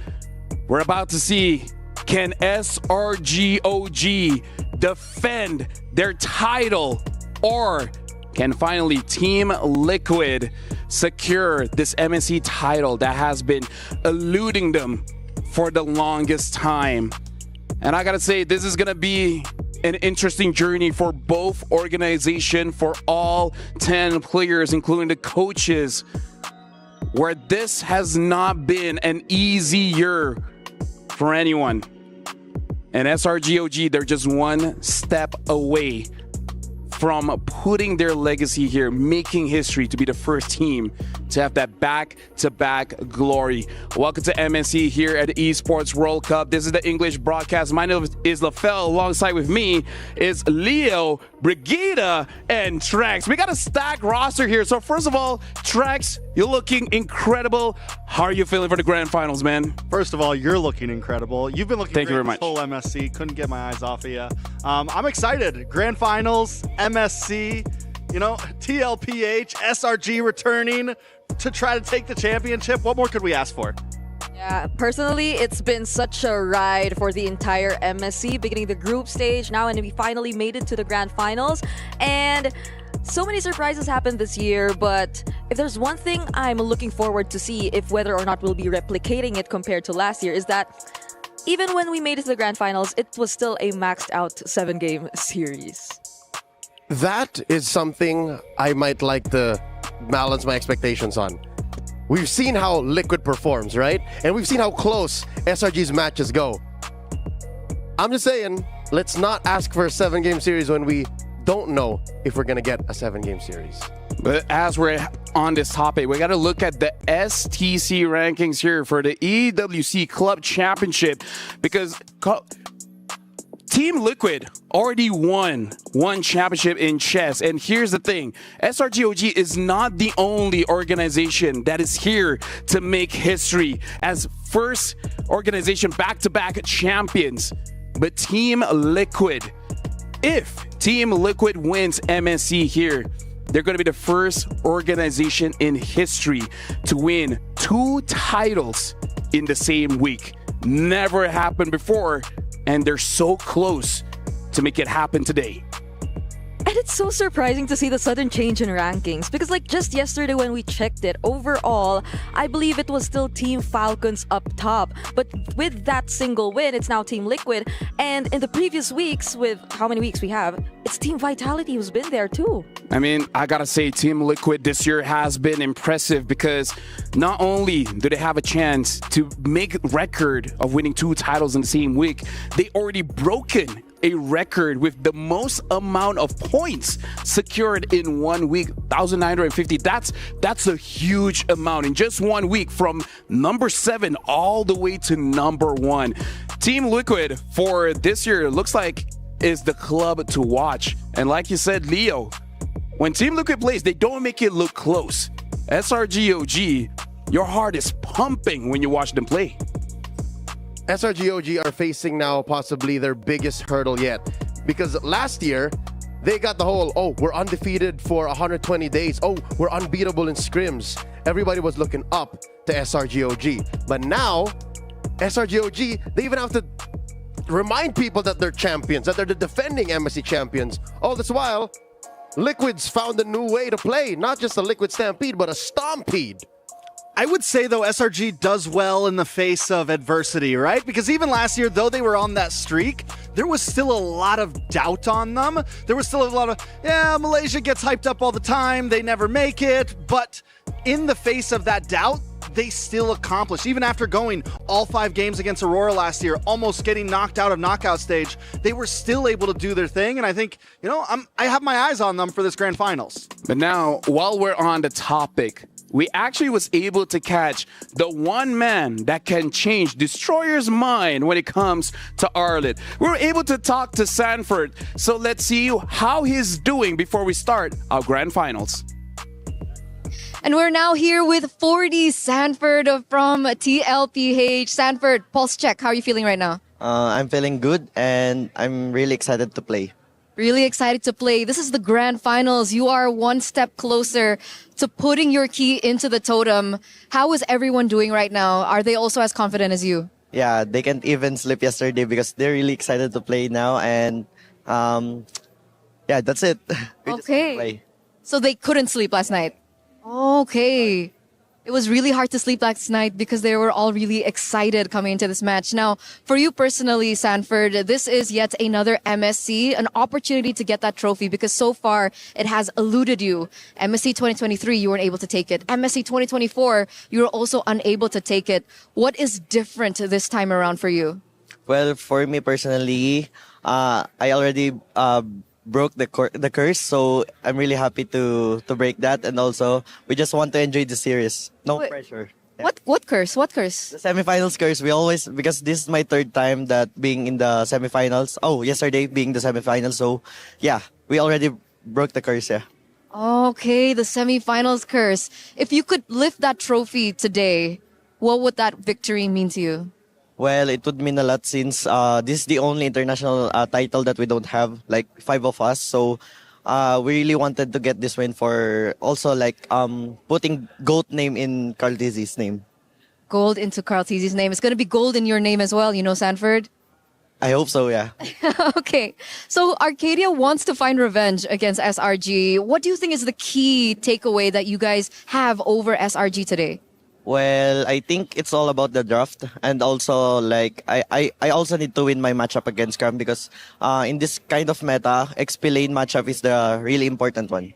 Okay, speaking of Cram in the EXP lane, you're going head to head. People are calling you the Apex Predator, and it's not for zero reason. People are thinking that you are the #1 EXP laner right now. So what message do you have over Cram? And do you also agree that you're better in the EXP lane than Cram? Well, let's see later, but I don't want to hit things up. So, yeah, may the best team wins and good luck. Have fun. All right, good luck for the Grand Finals 40. We're throwing it back to the studio.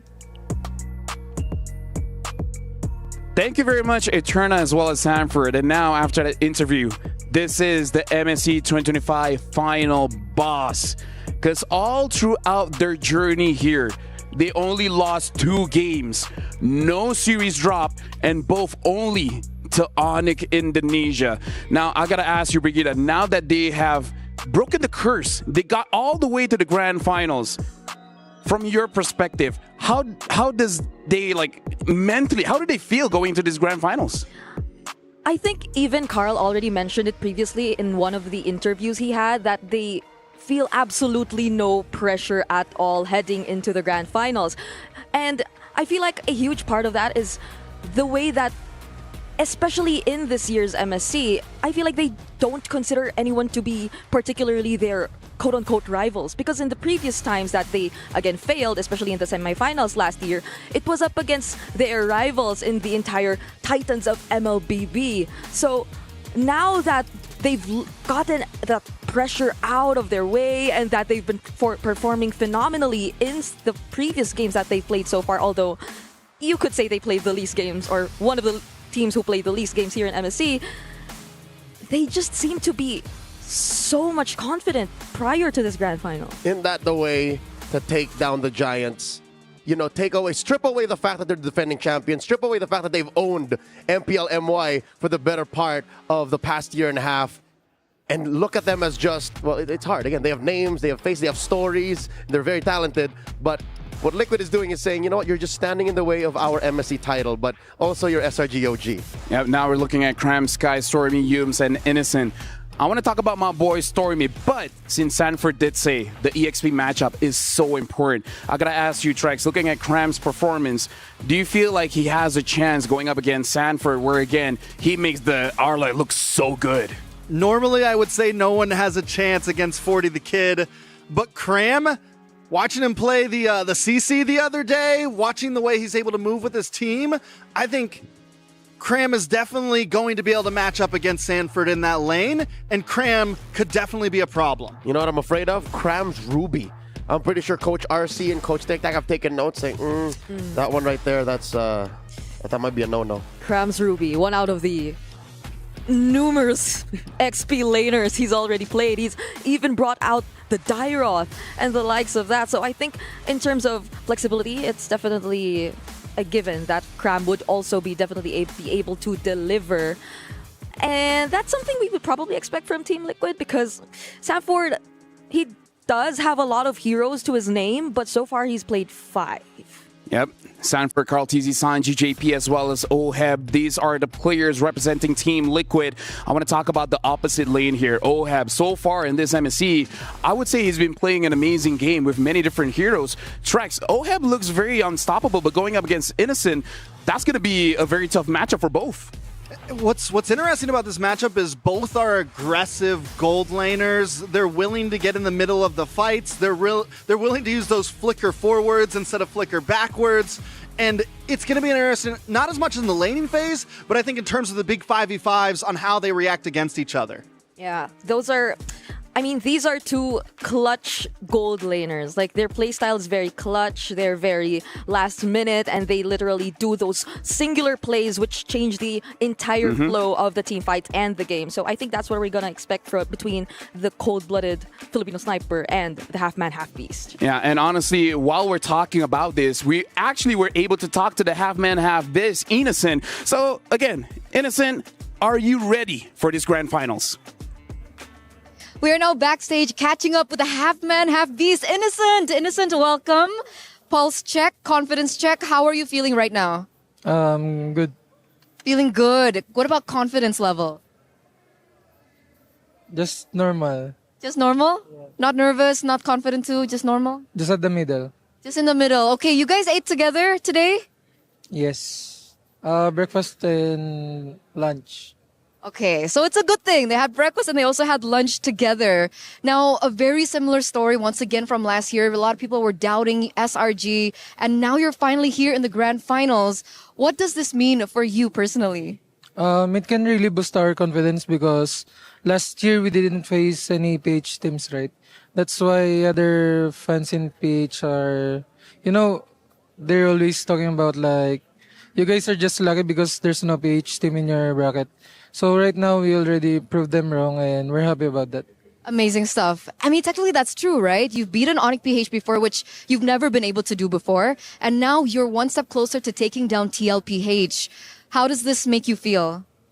I think this is the more into like fun match for us because we're friends with TLPH. That's why it's more into chill side than just competitive.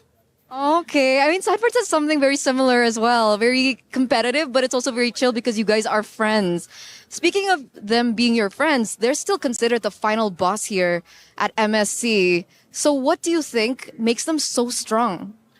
For me, it's about their macro and the way they play and communicate with each other. And because they're using tank meta jungler, right? That's why their macro is really good and they know on how they will capitalize it. But you have the secret to take them down today? Yes. Yes. Okay, we're going to see it today as well? Yeah, for sure. Yes, for sure. I'm pretty sure Arcady also has something in mind here because he also shared that he has a little bit of a revenge story up against TLPH. Is this something that you share as well, personally? Oh, because we lost against them at Snapdragon. Yeah. That's why. For me, yeah, same with them. Okay, so also a revenge story here. But in the lane, in the grand finals, in your matchup, you are going head-to-head against Oheb. Are you nervous about that matchup? Are you confident against that matchup? For me, it's normal because if you want to win the championship, you need to fight like the strongest one, right?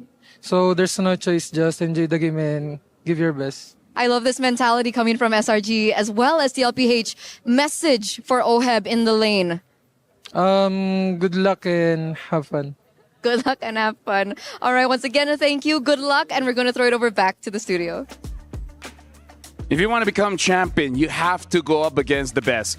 Now, panel, I know we always hear good luck, have fun, but I kind of feel like after Carl TZ felt disrespected by Kyrie, I feel like no one really dares to say much. Now, we already had 5 games in our third place match, so while we still have time, I just want to get a base idea coming in from you guys. Like, what do you guys think is going to happen in this best of 7 series? How many games? Who's going to win? The floor is yours. What do you guys think? You asked for quite a bit. I thought we were just going to keep it brief. Okay, I think we're going to see at most 5 games. At most. Wow, okay. And I think I can only speak for the team I've been watching for years now, Liquid Philippines. I think they're going to go for a plan A and B type of situation where they know a plan of attack and then they'll only revert to B if that doesn't work, and they'll go from there. Okay. I did bring up the entire idea about 7 games, but personally, I do feel also that we could just go 6. So I'd be 4-2 in favor of Team Liquid Philippines too. I mean, I'm a Liquid girly, so yeah. Liquid girly? It's a thing. It's a thing, yeah, sure. Move like water. Okay, go ahead. I'm a Liquid boy. I think you just go with boy, but you know, it is what it is. So yeah. 7 games. 1 game, 2 games, 2 games. Oh wow, that's specific. What am I at? Is this Trex math? 1 game, 2 games, 2 games, 1 game. Somebody's gonna win the final game. Not gonna lie, you lost me there. It's But gonna hey, be epic. I'm guessing 7 games. I think everyone's counting down SRG, and I do think they can take TLPH to the limit. I mean, like for me, I gotta trust my boys, you know, Selangor Red Giants, OG Esport. Win or lose, I'm very proud that they made it all the way here. And honestly, when we're talking about how many games this really goes, I really feel like we gotta look at both styles because they play roughly the same way, which is basically guns blazing at the first 10 seconds of the game, which is very different that we saw Team Liquid going up against Sonic ID. So are you expecting a very fast series? Like it could go 7, but every game might be fast. Only if it was Liquid-sided. Only if we're going to see a Stampede or Stompede, because if there is something I can say about SRGOG is when it comes down to the late game, they're second to none. If this goes past the 19-minute mark, 20-minute mark, we've seen that yesterday, Liquid is capable of overheating, and that's one of their main weaknesses. So if some way, somehow, SRGOG can put us into that kind of atmosphere wherein it's always down the wire, maybe that's how they get those 2, 3, maybe even go all the way against Liquid. And that's been a problem for Team Liquid even for the past season. Like, teams have been observing that there are times wherein they tend to struggle when it comes to closing out the game, and that would be so frustrating for them if they're not able to manage that up against a team like SRGOG. I don't know. I think it's hard to predict exactly, length, everything like that. I think SRG does have the ability to go to the distance. I think TLPH has some control factors, but right now in the current meta, we've seen teams get hyper aggressive, win in 10, 11 minutes. We've seen both of these teams go the distance against their opponents. I'm hoping we get some long games. I'm hoping we get some fast games. I think it's going to be a great grand finals either way. Well, thank you very much, gentlemen. And Liquid Girly, shout outs to all of them. Looks like this is a very Liquid favorite panel.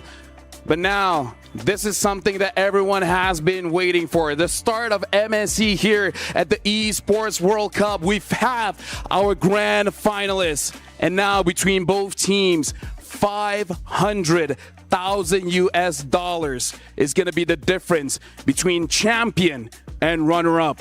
It's time to make history for both teams, Team Liquid as well as SRGOG. We'll see which one will make it. It's time to encounter the unknown.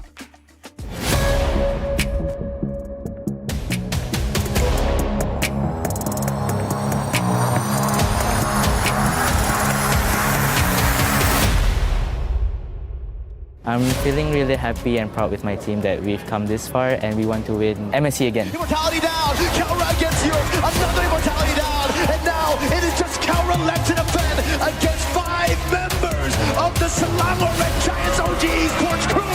Kelra with a flicker forward, Innocent dodging away. Not just me, but all of us are feeling out of this world because finally we have broken the semifinals curse and we just want to play again and again. The Lord is still on the base. They've defended again. Carl! Not able to end. Saji, one more hit. Throw back again. I'm feeling really confident because we won against Onyx Philippines. With Immortality down, you get a reaction from Stormy. Innocent gets a double, and you'll find another. That's a triple for Innocent. Make it a maniac. Tear Onyx Philippines down. SRGOG is the defending champion, so it won't be easy game. So we need to do our study and preparation well. We're really looking forward, and I hope they have a good match. Onyx are on their last legs. The curtain call comes in. Saji gets the triple. Team Liquid shatter the dreams of Onyx ID. we're ready to face them in the grand final. To SRG OG, my message is, since you guys have won, please give it to us and may the best team wins.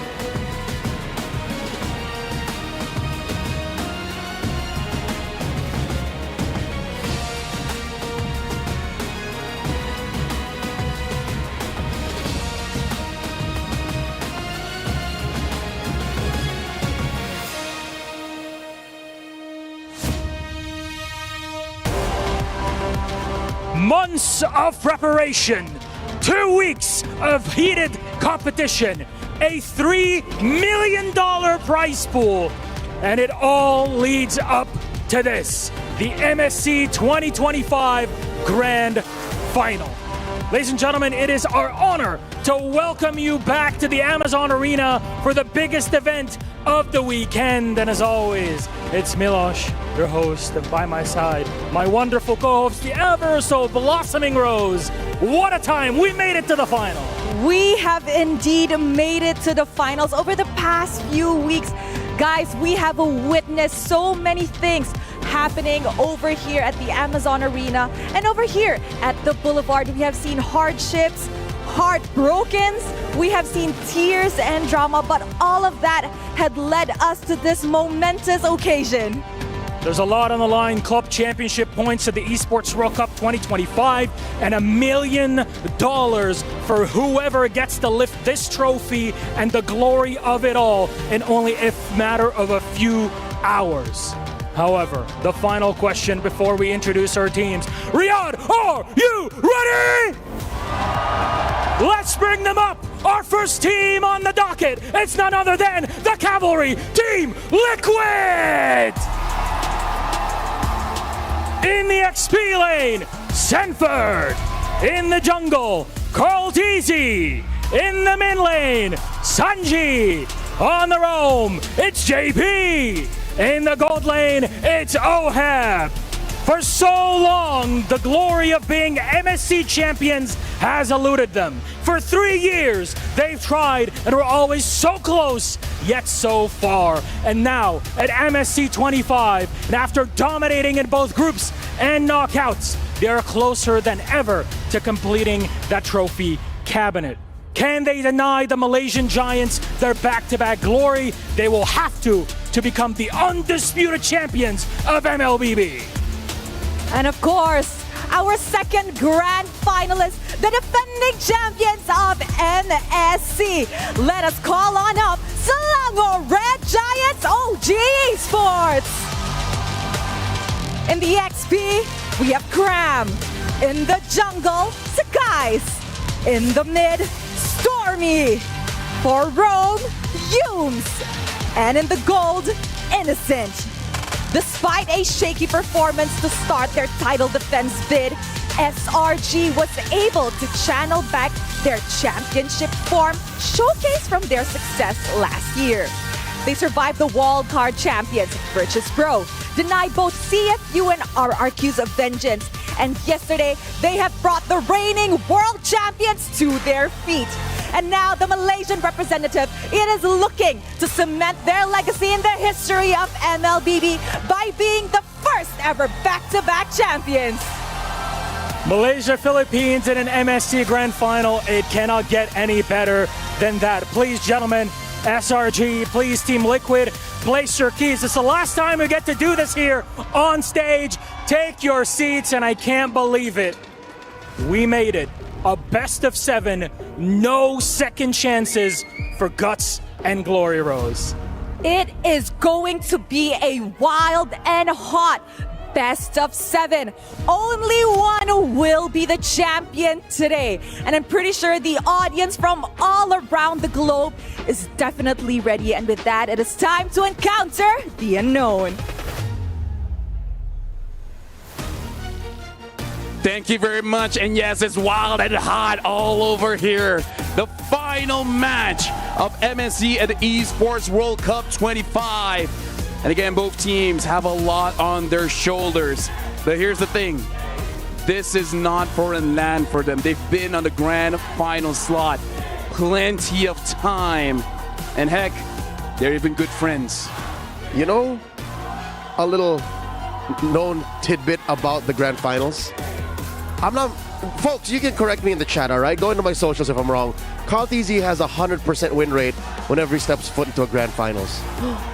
Oh. Yep, and for you folks at home, make sure you guys redeem the code here. It is case sensitive, but hey, if you want to be safe, just scan the QR code to redeem the prize for yourself. Now, your thoughts here, Brigitte.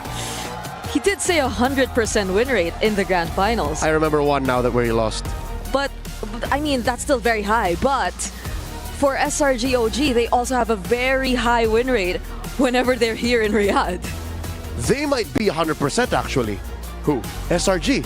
In Riyadh? Just so as far, a team. Yeah. No, Yeah. just as a team. As long as they step foot in the grand finals, they won. Yep, and now we're looking at both teams on stage here. Now, this is going to be very intense. Doesn't matter how long it goes. I really feel like game number 1 will set the tempo here.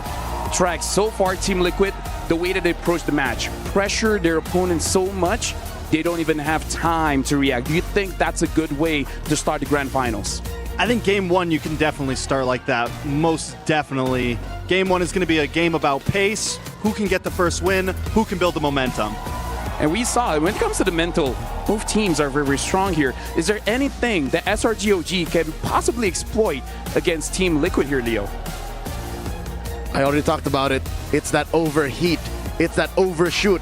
It's that stampede until you run into a wall that SRG could do to try and get Liquid. So maybe they can start slow game 1, force them into a false sense of hope in game 2, and then go from there. And I mean, that's how SRG OG does their typical early game.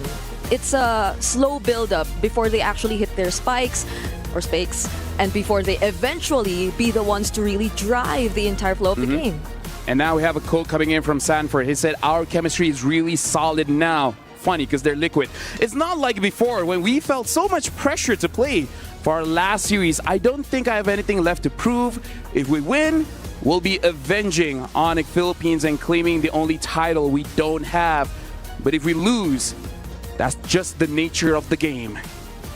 Spoken like a real champ. Definitely spoken like a champ. This is a lineup for me, especially bringing Oheb into it. I do agree that TLPH just feels like a different beast right now. The aggression, everything feels synced up for them for this grand finals. And this is the same vibe they were giving off when they won the M4 World Championships. They felt like just kids out on a mission, looking to have fun, and if they lose, they lose, but at least they had fun with their friends doing so. I kind of feel like this is why both teams can be very friendly with each other, because as much as a lot of stakes are here, even in the videos that we saw, they still joke around backstage. They understand as much as you need to be intense, you need to be calm too here, Brigitte. Yeah, and that was something too that's a result of them eventually or throughout the years finding each other in such huge stages too. Like, this isn't the first time that they're gonna meet each other in such a big stage, international stage, and in the previous times that they did, one might even say that they don't look like the best of friends because there have been some heated face-offs too, but now it's completely different. For sure, they have such a great idea as to how the other plays, especially in this meta. And now we're jumping straight into draft here. SRG OG, their first pick. Team Liquid is on the second pick, instantly batting out that Arlet. And Team Liquid batting out that 1-1. If we know Team Liquid, they won't change their ban that much. Again, this is the plan A. If that's not working, plan B type of approach I think the Cavalry will take. How does SRG OG approach this? Looking at the setup, LaFell, something tells me a story you shared with me yesterday is happening here. SRG OG may have won the flip and have chosen to go blue, and this spells quite the good ramp up into the series for the defending champions. Everyone has their own superstitions, and SRG OG really likes first pick blue side here. So now, Brigida, looking at the bans here, Arlet as well as Lancelot ban. Does this look like just going for those comforts of Team Liquid? Yeah, it does seem like it. This is an Arlet that's been spammed by Sanford yesterday, and everybody just kept saying, why does he make it look so easy to pull off the Arlet whenever he gets his hands on it? And more than this, I feel like this will open up so much of the options that we haven't been seeing as much, especially in the mid lane, because in the previous matches there has been a huge emphasis and focus on the mid lane heroes in terms of the bans. I do really want to point out this Granger blue side ban. Interesting, yeah. It is, right? And it's a great swing back because red side has been very common to pick up things like the Kalea Granger, Phobius Granger, something Granger. My only worry for this is Innocent. Two of his major picks have been Moskov, Granger. And if the Moskov gets snatched up on that first snapback from red side, he starts to, it could be the hurt on themselves. But again, I'm wondering how big brain is this? They do take the CC, which overall has been a highlight pick for Cram. Yep, and now we're jumping straight into draft here. CC pick immediately answered by the Jushin as well as the Fredrin. How do you feel about this, Leo? I feel great, given that TLPH are going down a very familiar route. And they're ready to face off against the CC. They know how dangerous this weapon is in the EXP lane, so they stick to what they know. Zushin, Fredrin, now SRG pick up the Farsa, a lethal weapon in the hands of Stormy. And they get a Nakai. Oh, this is how they answered yesterday's Fredrin 2, a Nakai in the hands of Sekais. Let's talk about how fast the drafts is going, but we got to mention Yumes has played a total of 37 unique heroes, the most among all players in MSC history. Again, in history. But yeah, Brigida, looking at the 3 picks coming in for both teams, this is very fast. They've figured out this draft since yesterday. CC, Akai, Farsa going up against Jushin, Fredrin, and Lapu Lapu. Yep, I feel like a lot of, or especially after what happened yesterday, teams have put a bit more respect on the Akai. And we've seen how capable it is of going head or toe-to-toe against the Fredrin, especially in objectives. And even despite the early CC pickup, which could already be a massive threat to TLPH, I also like how they decided to respond with the Lapu Lapu, because this is one of the best picks you could go up against the CC with in terms of damage. I mean, Fredrin has been Carl Tizzi's most picked hero so far in the knockout stages. He's done well with it. I do think the CC plays well against it, and I think SRG, I know these drafts are snappy, but I think it's going more to SRG's pace a little bit, towards TLPH it's more of comfortability. You get Sanford on the Lapu, you have Carl Tizzi on the Fredrin. Overall, though, I think in terms of counterplay, SRG is coming out on top right now. Yep. Liquid have to consider the Cho, and a safe gold laner is still out there, given this is the combo SRG did yesterday to take down Onyx. So maybe watch out for the Cho. Maybe you can steal it right now in Red 4. Can I just say, Leo, besides the Jushin, TL's draft feels very M4. And at M4, oh, there it is. See, I told you. That just leaves the Gadot for Yumes, because there seems to be so much pressure in terms of Yumes and the heroes that he's been playing so far. They've taken out majority of the heroes that he's already picked. Yep, ban the Gatot here, because that's what Liquid wants to do. Liquid also drafted a very similar lineup with a Gatot here.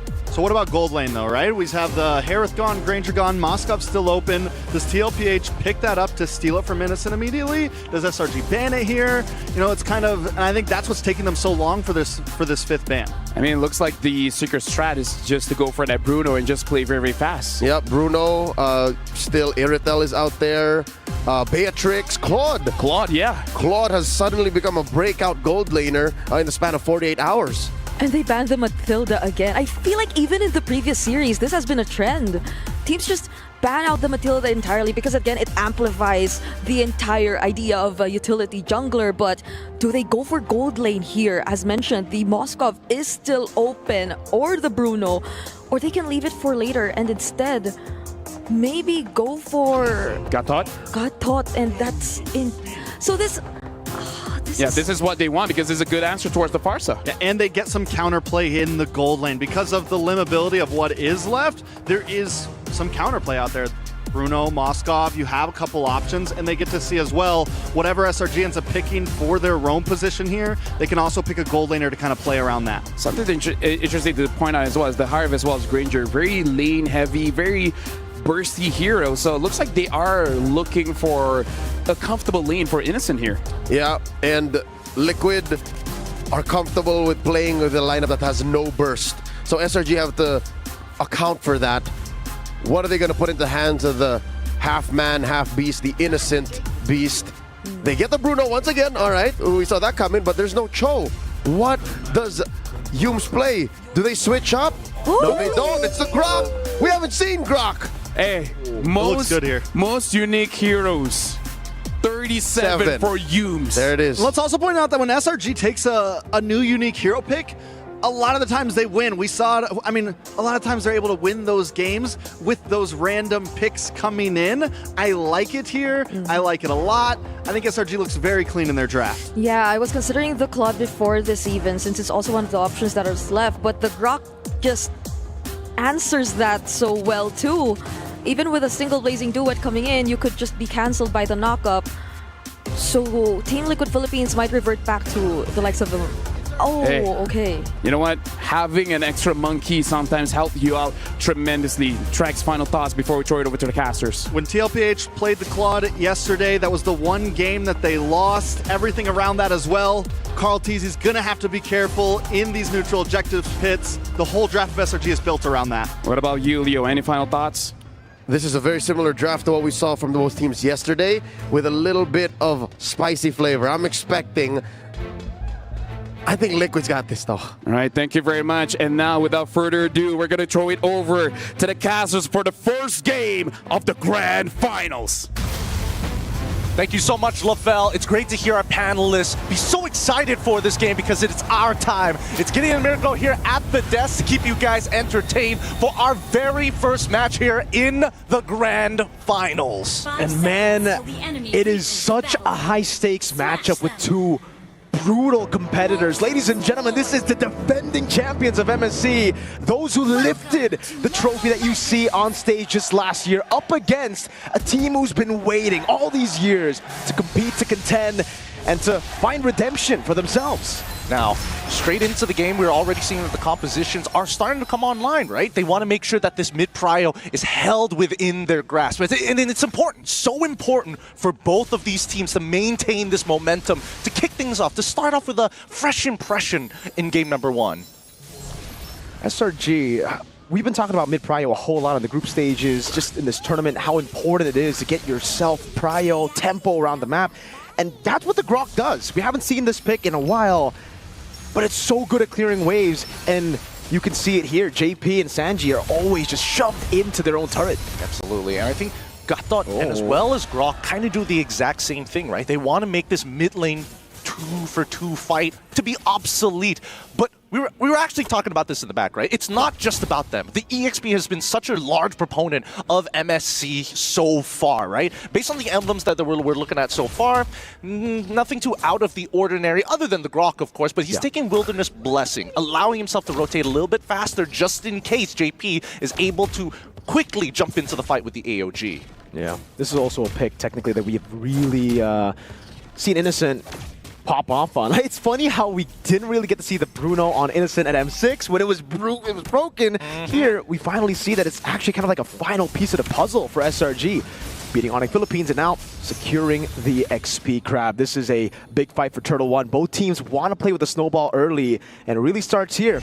Could be make or break for both. Let's see how they skill check each other. I think this is the most important part for either side, right? This first Turtle, we've seen a lot of teams snowball out of control when they make that first mistake, and it looks like so far for Stormy, he's shoved in. He's going to be a little bit late to the fight, but level 4 achieved at least.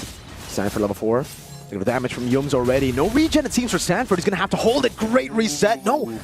The Turtle's still within the vicinity. Skies walks up with a heavy spin as well. Now it's going to dive over for Sanford. Still able to flicker out though, and Stormy does the same. Heavy spin, put him in a great position, even with the Brave Smite. It'll be a kill over to SRG with the Turtle take 2. Beautiful fight coming in from SRG's side. The setup was interesting, right? He uses the Nature's Barrier. We thought that maybe he was looking for the reset. They don't find the reset, but it also works as a piece of terrain that Skies can use that heavy spin to guarantee some form of stuns. It's great that Yums also hit level 4 on time to get a wild charge to extend the lead because Sanford was already so far. It was really just tough. Sanford was chunked in at the start, and you gotta give credit to Yums, to Cram for doing that. He started the fight at half HP. The Turtle was put in a tough spot, and he technically just had to dive on Stormy with a quarter of HP left by that time. And that's exactly how SRG need to play this, right? They are looking not only for opportunities, but to shorten the trigger finger of Team Liquid because they've been so good. Liquid, when they stampede, it all starts with, hey, do we have tempo on our side? And that's been the largest problem we've seen from a lot of teams. Can we wrestle away that control? Can we get the timings on our side? Ooh, JP's got some vision, though. It's going to be a bit of poke over to Innocent, but it's actually going to lose out in the trade. Innocent, doing a whole lot. Oh, locking him down as well. AOG force out, but Carl is left all alone. Sacrifice to SRG. And a gold crab for Innocent. A beautiful Nature's Barrier coming in from Yums. Admittedly, we haven't seen this Grok in a long time, and yes, it was shown during the wild cards, but played at the highest level, especially when the stakes are so high, it can be risky. For now, it's looking good for the side of SRG, but Team Liquid, they're not completely out of the water just yet. With Carl's very first death, it means that the rest of the team needs to compensate. For SRG, everything's going to plan. Again, they've built a composition to really just secure these neutral objectives, and that's why it was paramount for them to get the first Turtle. Now, it does seem like it's smooth sailing. Cram is in a comfortable spot. They have the crazy CC to deny Carl TZ of the crazy red tree steals we've seen from him throughout the tournament. Speaking of crazy red tree steals, this might be one of those opportunities. Ooh. Oh man, wild charge and the heavy spin coming down as well, but the curtain call locks him down, and the back line's going to be Sanford looking for a play, but Stormy is able to fly away. Carl locked in, has the AOG to help him out, and the egg does actually get away with OHEP dealing damage, gets one. Innocent still free, hitting in the back now as that's his Lantern Flare, bringing him back, but Sanji's left all alone, and Innocent claims the double. Oh my goodness, what a close fight. And it's not over yet. Sanford's in trouble. Innocent's got him under the turret. Sanford, kind of the tough spot, does not have the bravest spider, but with the help of OHEP, gets to clear the wave and gets to stop SRG at capitalizing with the lead that they have. Okay, they can breathe for just a second. Honestly, Team Liquid, they've got a really good moment, right? Sanford was able to not only cancel out the Feather Airstrike really early, they get the Battle Spell out of Stormy, but more importantly, they shove him so far underneath the turret, they lost the majority of their damage, but the longer this fight goes, Innocent, his crits are so important. Oh, the Feather Airstrike again over to Sanji. Oh, Carl somehow finding an angle to take the Turtle, but they'll still lose 2 on the board. So it ends up still being worth it. Yes, Team Liquid don't lose as much as you would expect, but SRG are capitalizing on this man advantage too, going straight for the tier 1 in the mid lane, and there is nothing Sanji can do. That's an instant response from the side of SRG. Despite Carl TZ's first death, he has evened out the score. Oh, please, do not die here. Innocent cutting him off as well, but he does take a few turret shots. No BMI, that's going to be the Purify to get him a bit more movement speed. Innocent with a solo kill up top against the Filipino sniper. That's a solo bolo there, and now dropping the ult to make sure that JP gets chunked out to half. Let's pull up the item list real quick here. I'm curious to see, where is Innocent alongside his build? No, he goes straight away for the Haskell. He knows that he wants to be part of this fight, sure, but if they drag it longer and longer, the sustain is so important. When he gets that Berserker's Fury, that's when he's got the gun in hand. Dude, when SRG are behind, people are still saying, yo, Innocent, man, Innocent. So when they're ahead like this, half the lead for SRG, 2,700, half of that is on Innocent. The man you really want to have gold at any time. And the fact that Team Liquid, with this composition, technically don't really have an answer against them, makes it all the more scary. Feathered Airstrike already dropped down. Sanford getting the stun, but Cram is still very healthy, has the Vengeance too, is able to flicker out towards the heavy spin, but will be pinned down in the end, and Skies gets yet another kill to put SRG 8-1. But what's Liquid's response here? They see everything that has happened on that bottom side. They saw the initial engagement. They know they don't have that heavy spin, so they push out that mid side. They're trying to get OHEB as quickly as possible to get into that Trinity as Carl TZ protects the structure down bottom. Now T1 mid is open, which is allowing SRG to have some very convenient rotations on their side. It doesn't mean that Team Liquid is completely out, because look at the lead. Despite everything that has happened, 8-1, only a 2.5 to 2.4k lead, which is not much.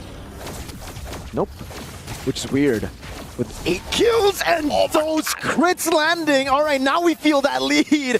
It's Cram in bottom lane, brought back again. It should be a kill over. With a Vengeance, not much you can do, but just take damage. So it's a good start to the turtle fight for Team Liquid here. For the airstrike, though, might be a trade. Sanford able to dodge away. What? Flicker from Stormy to try to go for the chase, and now that's big info. Sky's walking up again. Carl TZ looking for an angle as Sanji jumps in deep. Heavy spin coming down as Sanford walks up, but it's still going to be Skies who wins it out. Innocent with the dive in the back. Sanford walking in, and Skies is able to peel. Innocent still free hitting. Carl TZ finding the taunt now. Can he get the damage down? With the Hell of the Blazing Duet, he can. A massive shutdown with the Appraiser's Wrath. OHEB still taken out by Stormy. Skies is right there. The GOAT fighting against 3. Skies walks away, dodges away from a possible stun. No! Carl, he wanted to fight all the way to the end. He did, but he couldn't get a trade. Okay, a moment to breathe. Sakai is utilizing the Akai very, very well. That passive shield is saving his life. Let's look at the replay one more time, because off of this, we noticed immediately. Stormy, no flicker, no feathered airstrike. This was such a winning scenario for the side of Team Liquid. And as they continue to press their advantage, it's just target prioritization from SRG, despite all of the chaos. Can you see JP get chunked down first, and then turning their attention to OHEB? Did you see Innocent in that fight, dude? He was chain CC'd. You saw Sanji straight up go for the Crimson Beacon, lifted him up. It was a combo with JP. But the flicker came in first up top. Live cam view. OHEB ganked! Everything used, even the Vengeance. Everything except the heavy spin and the worldie. But that's a whole lot. It is a whole lot. The tempo is affected as Sakai makes another play. That's the heavy spin. The AOG to cut him off there to try to stop Carl TZ from getting picked off. Good taunt to get the reset on the second skill, dashing back to safety. And SRG, 14-3. They're looking very healthy coming into Lord timers. And now without the heavy spin, as well as the wild charge, they don't have much of a setup. Unless Team Liquid make a significant mistake, they would rather stay healthy, stay alive, to try and buy time for OHEB to get to the point where he can actually fight. And that's when he has that Trinity build, right? The big issue that he's facing right now is that every single time he walks up, there's a problem of, am I going to get hit by the heavy spin? Oh, wait. No, man, well, look at the peel there. JP with the conceal finds it. OHEB gets the Blazing Duet take now. Carl TZ brought back all the way. Curtain call by Cram to take the GOAT down. JP, they know he has no AOG. He's going to have to go with Unbreakable. AOG came back right in time. Baits out the flicker as well. Yum's caught in the bad spot. He's going to be the Purify out of the wild charges. Cram goes over the chase, but now Sanford walks over the bravest fighter. He's looking for the stun. Will be able to find it, but it's going to be the power from Yums with the CC immunity as the Lantern Flare comes in again for Sanji, and they peel back. Look at these low kick checks from both sides. Every single time a play is made, there must be an instant response. They will not get disrespected if they want to make sure that this 1.7k lead doesn't turn back into that 2.5, doesn't get a ×2 multiplier on it, despite the kill score, which again, very deceiving. It really is. 15-4, we saw a glimpse of what that lead could do with Innocent doing this much. 52,000 damage dealt, leading the charge with Stormy and Cram, and then we start seeing Team Liquid. But OHEB is slowly but surely scaling. Carl on it already. Sanford with a dash back again. Sky's holding on to it. Carl TZ Doesn't want this to be a reset, but Cram's coming in again, shredding him down. Appraiser's Wrath coming out as well with a sustain, and it is going to be a kill back. Skies with Retribution. Winner Sanford going to be pinned down again. It's Innocent, just gets a free hit. But in the back line, the Blazing Duet is doing a whole lot of damage over towards Yums, who's so tanky and gets away in the end. Sanji forced to use the Crimson Beacon. That's got to be heartbreaking. Team Liquid fans are looking in disbelief. How does he survive that? He flickers out of there at the very end. The fact that he held on with Power of Nature alone, could have chunked out more targets, just wasn't enough. But look at the Emperor's Eye, the zone from Team Liquid as well as SRG OG Esports, right? They know exactly what they're doing. First, secure the Lord. Next thing, you see Skies quickly jump onto Lapu's side to ensure that Stormy has a better time. All of this just using a small margin of their lead in terms of items to stay alive. Hey, Cram walks up a bit too aggressively while charge, but JP gets away. Is there a heavy spin angle here? No. Looks like Sakai's not going to take it this time. They're walking with the Lord at the very least. If they can take an inhibitor, that'd be great. No wild charge. They still have the heavy spin, but they got to be careful because they need to peel for Innocent and Stormy. So no base turrets taken down here for SRG. And I think it's a smart move. They lost Cram. There's no reason for them to push in forward. They still have a 4,000 gold lead. Yes, there's that risk of Oheb scaling up to becoming a monster. But it could be even worse if you just dove in there to give shutdown. So yeah, gold lead's still roughly the same between the gold laners. It's a 1,000 diff for Mr. Innocent. But we're getting closer and closer to Oheb being a real problem. And he's already got 3 items on top of the Winds of Nature. He's in a phenomenal position. The same can be said about Innocent, if not better with the Malefic Gun. But then we start looking at everybody else. The anti-heals are finally in for the side of Team Liquid. We got 2 Dom Ices that they can work with. Jushin also with the Sky Piercer, but Stormy going for the full damage build. Genius Wand into Glowing Wand, which is why they've been so decisive in these fights. So no stacks on the Sky Piercer yet for Sanji, yeah? Why Hunter Strike this time for the side of Cram? He just needs he wants to deal more damage. He knows for Team Liquid right now, they have so much sustain. That's what they've been playing with, right? Even with Sanji, just playing around with the Brave Smite, coming around with the Blood Wings. It really comes down to TL wanting to go for a bit longer fights, waiting for the cycle of abilities to be used up by SRG. I would have imagined that if he wanted to greed out, he might even go for Queen's Wings, or at the very least, maybe even take a more tankier approach to the scenario. I mean, considering that his role is to not only sustain, but slowly poke out his opponents, right? He's already got the Brute Force Breastplate, he's already got the War Axe, he's got more than enough damage to kite against his opponents, but his big issue is dealing with Jushin specifically. If his yo-yos are hitting the wrong targets, well, guess what? Jushin can either peel him away, or forcefully just wait for him to leap and cancel it out. So it's back to a setup game. SRG doing a good job at manipulating the waves, playing for the neutral objectives. And Team Liquid, it really just seems like all of their fights have been brute forcing a way to maybe gambling out of this massive win for SRG. Because again, it's so difficult. You kind of have to take the gamble every time you fight for the Lord. There's no way you get a proper 50-50. It's an Akai and a Grok to stop you from retreating. Yeah, I mean, KarlTzy, despite everything, is still maintaining level 15 to level 15, right? It's a 50-50 retry battle, more in favor to SRG, but let's see how Liquid plays this out, right? This 3.1k is actually not as big of a lead, especially since they've already passed the 42k mark. Good damage over to Oheb there. KarlTzy coming with the taunt. The heavy spin comes around, but Sanford dies in the back with the Bravest Spider. Again, gonna be cancelled out by Skies. It's a shot down. Skies wins a retreat battle. It's a Blazing Duet, but Cram is able to stop him from happening. AOG defensively. Cram looking for the chase. Yums right there too. Sanji pop the Crimson Beacon. Stormy flies by, but SRG no. They've gotten the win already. They've gotten the Lord Cram. It's gotta be careful. They don't want a repeat of what happened earlier. Yeah, I mean, if he wants to sustain, there's a wave coming up top side, and now they're looking for mid inhibitors before that Lord even reaches, which is perfect for the side of SRG. Look at this siege as they apply more and more pressure to the crystal. Able to find those crits. Oh my Lord, the damage! Can they clear it out? JP walks up in time, but they have a whole other wave to play with. GG as Sky spins around to Zone TL. SRG get game 1. What a fast game 1 as well. This is one of those moments where you're like, okay, what happened to us? And Team Liquid understood that they went straight for the joints. They broke their formations, and therefore these neutral setups were a lot harder to pull off.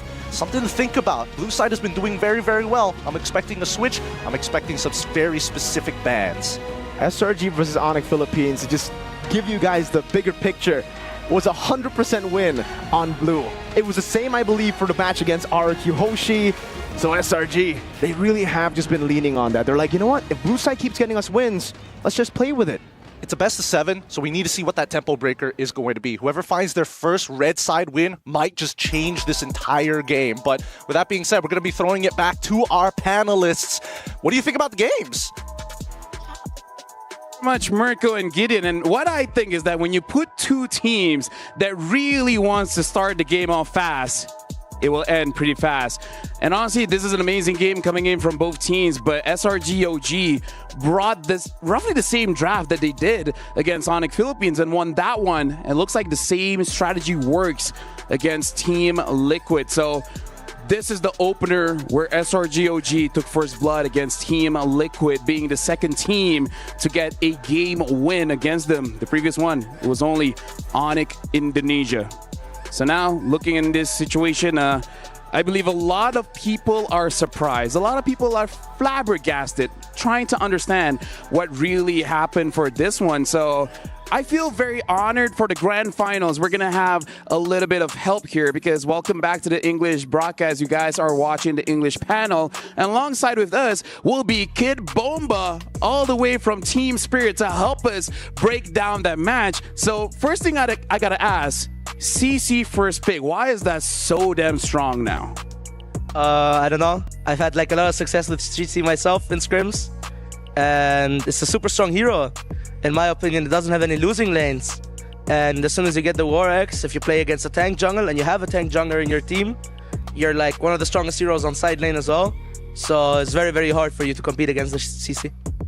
Yeah, because honestly, like the start of this month, everyone keeps questioning why do you want to first pick the CC? Are you trolling? There's so many other great picks, but as we saw, for the past few days here in the knockout stage, it has been absolutely amazing. Yeah, and even way back in MWI, if you guys would recall, this entire CC first pick trend started happening. I believe it was even Gaming Gladiators started at the time, but even me, I was a bit shocked to see that, oh, so this is the case now. It's a CC first pick.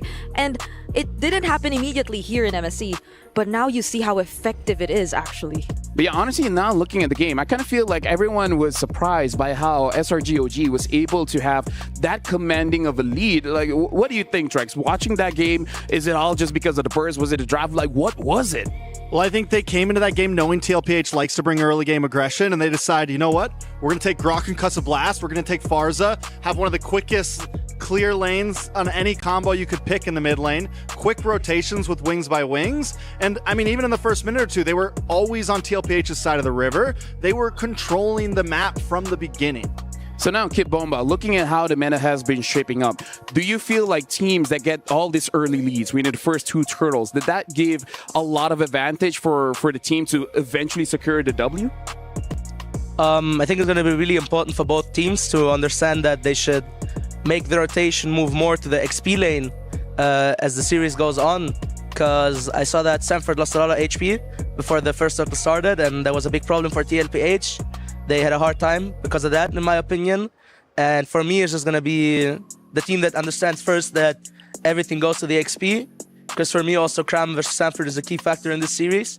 Is going to have a very good time. And just leave the gold laners, let them battle it out 1v1. That's terrifying, though, because they did leave the gold laners. They did let them be. But what happened to Innocent? Innocent on the Bruno was just going crazy. And maybe that's what SRG OG wants, because they understand that Innocent is pretty good in lane. Now, honestly, I agree with your point, the EXP lane. Even an interview with Sanford, he said that the EXP matchup is so crucial. So before I go to Trikes, personally for you, do you think it was a mistake for them to pick up the Lapu Lapu? Because we understand it's to fight against the Farsa, but let us know, how is the matchup between CC and Lapu Lapu? Is it favored or is it just a 50-50? It is favored for the CC, and I think every lane is favored for the CC, because you can always decide to just push the wave. You don't have to fight. You can always just push the wave, and the enemy XP can only look at you. He cannot do anything versus you, because if he comes close, you hit him with your first skill, it's super hard. So it's always favored for the CC, and that's why it's such a strong hero. And specifically the Lapu can win if he gets to level 4, but that's exactly why they have to make the rotation to the XP. I think it's a really solid point. I think overall the CC is the the power pick of EXP lane right now. And I think just in terms of total draft for TLPH, it was a lot of comfort. Sanford on Lapu, Carl Teasy on the Fredrin, just around the map. I think we said it when the draft was going. This feels like, all right, let's warm up. Let's get into comfort picks. And I feel like even beyond the entire CC Lapu matchup, whenever Sanford does try to do what he has to do, which is to dive into the Pharsa, there's a potential heavy spin. There are other sources of either crowd control or burst damage that will make it so much more difficult for him. So it was an overall hard game for an XP lane Lapu-Lapu in that situation, even though we did say it was supposedly meant for the Pharsa.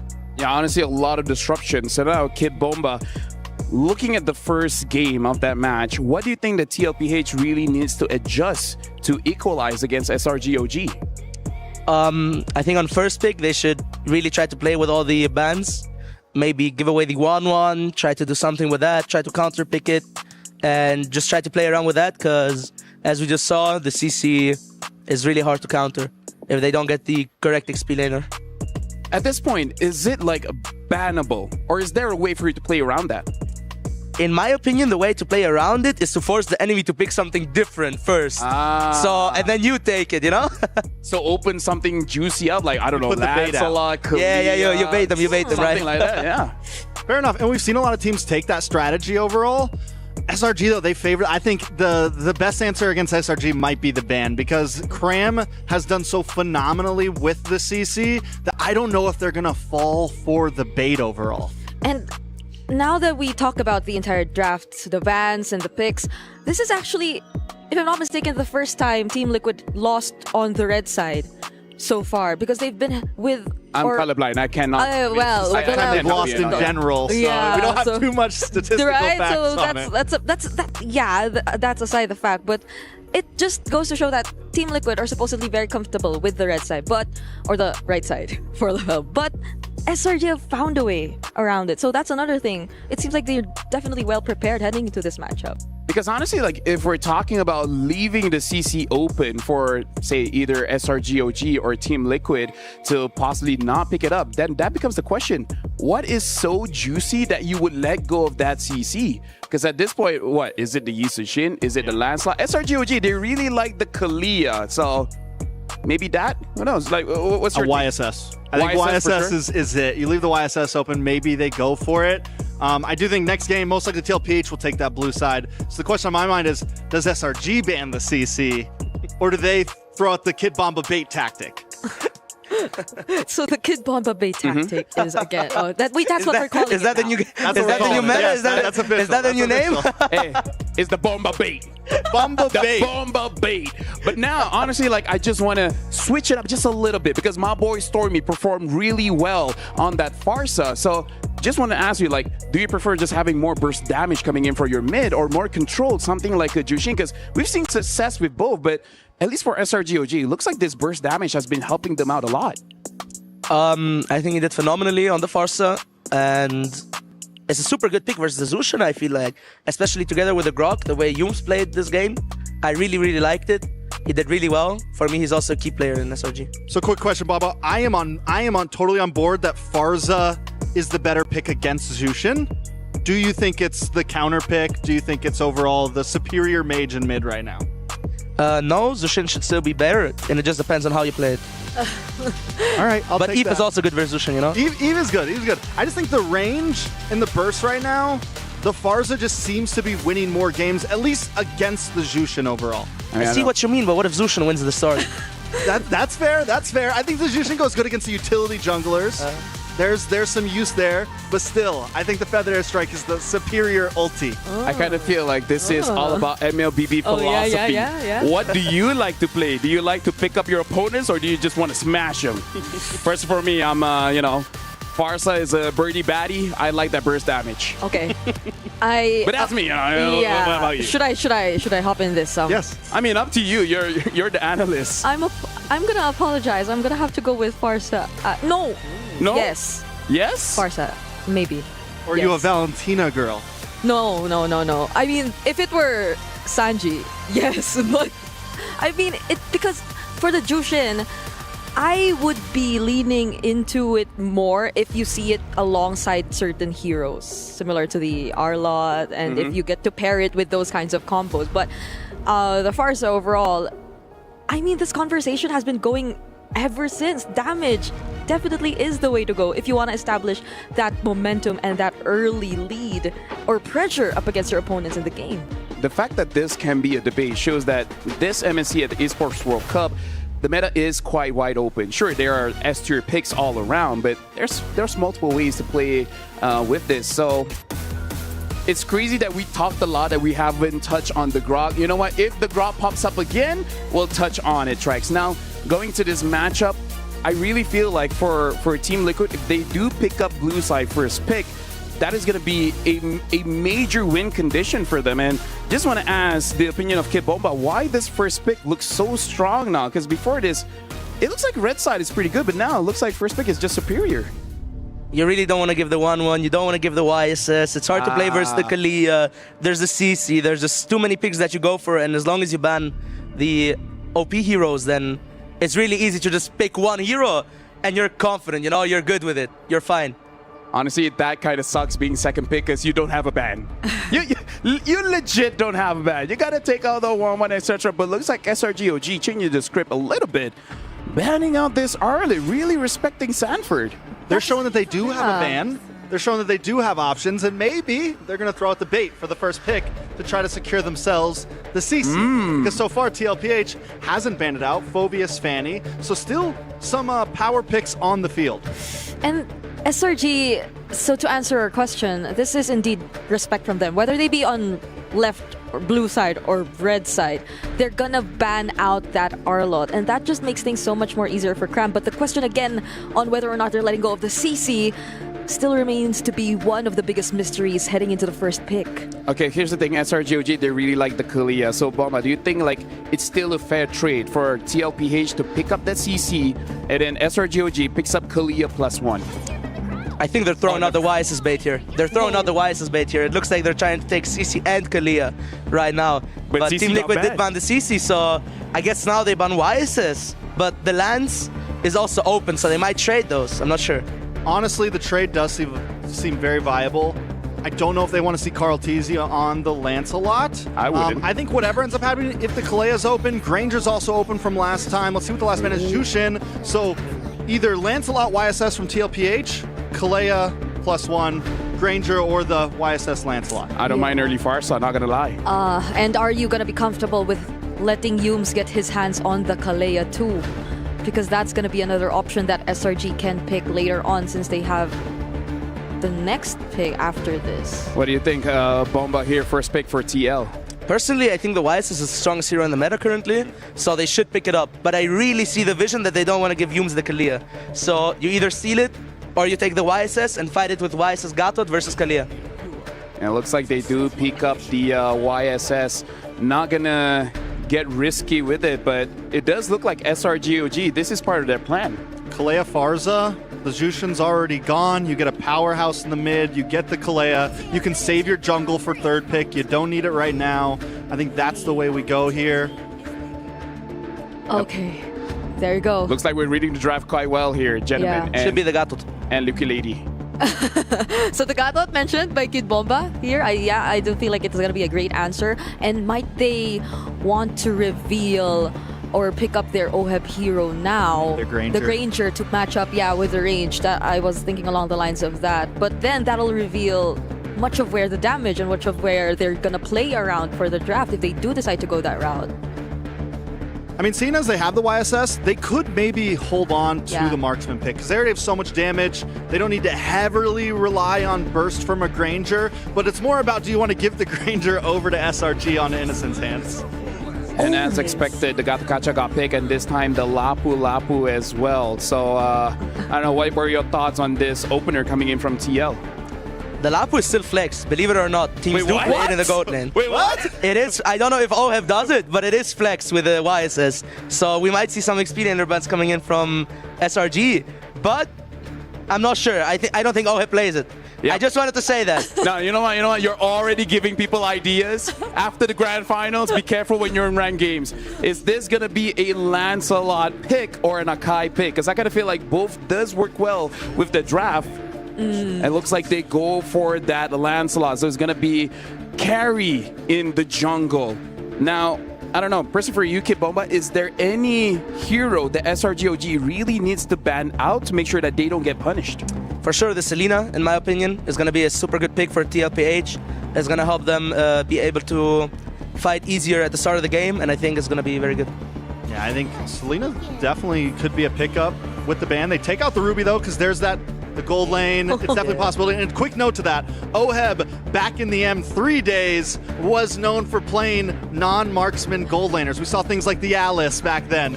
We've seen those picks. It beat BTK way back in the day. So good old days, man. I'm just saying. Good old days. Double fighter off lane, you know, all that kind of stuff. So yes, I don't think we can completely count Oheb out. I just don't know if TLPH wants to run it. But you know what? This Ruby ban by SRG, it makes me think about what Kid Bomba said, because the Rubies too can be considered like, yes, a flex, and we want to think of it as a gold lane ban, but if Kid Bomba presented the entire idea of the Lapu flex, then might as well. But yeah, so they go for the Luyi last ban too for Sanji. But then the Selena, that's open. The Valentina, that's open.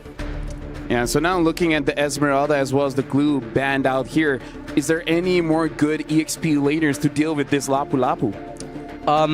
The Esmer ban kind of tells us that it is a Lapu XP, and I don't think that Oheb is comfortable on the fight. I do think that he's going to go for like a Purify Marksman versus the Kalia, something like a Harith, like a Claude. I am really waiting for that pick, and I actually don't know what XP laners he can take versus Lapu anymore, because the Glue is a really good answer, the Esmer is a really good answer, and 4 XP laners are banned currently, if you guys didn't notice. Yeah. We have seen things like what the Akai get picked up in EXP as like possible answers, just something that can work. Oh, is that a Hylos? Yeah, Hylos. Okay, so what, I don't think that's a good pick though. You don't think that's a good pick? I don't think that's a good pick versus Lapu. You think he's gonna get punished? I do. I don't like Hylos either, personally. So it might work. We don't know. Hey, anything can happen. Anything can happen, because here's the thing. First pick is just overall superior. So now, Brigitte, we're looking at the final 2 picks here for Team Liquid. Looks like they do pick up the Harith and they do pick up the Valentina. What do you think of the overall composition coming in from Team Liquid? I feel like they're going to be much more comfortable with this, aside the fact that Sanji did get his hands on the Valentina again, and there are just so many ultimates he can steal away from SRG. And despite the Granger still being open, for Sanji, that's just another option. Like the Death Sonatas can just be picked up by the IMU, and they have ways to reach these heroes in the backline for SRG. Now, especially that they have, or they don't have the Akai and the Grok in their lineup. Yeah, I think you definitely just pick up, you pick up what? Just the Granger here, Purify, Flicker, whatever you want to go. You could go for something like the Claude, possibly, if you really want to play the safe route because of all the dive heroes. Oh, that's a Bea. Oh, Beatrix. Yeah, so now Kid Bomba looking at both drafts. Any final thoughts before we go into game number 2? I love the draft of Team Liquid. It's the YSS together with the Valentina and the Gatot. I feel like they're stronger on the mid lane because Gatot is a super good pick against the Kalia. For me, it's going to all depend on the first turtle, and I have a feeling that the Lapu Lapu is going to make the difference in this game. So let's see. Yeah, very solid picks here coming in from Team Liquid. But SRGOG, looks like they want to go for the all combo of the Kali as well as the Beatrix. So thank you very much, panel. But now we got to throw it over to the casters for game number 2 in this grand finals. Thank you so much. Everybody on the panel is absolutely right. We love the words coming out from Kid Bomba. Me and Mirko definitely agree. It's going to come down to this Lapu here. The matchup is tough, but we've already seen what game 1 looks like. That tempo is important. These neutral fights are high stakes as we get right into the Land of Dawn for our second game in this best of 7 here at the grand finals of the Mid-Season Cup 2025 here at EWC 25. Let's get this show on the road. TLPH on the blue side facing up against SRG OG on the red side. So we've seen a composition where SRG basically said, nah, Carl, you're not going to win out those red tree battles. Now we're seeing more of a brawly composition. This is what I think we've come to expect from SRG, more so than game number 1, where it was an unorthodox SRG. We didn't expect that kind of strat.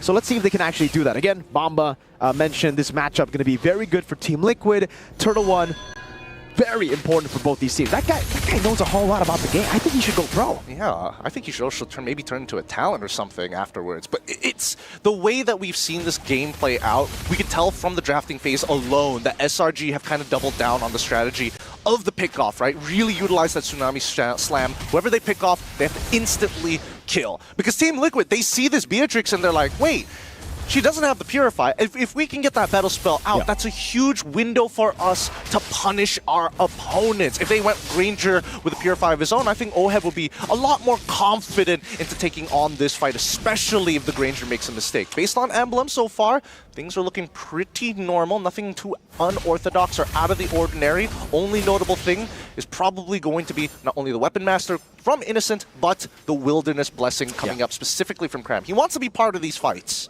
He does. A whole lot more mobility to already a very high mobile hero here with the Glorious Pathway. Again, also the firmness of the pull yourself together here coming from Yum. So he wants to go for those big ultimates, but also he wants to respect how much damage Team Liquid have, especially around the first turtles, where it's very important for them to secure it. It comes down to the snowball again in the mid lane. Stormy, feathered airstrike over to Sanji, taking him so low, and that's just so much more pride to play with. Sanford already there, but the Glorious Pathway is going to stop Carl Teasy in his tracks.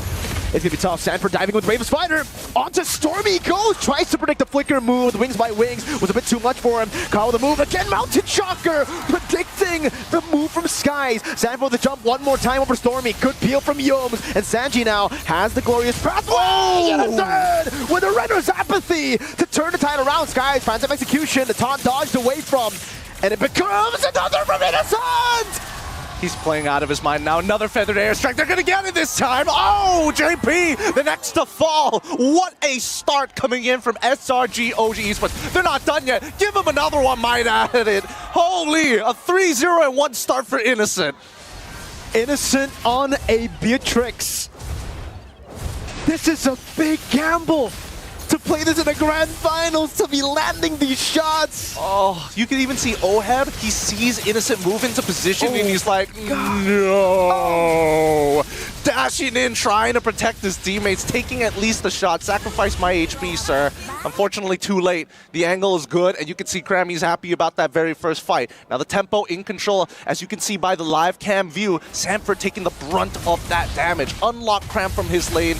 Yums, chill out for a moment. Once we get Beatrix in position, we will be able to clear out these waves and not interact with them. Wait. Nice. Oh. Dodge away again. Jumps in. Phantom Execution. Dodge away from Oheb. Able to get the stun. Or the dash is here. Zaman Force coming in as well. Skies with the Thorn Rose. Unable to get it in time, but the sustain comes through. Sanji walks up, and it's Oheb who picks up the kill. Stolen Tsunami Slam over to Yums. The turret lands a shot, but he gets away. Oh my goodness gracious. Stop this man, someone! Okay, Innocent, he's still making plays of his own, but this time JP's like, no, Oheb already tried to die for our sins, and he already outplayed the bot side gank. Now, he lifts his hands up saying, not this time, I'll protect you. Now, Team Liquid have pulled this back. Despite the score being 2-4, Slang or Red Giants have a minor lead. It equals out on both sides, but let's look at where the advantages actually are. With all these fast rotations that we've been seeing from Cram's side, he did lose out on a little bit of EXP, which is why you're seeing Sanford at full level and more on his side on Lapu Lapu. He's also helping to pick up that mid wave to allow Sanji to alleviate his pains. Now, Yums, wait, hold on. That's a genius one purchase coming in from Stormy's side. They want to snowball this game out of control off of this next fight. Both junglers are level 7. Innocent walking up to the mid lane already. Carl Teasy holding on to the bush. Gotta be careful. Walks over the damage again. Yum's gonna be caught under. This is gonna be the red tree from Skies. AOG with JP walking to the back. Sanford jump solo! Still doing damage. Will fall in the end. No, he actually survives for a bit longer. As Stormy walks up, gets kind of a better airstrike over from Sanji, but he gets away in time. Turtle for Yums and Sanford. Not too bad for SRG, but it worked out. Team Liquid, they walk in, they get the turtle of their own. Where else can they find the punishment, right? They're looking for invade options, but I don't think that KarlTzy is comfortable enough to walk in just yet, knowing that Innocent is nearby. But so many resources have been already utilized. Now that they've spotted Sakai's down on the bot side, should this be a green light for Team Liquid to try and extend Karl's lead, to try and get something over Sakai's? Could be, but it's just... Yums is saying no. He's like, nah, he's checking it every single time. Don't invade. Don't try. This is our territory. It's very, very difficult for Karl to invade here up against a Lancelot. And again, this is the reason why, yes, Yi Sun-shin is really good in the meta, but just in the third place match, we've been seeing how Lancelot could take over games. Cram with the glorious pathway against Sanford! Jumps with the bravest fighter over to Stormy! Tsunami slam there, but it's not going to impact anything. Sanford gets a stun too, and that's a capitalization from Oheb into Cram now. It's Skies the puncture. Karl looking for the shot. Skies with the puncture one more time. Terrified in! Sanji gets away, gets the help of the revitalize. Oheb with the chase. Can he get the last shot onto Skies? He gets a turtle buff again. There's a few more minions. He buys some time. He's gonna go down. Skies knows he's dead for sure. He's got no more mana to puncture or even Thorn Rose. And you can see that the TL fans are happy to see this happen. Now, 1.7k lead for the side of Team Liquid. They've evened up the score and even found a lead of their own against SRG OG Esports. What a fight to turn things around. Now, majority of this gold is leading into both KarlTzy as well as Oheb, but that fight was won by Sanford and JP's combination. Great synergy, knowing Innocent, hey, you get hit by any CC, it's over for you. Dude, I thought when Innocent got 3 kills at the start, it was over, but it just goes to show you how good Liquid are at recovering. That's Sanford who gets caught. He still had the flicker, has the bravest fighter, saves it. Good damage with the Nemiru's passion over to Oheb, who's going to be at half. That's a big feather. Airstrike not landing at all. Do they want to actually go for this? It looks like they're going to try. Sanford, he's already in. A little bit of damage. Taunt over to Skies as well. That's a stun. Dodged away from again. Sanford caught in the midst of it all. That's a Render's apathy landing on JP. AOG canceled out of Skies. Jumps over to Thorn Rose. Oheb with a Zaman Force still jumping back and forth. Another shot from Karl.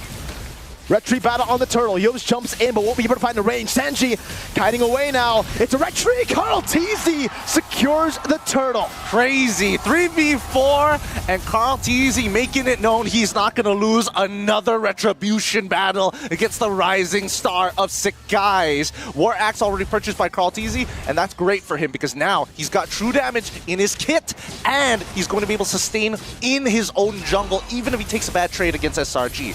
Oh, whoa, whoa, whoa! Zaman Force there. Skies luckily able to escape, but it will be a turret down below, and they're looking for more. Sanji has it. Innocent forced to flicker out. Sanji with a Tsunami Slam can use it. JP gets caught. Feathered Airstrike one more time on him. He's a bit too tanky.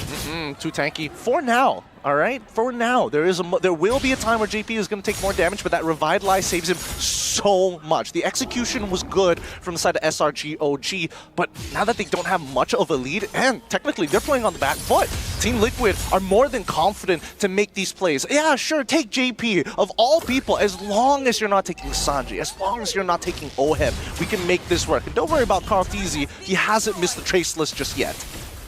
It's been on point. Oheb too.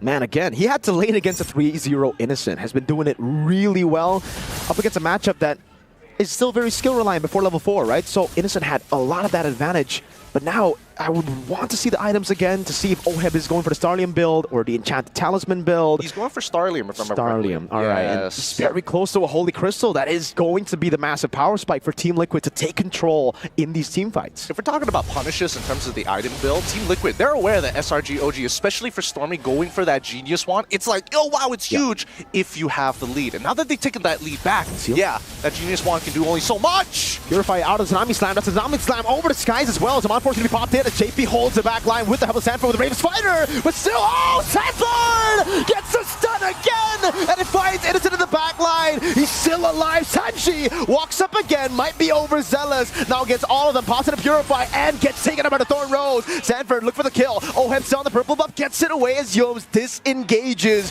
and it ends up being 2 for 2. But Sanford wants to go with the Ravens Fighter one more time. Over to Yums. Oheb has Zaman Force, and they get Yums. 10-10, 3.3k lead, and an important fight for TLPH to now take the Lord convincingly. Sanford has been so so monumental for this squad. The Sansan duo still connected as ever. As SRG OG, they cannot have these extended fights against a team like this. 2 bravest fighters were used in that fight. 2 of them. Goes to show you how balanced the cooldown is on that. You know, I mean, hey, it is also Sanford, a signature pick from when we saw him at M4. He did wonders with that pick, and he is doing it here too. It really just seems like the KDA isn't doing it justice, right? 3-4-3. He's not invincible on this pick. SRG have been able to punish it a lot of times, but they have to be very careful once those flickers have been spent. Stormy and Innocent are so vulnerable when they don't have those flickers, and it just makes it so hard for SRG to play the front to back that they want to. That's why we keep reiterating that tempo is so important, especially with like these high execution style of compositions. You're playing a pickoff composition. You start falling behind, Team Liquid can just force resources out of you, and it always feels like you're playing on the back foot. These leads are so big in terms of their 2, maybe even 4K swings, but look at them just zoning them out, right? Come on, throw something at this. Team Liquid is asking SRG to do something about them. Yums try to go up, and it will be the Holy Shield in the mid lane taken. Team Liquid, 6,000 gold lead. The scoreboard isn't looking as, you know, crazy as it was in game number 1. It was SRG dominating. Here it's 10-10, but still, the gold lead all for Team Liquid. Take a look at Oheb now. He's building towards, I believe, a Divine Glaive. He's almost 2,000 gold ahead of Innocent. Again, something to remember is the fact that Innocent went for Weapon Mastery. So once he gets these big items, it will be a massive power spike. I mean, the Blade of Despair is already pretty huge for him, which is why you're seeing him, you know, try and get some really important damage. But just notice the item builds on the opposite end, right? We're seeing Blade Armors come on through. No Malefic Roar just yet. Oh, a Malefic Gun? Sure, but you got to walk into our range. And that's something that Innocent doesn't really want to do just yet. Worst yet, Carl Teasy's damage is through the roof. 3 items complete and a Winds of Nature. I'm expecting him to get a little more snowbally. He's running the killing spree, right? So if he reduces SRG's health down to at least 50%, he might be able to start chaining kills one after the other. Massive lead for a whole lot for Team Liquid. Again, those are some big power spikes that we were just talking about. What was going to be built up? See Halberd, Divine Glaive. Now what for Oheb? Does he go for CE? Does he go for Immortality, maybe Winter Crown to just survive the burst that's going to be coming through from Innocent and Stormy is the big question. Because JP, he knows he's taken a lot of damage. He would much rather have the Immortality so that he can be back up when he gets taken out. Which is, by the way, the main win condition of Selangor Red Giant. Sanford with the Bravest Fighter walking up again. It's going to be the AOG coming through. Flicker in for Sanford. Goes for the stun. Finds Stormy in the back line. Forcing the Flicker out. And now it's a collapse for Oheb. Sanji in the back. Liver to splash again. Tsunami Slam to bring Cram to give Oheb a mega kill. Big plays being made by the side of Team Liquid ID, but their timings are immaculate. They're forcing these fights against SRG, knowing that they can get something out of them. As long as they don't trade 1-for-1, this is going to be an absolutely free Lord in their hands. 13 minutes into the game, Team Liquid are making a statement to SRG. Game 1, that's just a one-off thing. They're going to time it too. They don't want to take it right now. They know they need to take it after 40, I guess? 40. Yeah, so they want to play with the next wave, not this one. They want to have time to build up those big waves because they know how good the wave clear is for Selangor Red Giants OG Esports. And it's especially dangerous, right? Because if Team Liquid want to siege against SRG, JP has to commit the AOG, and that's not something that they want to do. They want SRG to launch Feathered Airstrikes, to use the Tsunami Slam first, so that Sanford and JP have an easier time to pinpoint the location of the backline and where that battle is going to flow. Sanji, I think, probably has to take the brunt of the damage, right? He can't really get into these fights just yet, and I think stealing away Stormy's ult has been a big problem. When he does get it, it's a heavy win for Team Liquid. When he doesn't have it, he's just chilling, waiting. Maybe Cram runs a little too far forward and he can slow that peel down. If he can terrify Sakai's, it's already a big win. Gideon, they know the timers. They know Stormy and Innocent won't have the flicker ready by the time the Lord comes into base. So they're looking for the punish. Sanford with the Bravest Fighter over Skies in a 1v1 situation. Good Thorn Rose. Oh, a battle here in the mid lane as well as the Lord is able to charge down to get the turret, but Skies is so far away, but he's baited in the time. He's already distracted Team Liquid. They couldn't punish Stormy and Innocent without the flicker, but they will find Skies. It'll be delayed. Skies is doing a good job at just buying time. Red Tree coming in and the Phantom Execution too, but it is inevitable. Last shot. We get a display of those clean punctures before it happens. AOG! Flicker up, and it's down again. So good. So very, very good. That's why when we're talking about the Emperor's Eye, we're talking about just a full view of the map. You would imagine that with those phones that they can only see so much, but Team Liquid, they see everything on the map, and the same goes for SRG. These punishes are huge because now that somebody doesn't have that flicker, no huge plays are going to be made. Here we go. Sanford again with the Brave Spider, wants to go for it, but a Tsunami Slam locks him down, and JP goes over the taunt. Sanford with the flicker backwards again. Turret dealt with already as Carl shoots out the Mountain Shocker, but it doesn't land on anyone. Ooh, that damage! The horse is down, and no, I'm not talking Liquid. I'm talking Cram on a Hylos. Oh, Cram. He's not having much of a game right now. And Team Liquid are having the time of their life. 13-10, 11K goal lead. Most would say that this is, or what I would like to call it, the checkmate angle. However, SRG will hit 42K of their own, but Team Liquid have so many more resources, so many more options when it comes down to the fight. They can start swapping out their immortalities mid-fight if necessary. Winter Crowns might even come into play, but for the time being, it just looks like they just need SRG to make that first move. Ooh, Sanji going to be completing the Winter Crown first. There's a chance he might make a play of his own. I think it's just for survivability, right? He's been placed in very tough situations.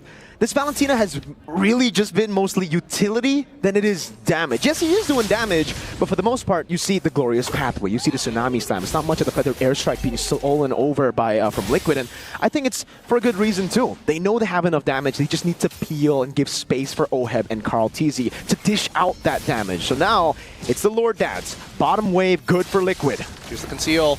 They're going to try. Cram takes it first. There you go. That's a damage. Cram should be falling here. Goes in for the stun. As Skies walks up too. Cram actually survived with the glorious pathway. 1v1. The GOAT goes in and wins it out against the Prince. This will be free. SRG are running back to base. He got hit by the turtle boats. The guy's unable to outplay it. Carl TZ, he's probably laughing to himself. He's like, come on. Lancelot, I'm the Lancelot guy. I am the guy. I have a skin after me, sir. Please show me some respect. You can't 1v1. Nope. Sanford, you're pretty good. Very good. Tsunami Slam coming down. Oheb. Zaman forwards. Carl TZ Majaya. Oh, wow. That's actually a full dive over. Traceless to get away. Oheb still doing a bit too much damage. Jones will lose his immortality too. Carl handling the mini wave. That's 2 members down. Skies will be back up in 1. Innocent holding it down, but without Sanford, can they still look for the siege? They could try. Innocent still has ults to work with. Oh, they've got Feather Airstrike, but they need a stall. JP taking very low penetration. Oh, clips him. Innocent in the back trying to cut away. Oheb gets it, and with the godlike, Sanji freezes up, pops the Winter Crown, and the answer is yes, they can. Woo! The Liquid Stampede is already gearing up. They're looking for that momentum on their side. The gallop has begun. Let's see if it turns into the full run. Holy, that was a good game. Oh my gosh. Hey, the Liquid fans in the building are brutal with him, man. They've just been emoting all around. You can see them here. Wait, and if you guys, what's that? Does that guy have an NXPE? He does. Hey, shout outs to Midnight. He was NXPE. He was. This has been a fun game so far. And I mean, both sides have really shown their true colors in terms of, hey, you give us control over this game, you give us a little bit of a lead, we're going to be running away with it. Oh, man. It's just crazy to see the early game pan out the way it did. You know, we expected Turtle 1 to be massive, but maybe not that crazy. Innocent getting 2, 3 early kills was ridiculous, but then the recovery. We talk so much about the Stampede that we forget how clean they can be even when they're behind. I mean, their fights have been looking a lot better this time, and I think this draft definitely allowed Sanford to have a much better time. I mean, let's not forget, the one thing that I was a little concerned for is Innocent's item build. He decided to go for the Halberd as a third item. I was thinking maybe a Haas Claw might have kept him alive in a lot of these fights, considering that Sanford was like gunning out. He was looking to line up both Farsa alongside with Beatrix in one line so he could knock him down like bowling pins. Yeah, so we're going to throw it over back to Mr. Lefelion. Thank you very much, Mr. Merkoyan. It looks like without the Akai as well as the CC, Sanford can finally be comfortable in its own shoes because he had a performance of a lifetime. And I agree with the casters. Like, the KDA doesn't really do justice on the things that he did on the game just now. Yeah, I can't help but agree, and I love the point that you made that it just felt like Carl Tizzi could do whatever he wanted in so many of those fights. And even though it didn't seem as flashy as you would normally see on a YSS, it was still overall very dominant in that game. Yeah, I mean, even the timings, after he does make use of the bravest fighter, I think that's another thing too. Because typically when someone goes in, you find an immediate punish through the Tsunami Slam, but the Lapu Lapu does not seem to be the best target to do that. And he gets to immune himself right after, land the Land Shakers with such well timings and precision towards the Farsa. Often it happened towards the Farsa against Stormy. I kind of feel like we got to go back to what Kid Bomba has been saying throughout the draft. He feels like Yusunshin is too strong. You got to ban that out. And he really does not like that high loss going up against the Lapu Lapu. But to be fair, it looks like this was all planned because, again, you waited for Red 4 to get Cram's hero, and at that point, there's really no other options. They pick up the high lows. They themselves ban out the Ruby, so even that option was not there. So, I don't know. Trex, looks like first pick blue side is still superior. Definitely still superior blue side, just overall, I think from today to yesterday, it feels like the favored side. But TLPH just was able to control that draft so well. And you know what? Coming back to us, now we have a series. We say thank you to Kid Bomba, but now welcome back, Mr. Leoman. How did you feel watching the second game? I had so much fun not just watching the game, but also leading up to it. My patron, my avatar, Kid Bomba, did so well. Again, repping the Bombanatics from Manila to Riyadh. He spoke of how these picks determine what these two teams are capable of doing. And watching game one, watching game two, I think there's one thing that SRG OG kind of leaned hard on despite some factors changing around the draft, and that's range. You look at their game 2 draft and they committed so much to range. They got the Farsa, they got the Beatrix. But after that, what do they have? They were forced to play passive in the XP lane, and that changed the dynamic of effective range. Because once you got in your face, once 40 got there, and once JP jumped the gun, and once Oheb is in your face, what do? What now? And that's what made game 2 so winnable for Liquid. Yeah, honestly, it was an amazing game. Looking at both strengths, Liquid showed their strength, SRG OG showed their strength. By the way, while we're here, I just want to say, I think we're all in agreement. We love Kid Bomba as a player. But in case he wants to retire, I kind of feel like being on the panel, it's kind of good for Bomba. He looks great. We got a seat ready and warm for you whenever you want it, Bomba. Several. Any region, just pick. Just say so. Imagine the entire idea about the Lapu flex. Yeah. And honestly, I kind of feel like there's a lot to digest, even for us panel. So we're actually going over to the stage where I heard we're giving something away. So you know what, stage, I hope you're ready because we're throwing it over to you. Hey guys, welcome back to the Amazon Arena. Now, what a series it has been so far. It is currently 1-1. It is very hot and everybody here can feel the intensity of the matches. But because everybody's so intense right now, we went around asking the audience if they want skins. Do you guys want skins? And because of that, we actually have 3 lucky audience with me here today for the Metro Zero skin giveaway. However, before that, I want you guys to take a moment to look at our beautiful cosplayer. Hey, so what hero are you cosplaying today? Hello everyone, and I'm cosplaying Ixia and her Commander Invoker skin. Ooh, very nice. I'm pretty sure everybody thinks it's very pretty, and you look so pretty today. Thank you so much, Rose. Hello sa mga Pilipino dyan! Let's go!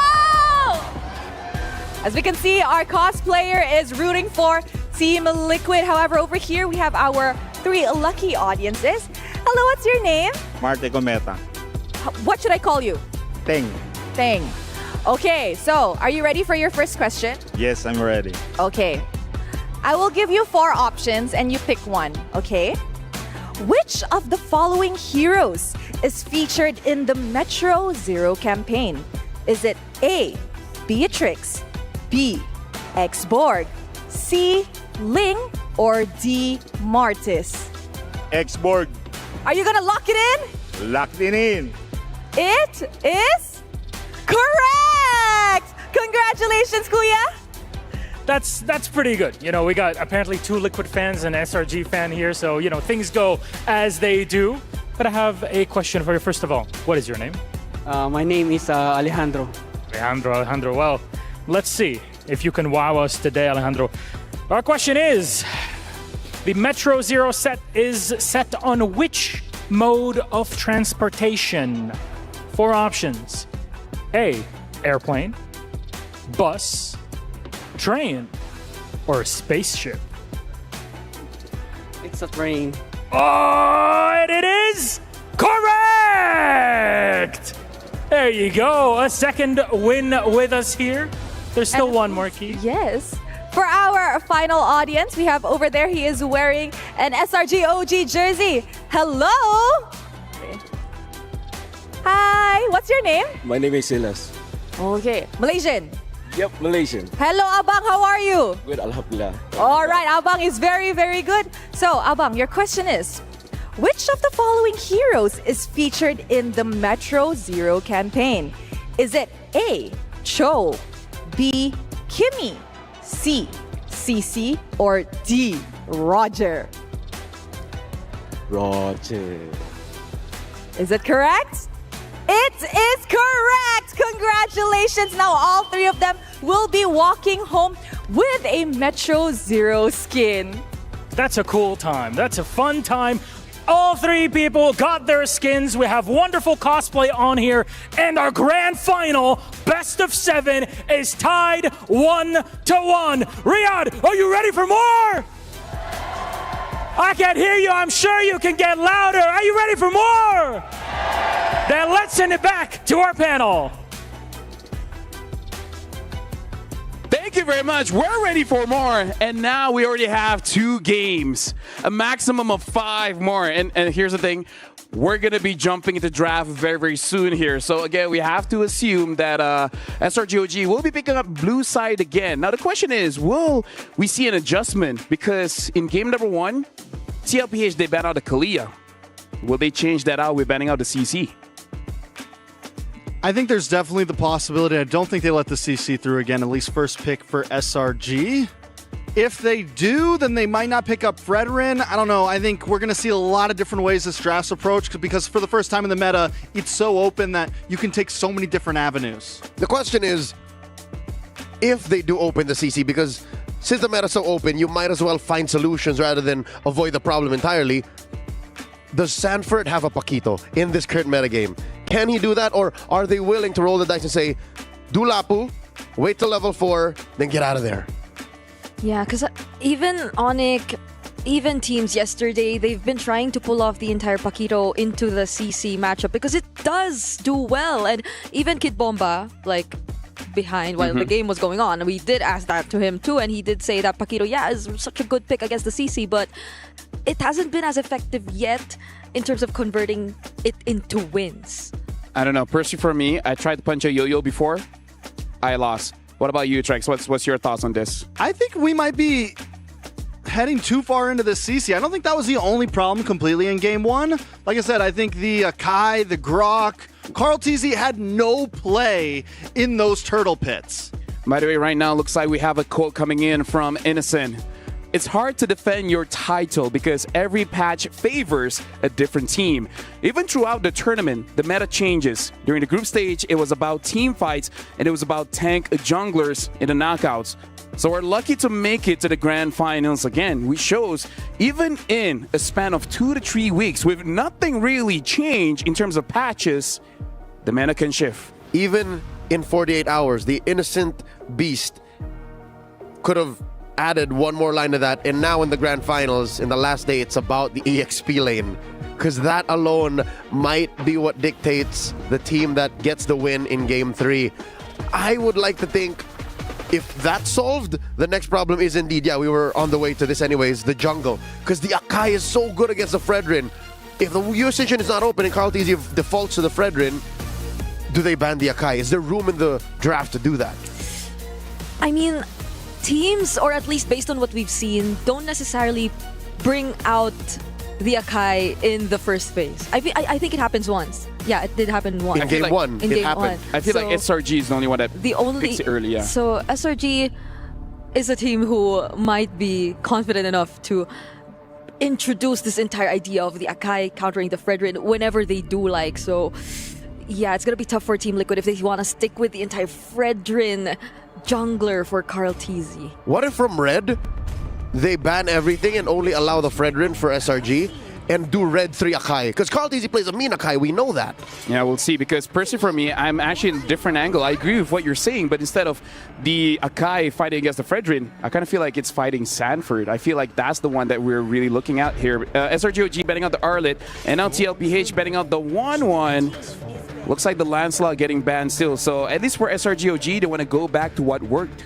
It is quite crazy how we're in a meta right now where you have to literally think about multiple lanes and how you're going to counter them. From mid, with the Farsa Jushin, with the CC and EXP, with the Kai Fredrin. I mean, all around the board, these teams and coaches have to think multiple steps ahead for this. I like it because this shows that this is indeed the best of the best. Yep. The Lapu will be banned out too by SRG. Talk about EXP dominance. So much adjustments in the draft. So this just means that the YSS will be open for SRG. Not just even the Kalia, even the Farsa, the Fredrin, Akai, Baksha. Like these heroes are all out in the wild now, and Liquid denies it. Coach RC wagging the finger. Nah, no can do. Coach Arc, so they do get at least that comfort on Yumes. So do we think we see the Basha pick up from TLPH, +1, Kalea's the comfort pick.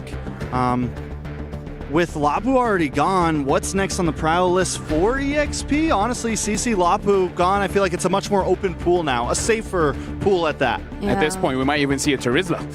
I mean, the Phobius has been one of the considerations too previously, but it hasn't been that high in priority considered the other XP laners which came into play recently. So now they just go with the Baksha and Jusin. I would like for this Baksha to be flex. We know that it's most likely going to be in the jungle, but I like Red 3 as that stopper for Sikais. Because, again, the Akai is such a game changer.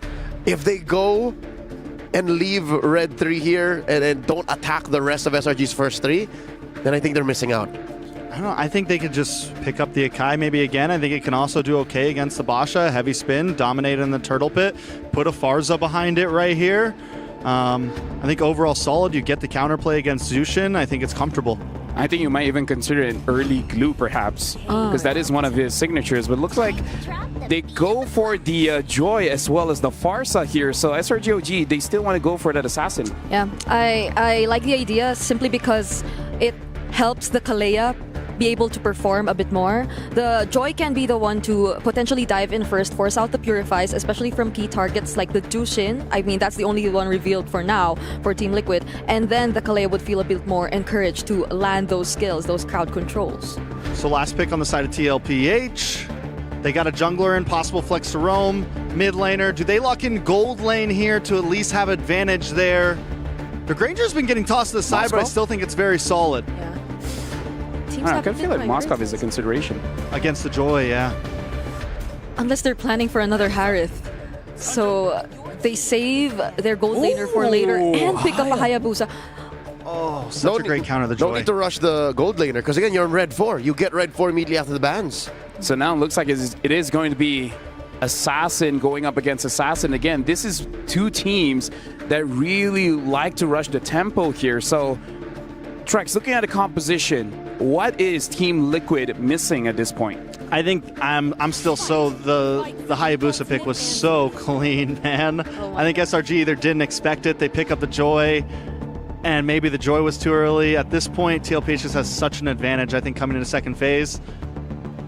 In the first phase alone, Liquid are playing off of the axis of effective range once more. Sure, you have a Farsa, you have the Wombo combo with the Kalia, but what do you do when Liquid is in your face? Like, that's the thing that Liquid is missing right now. They need a hero on Sanford that punishes that short gap, that within your face kind of range that SRG just haven't found the answer to just yet.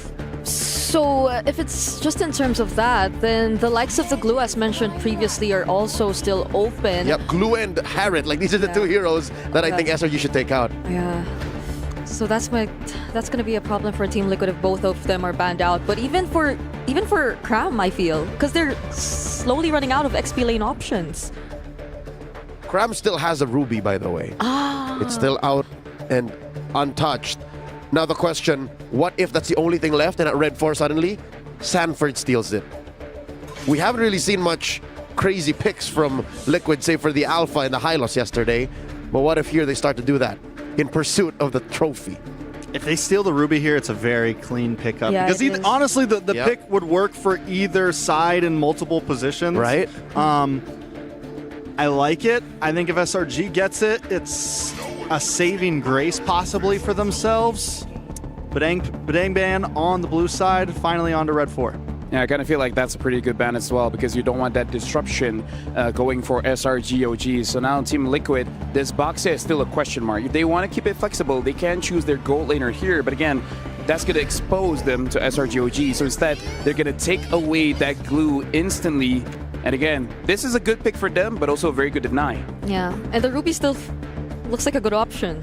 Like, especially in terms of just sustaining yourself overall, considering that the glue can split up into a lot of mini glues. But the beauty of this is when SRG picks the Ruby, if they do pick the Ruby, Liquid has last dibs. Oheb can protect himself. He can pick a hero that doesn't care about said Ruby in Cram's hands. I mean, I think at this point, SRG, you do something like the Ruby. Hilda got banned out, so that's not there. The guitar? No. Yeah, I mean, Ruby Granger, I think you pick up the Granger maybe here for a little bit of range and just try to play it safe to stay out of the range of the Lantern and the Hayabusa. Not unless it's Innocent who wants to play it.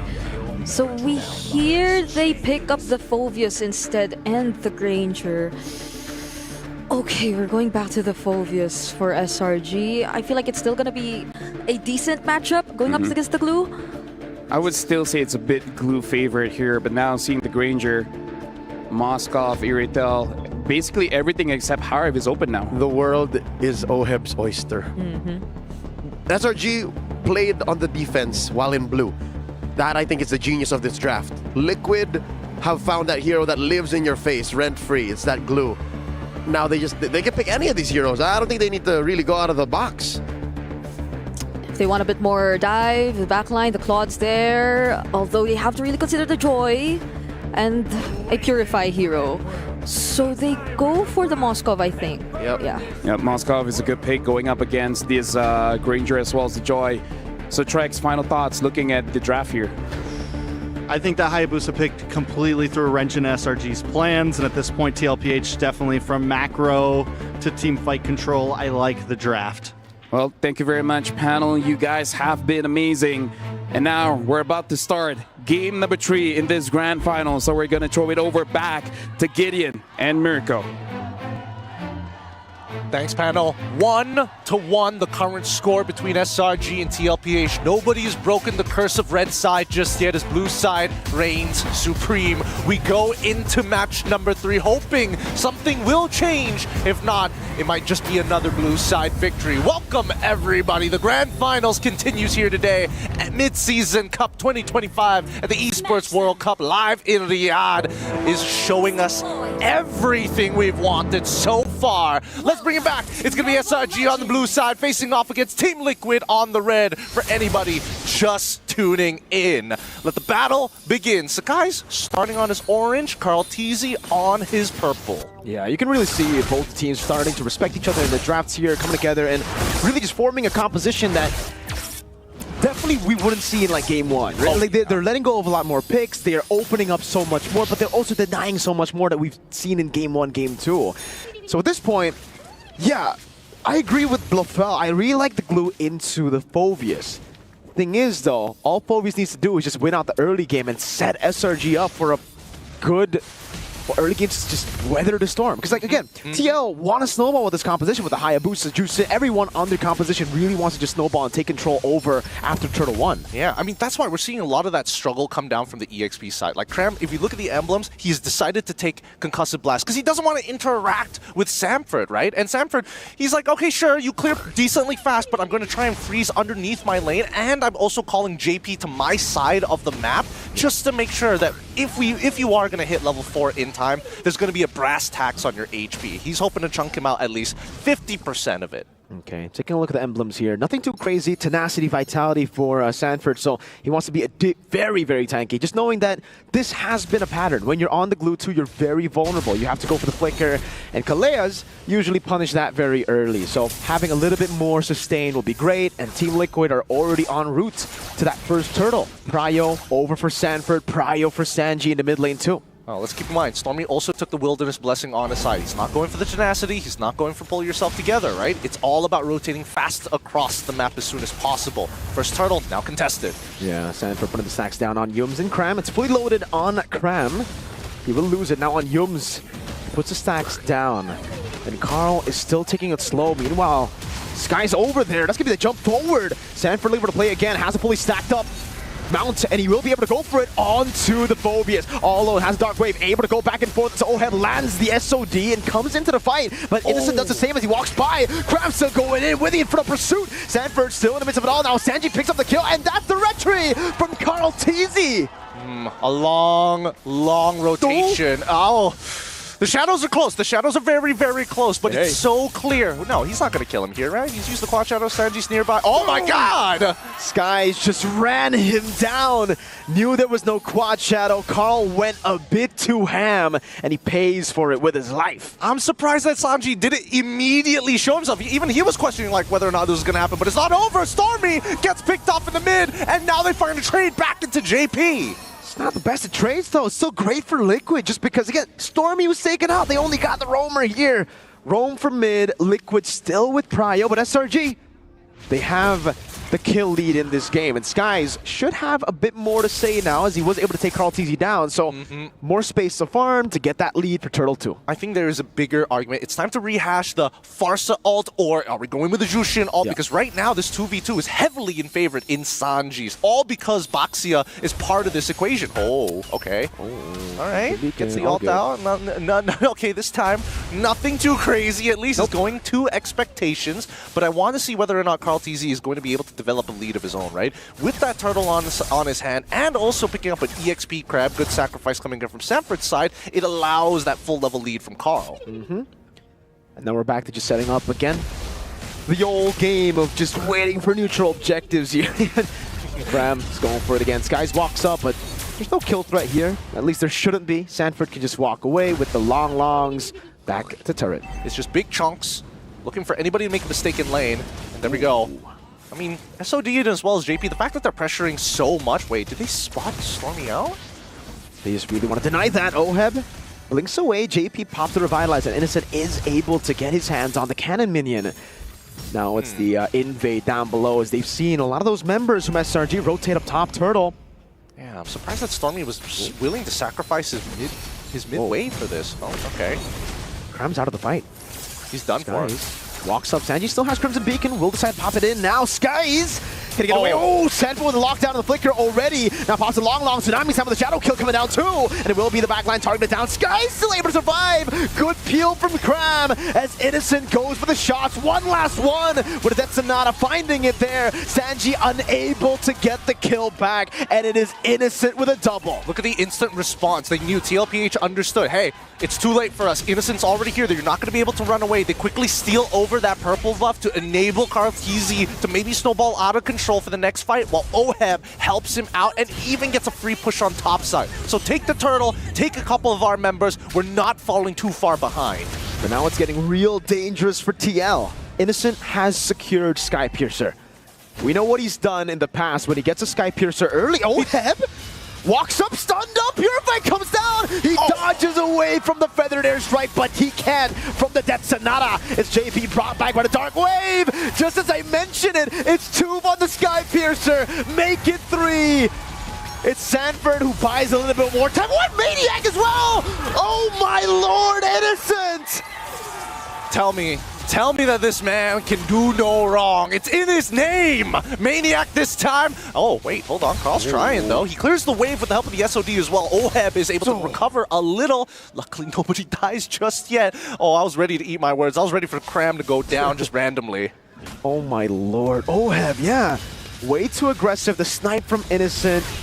And then what happened next? It was JP all alone, but the rest of the team wanted to follow up. They knew Oheb was down, but they just wanted to stick together, and it ended up being so brutal, dude. I mean, the timing could not have been more perfect for me to say, hey, Skypiercer Innocent, and then that Yums goes in, Tsunami Slam, locking it go down, and it's another for Stormy this time. Not Innocent, who picks up his 5th stack now. It's Stormy. Okay, it's Stormy. It's 11-3. Okay, we're getting a little bit of game 1 here, but the gold lead, again, the gold lead doesn't seem to be like slipping away from Team Liquid. It's 1.8k. It's not that big of a deal. We've seen them turn this around. We need to see if SRG can close out the game and maintain this lead. I think a lot of that really depends on whether or not Yums gets his fleeting time at an early pace, because once he does, that engine is ready to go. All it just needs is gasoline.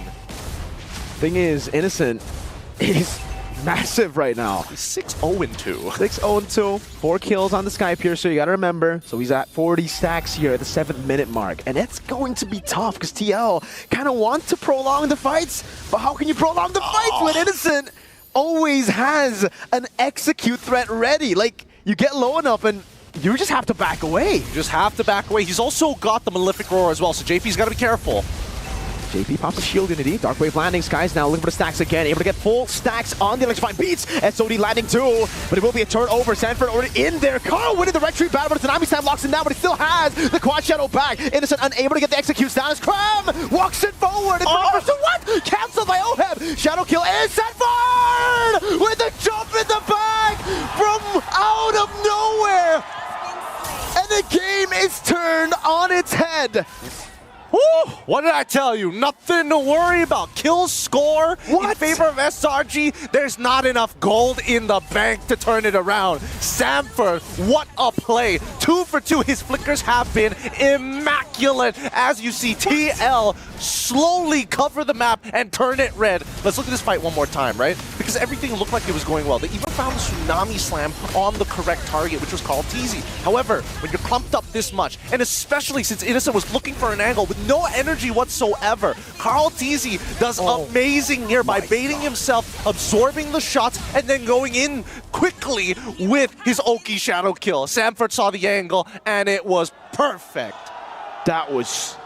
oh my lord. What a flank. I mean, he literally saved the fight. That was looking real bad for Liquid. It was looking like Innocent was about to get 4 more stacks, you know? Everybody was so low. They were within the threshold of getting executed, but now they've recovered again. Liquid out of nowhere from sheer team fighting mechanics have gotten themselves back into okay zone. Yes, there's still a lead on Innocent, but the 40 stacks is now, it's down. I don't know how much he's standing on now, but it's not, again, that snowball number that you were expecting. Yeah, I think he should be down to at least 15 to 20 stacks at this point. There you go. 28. 28, perfect. Now, looking at where the gold leads are actually being developed, Cartesi and as well as Oheb already has his 3rd item. He's finished that Trinity build, right? He is so prepared for these upcoming fights. And with that reset on Innocent, he's less scared to get involved in these fights. Obviously, he's going to come in last, of course, but that's not the only thing you should be worried about. Carl TZ having a solid 2-level lead over Sakai's. These neutral fights are not easy anymore, and the worst part is like, you don't know where Carl is half the time. He comes into the fights super late. And he's not even the executor here. He's like, yes, he's an assassin, but for the most part in this game, he's just been dealing damage. It's Sanji, I think, who will be the guy to execute members. I believe he will go for the Skypiercer, just like he has done in the past. And that's the winning angle for Team Liquid. If they can go, there you go, Skypiercer already. I don't know if he's actually gotten any stacks on it or if he's still sitting at 0. But that's the winning condition. Again, if Team Liquid can dish out enough damage for Sanji to be doing what Innocent's doing, picking up those stacks and executing members, it now becomes tough for Selangor Red Giants OG Esports. Yeah, I think the worst part is the fact that Sanford, he's already got 2 tank items. JP's going to open things up, though. Cram walking up again, the Dark Wave not landing. JP in the back line, Scalzi secures the neutral objective. That's a Tsunami Slam over to Sanford, but he's still able to flicker out. Now goes for the Meltdown, and Brace goes back to the team. It's so much damage, the piercing damage. Oheb still there, Skies doing all that he can, but Carl jumps in with the quad shadow, and he gets Innocent. Now it's just Stormy. It's too clean, Team Liquid. It looks like they might just be able to break the red side curse. They're going to get one more into Stormy as well. Wings by wings. This and Carl just taking his time, playing with the food. Holy Shield threw Oheb back. That could have been real bad if he was able to cut Stormy down. It's not an end angle just yet, but it's massive for Team Liquid. They get everything on the map. This tier 2 will surely fall to, yes, Oheb will get it. And now it opens up so much more space for a composition that was already deadly without all this tempo. Now with this tempo, brother, JP on the Hylos against Onyx, he came from the side to kill Sans. Now he can come from any angle. It's crazy. It's crazy how Team Liquid are playing these fights so perfectly. And I think the worst part is that Sanford is making it tough. I think a lot of this fight boiled down to whether or not Cram can get some effective abilities down. And I think that his positioning, more importantly, his tap on the Infernal Suit into the middle of the 4 of Team Liquid definitely cost its Langor Red Giants the fight. He should have taken his time, and if he was looking to jump on somebody, it was probably Sanford first, which he didn't use his ult just yet at that point of time. He knows he's going to get pulled out of position. You might as well start peeling for that front line. 1,200 gold lead for Sanji. Up against Stormy, and Skypiercer should already be... I don't think he got a single kill actually that fight. But still, they got proper shutdowns, kills over. Now Carl Teezy's a very, very good amount ahead of Skies. 2,000 gold lead already with the Endless Battle. And he's looking for his last item this game, which isn't going to be defensive. Yep, he's very, very strong. If he catches anybody by themselves, he probably one-shot them without much of an issue. You can see that they're slowly opening up the map with JP. And I think that's the biggest problem right now for the side of SRG OG Esports, right? Coming for a flank angle is pretty tough overall. Ooh, the Shurikens did not connect to reveal Sakai's and cancel out his recall. But even so, JP and as well as Sanford are the two biggest problems that SRG are facing right now. Sanford, way more deadly, but also it just doesn't feel good to commit too hard onto JP. Yeah. Oheb just farming up. It's very hard to commit on any of these members, like you said. Damage dealt ranking is all Selangor Red Giants OG Esports. It's Innocent, Cram, Stormy, and Skies before we see a single member from TLPH. Oheb? Oh, lands the SOD, goes for the Spear of Misery. Oh, didn't quite get the angle. But even when you're so far away, the fact that you're able to push in and put in the threat down and now utilize that to take purple buff is good for Liquid. Conceal. Sky's walking up over to JP. Oheb, no SOD, goes in, Spear of Misery as well. The Federer airstrike coming down with the Revitalize is right there to provide the peel. And now Liquid have an angle. Kyle with the quad shadow jumping in. Cram lifted up, thrown back to the ground now. It's asking the mount down again. Sanji with the Crimson Beak and Sanford jumps into the back, finding them as Oheb tears them apart. Carl with the shadow kill. Oh, Innocent cancels it out. But in the end, it's still Sanford mounting him. He will find the kill. It's Cram against Oheb and JP. Now a Tsunami Slam over. Sanford, oh my god, it's ridiculous. He's crazy.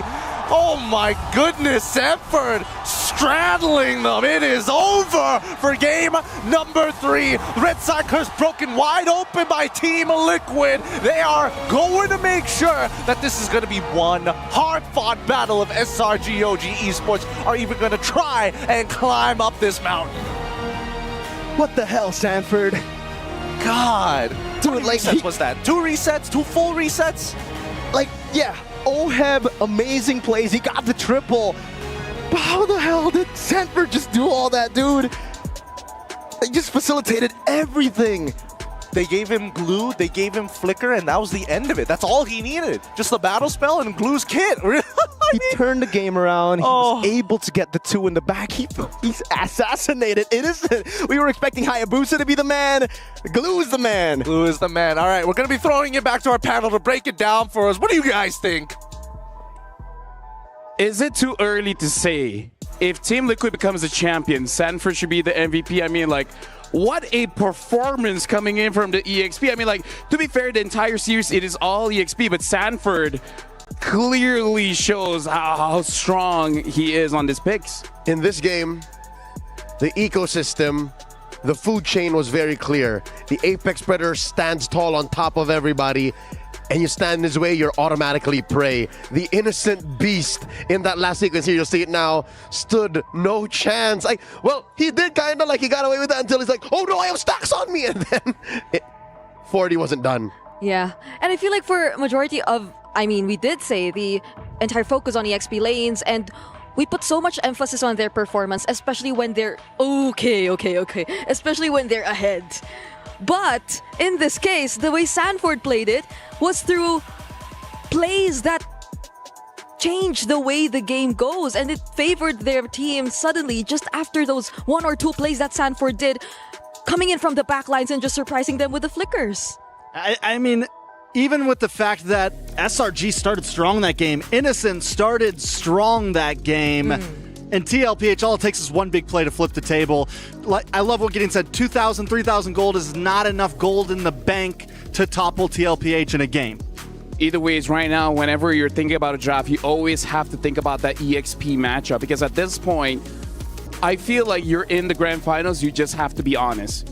Cram, can you deal with him? And if you can't, someone needs to help, because even Kid Bomba said, looking at all the rotations, you gotta focus going on to the EXP. So this is 2 big organizations. TL, they're just a few wins away to become the first organization to have 2 straight title wins here at the EWC. In the span of 24 hours.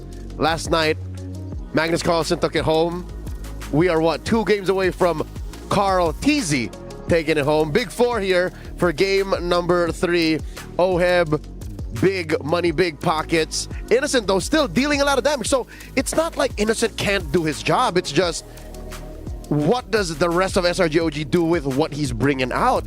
I would argue he couldn't. Dude, Sanford was too much. No, he will do a job, but he'll die. And the rest of them will die too. So it's not enough. Because it's not just Sanford that goes in. It's also JP.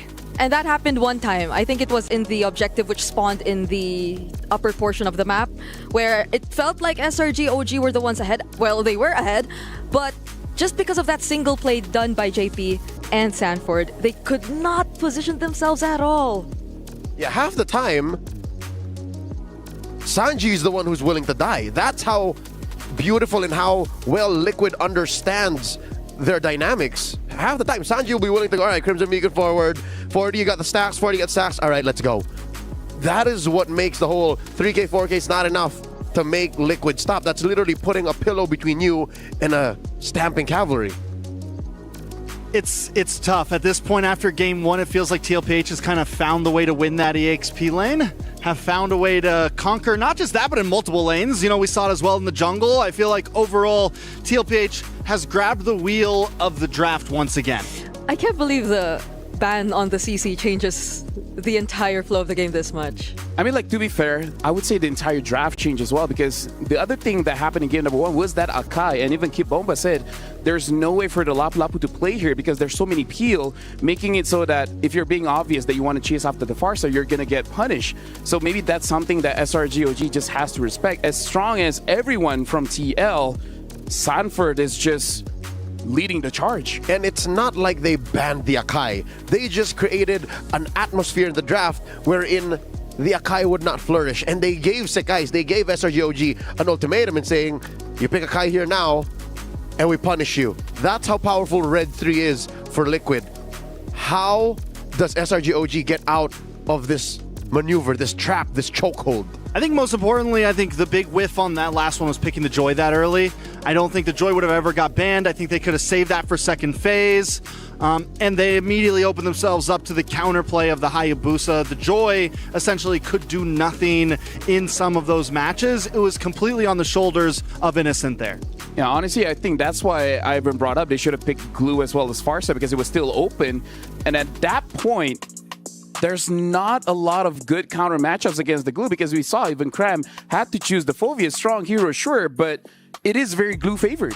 I hate to say it, but slowly here in the latter half of the knockout stage, Phoveus is slowly becoming the fall guy. Teams that have nothing to pick for EXP, which has suddenly become maybe the lane to draft for, pick Phoveus, and then suffer the consequences. Like, that is the discourse online. That is what people are saying. Like, oh, it's the Phoveus. Blame the Phoveus. So first, he didn't get a skin for years. And now he's the fall guy. And now even the team is like, you know what? We need an excuse. Someone pick the Phoveus. At least people can say Phoveus is like the new Eve on the international stage. So yeah, I think one of the things we've really learned is you can't, whereas in the past, 5th pick EXP lane was completely okay. It was the meta of drafting, right? Save the XP lane for counterplay. Now it's like, you better get it in the first phase or you're going to be left with Phoveus. Yeah, because even in the second phase bans, like they went for all other options. Even the Hilda was taken out there, of course, because they already picked up the Hayabusa, so they needed to make sure that he would have a great time in terms of jungling. But the Phoveus was the only one that was left there. And usually, it was even the immediate response once you're in red side, but that's not what we're seeing anymore. Honestly, yeah, that's what I want to touch on. Remember back in group stage, everyone bans out the Phoveus, everyone bans out the Arlet, but I was like, no, you take it. No, even Liquid bans out the Phoveus. They did this to be able to set up for the Arlet Gambit, but now that SRGOG is on that too, they're like, okay, we're not going to Arlet. You ban the Arlet, you can have the Phoveus. So it's a chicken and the egg situation now. I wonder how Coach Vecchi and Coach Arcadia are solving that. At least can I say, I appreciate that now we're in a meta where EXP is so important. Because I feel like it's been so long where EXP is important, but it's never the highlight. It's That's always right. the jungle. Yep. It's always the gold. Now finally, it looks like EXP is having its time. Yeah, I mean, and again, I don't completely blame the XP there. I think it's, you can have one counter on the enemy team, but when your XP loses, your Joy can't win against the Hayabusa head up. I think there's multiple kind of cracks starting to show on the line of SRG. And it was the same thing in game number 1 when SRG won. They had multiple winning lanes. You know, it's, if you're just losing one, that's okay, but you can't lose all around the board. Yeah, and that's why they have to be very careful about their picks still. Even though the XP lane has opened up so much, during instances wherein we saw teams previously, even in the group stage or wildcard, pick up the likes of the Benedetta, it still hasn't been going too well for those kinds of picks. And you would essentially think that maybe it is damage XP and it is their era right now, but there still has to be, you know, you need to be a little more particular. It's not just pure damage XP laners that matter. And this isn't just assumption or perception kind of thing because CC and Lapu-Lapu are such big picks, even Glue now after game 3. Armchair analysts watching at home, you guys can check the stats. Even heroes like Ruby get banned because of the side lane, the EXP lane prio. Heroes like Uranus, who have always been, you know, ever since that patch 1.9.90 has been a big pick, can still somehow rear its ugly head in the ban. So already there's half a dozen heroes you have to consider. Half a dozen heroes that are dictating what you can do. I'm not even mentioning the Esmeralda, which got banned last game. So do we think, here's a question. We saw the Lapu and the CC both get banned in first phase last time. Do we think that if the CC's banned, SRG could leave the Lapu open and first pick it on blue side? If the CC's that good, is Lapu have enough value of first picking up front?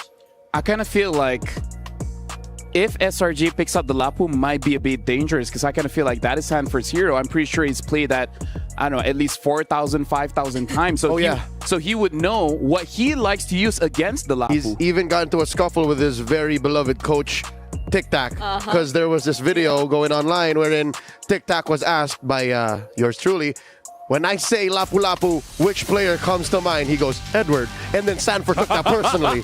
Sanford took that personally for a good couple of months. He was like, Coach, why? He felt betrayed. He did. You can only be betrayed by those people that you love. Maybe that's why Carl was so upset about Kyrie.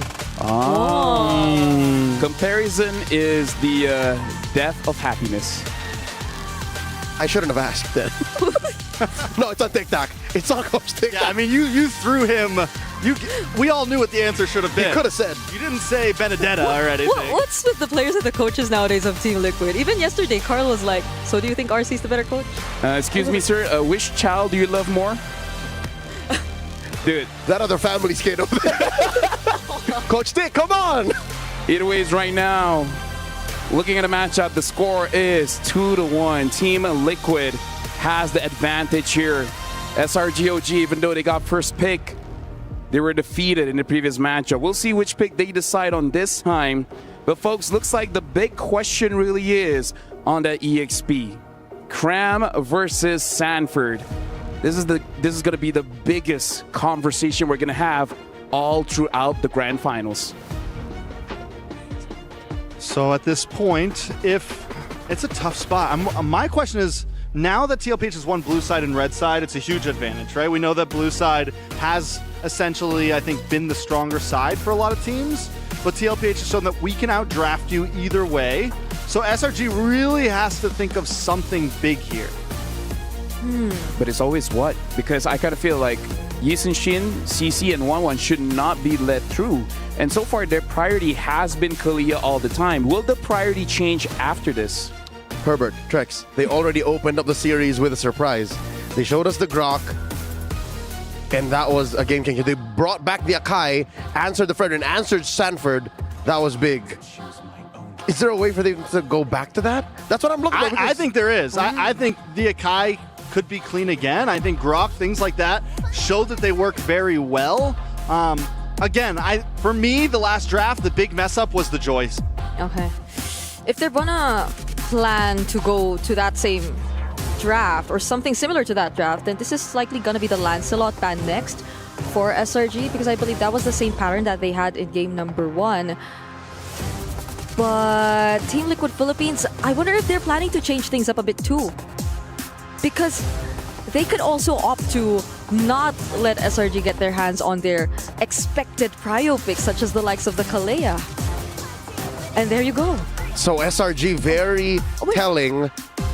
It's them switching it up. Bringing it. This is a surprise to you, a surprise to many, and this is what Trex was asking for: a different approach to the draft. Some way, somehow, make Liquid second guess themselves. And in the spirit of the Grok in game 1, in the hands of Yumes, put a wall between you and the Stampeding Cavalry, because that's one way to stop them. Make them slow down. Make them play at a pace they're not comfortable with. Well, I think what's huge about this Kalea ban is we're telegraphing we don't want Kalea first pick. We want to switch things up. Yeah. CC is banned out. Lapu still banned out. Somebody's getting a YSS or a Lance. Yeah. And looks like Lance. Do you first pick Lance though? Do you first pick Lance? I feel like you don't give it a. You have to. You only first pick Lance if you don't want that Akai. Because I feel like that's the big conversation. Do you want a carry or you want a utility? Because carry, Lancelot is the best. But if they want to play utility, the Akai is the best. But then something else is going to be first pick. Is there any priority EXP right now? I think they'll go Lance. Yeah, you have to take the Lance. Because I was you can dash through the glue still if it gets picked up. It's a lot of glue dashing, man. So TLPH, do they take the high boost or do they go the Fredrin here? I think they maybe just go utility here with the Fred. Do you risk the Akai flex from Yumes? How likely is it that we see it from Yumes? But that's Yumes though. I'm not even discounting the fact that maybe Cram has a pocket Akai. Who knows? I mean, like Yumes does have the largest pocket here. Yeah. Instant glue pick against the Jushin. SRGOG, they only had minutes to think about how to deal with Team Liquid. If they have an answer for the glue, it has to come out soon. So do you Faramis in first phase? I was going to say, do you Faramis first phase? Or honestly, with the changes in glue, I don't think that's counted, because you guys saw the very last moment how quickly Sanford got off of Innocent and then immediately got onto Stormy. As a Faramis player, it's so hard to deal with that. It seems like he always gets to mount on a certain member in that last fight or in that last game. Oh, we don't have to be so absolute about it. It'll slow down the hop-in from side to side. But instead, they're not falling for it. No Faramis, not around here. Instead, it's a Stormy special, the Farsa. And then for the first time in a while, a Uranus. So this is your XP lane matchup, the Glue versus the Uranus. I wonder how Kid Bomba's gonna feel about the Uranus. Let's call him. Because like he disliked the Hylos. He disliked the Hylos earlier. I like this better than the Hylos. Yeah, but that's true. So because Hylos has 4 legs, Uranus has none. Yeah, he just floats around. He can float right to the back lane and harass people. Oh, but the thing is, like, Cram did it once in the group stage. I hope it doesn't happen again here, where he just cuts the lane too far in and... There's no way he's gonna, you know, die first blood again. There's a Uranus specialist in the crowd. the General Dilar is watching. Oh. So he would have a... Come here. Let us know. Very strong opinion about this matchup. So what's his opinion? I'll check in with you. All right. Thank you very much. Shoot a text. Figure it out. Or I'll check your phone. All right, so Ban's coming in. Red 4 after that. Honestly, this is a good time to flex any EXP friends you guys know. Yeah. And just bring them onto the panel. Batting up the Harif here. Yeah, I kind of feel like they got to slow TL down a little bit. What was that, the Bruno ban? Good ban. Maybe they want the Granger. Yeah, and that's one of the... I mean, the Bruno... I think, so what, SRG, you ban the Granger at this point, right? With the Bruno ban, you're kind of showing that that's what TLPH wants. Then you just have Moskov left, Airthil, the pool gets small. We saw Innocent on the Beatrix. It looked good. Even though they lost, it looked good overall. I mean, like, to be fair, Innocent has been making everything look good. I mean, that's fair. But here, though, there's no Kalea. I feel like they've been pairing the Beatrix always with a kind of hero who could make it easier to land the ultimates, the Bennett's Rage. I mean, not including the Renner's Apathy, though, because Innocent feels too independent when he tries to snipe down heroes from Team Liquid Philippines. And they banned the Granger instead, so... yeah, it's either the Moskov up front. Or Claude, right?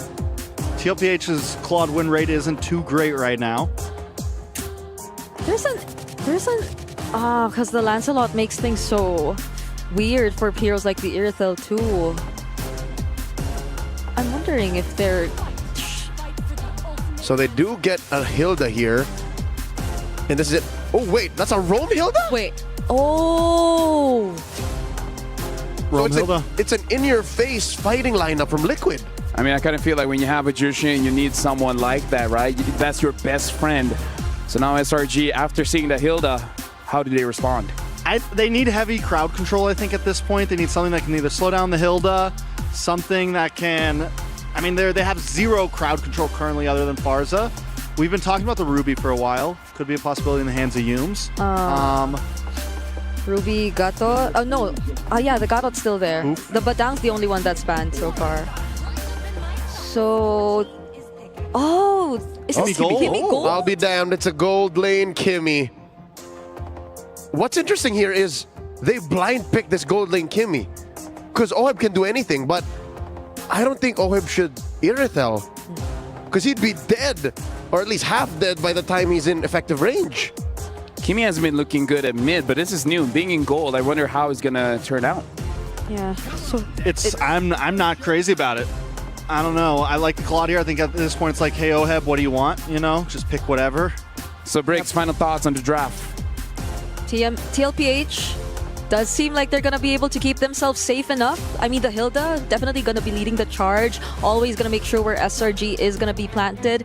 And especially Oheb, we've seen several plays with the BMI. Got word from Dilar. He says the Uranus should be at the advantage. All right, so now we got to see, does that translate in game? Thank you very much, panelists. In fact, thank you very much, Dilar.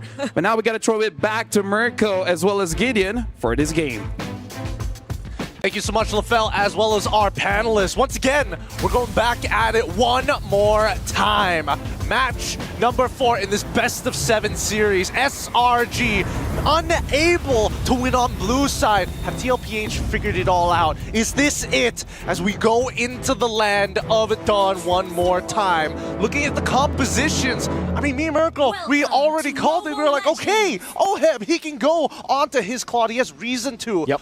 But that Kimmy, is that necessary? That Hilda as well. What? And there we have it. First blood achieved as they cheese on the top side.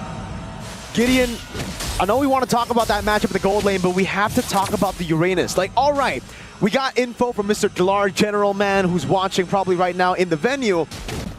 But the pattern for Cram, every time he goes Uranus, seems to just be the same. It's a template. Cut level 1, and TL just read into that. This is what Mythic Seal also did to SRG in the group stage. They saw the Uranus, they bullied him in the lane, stopped that level 1 cut.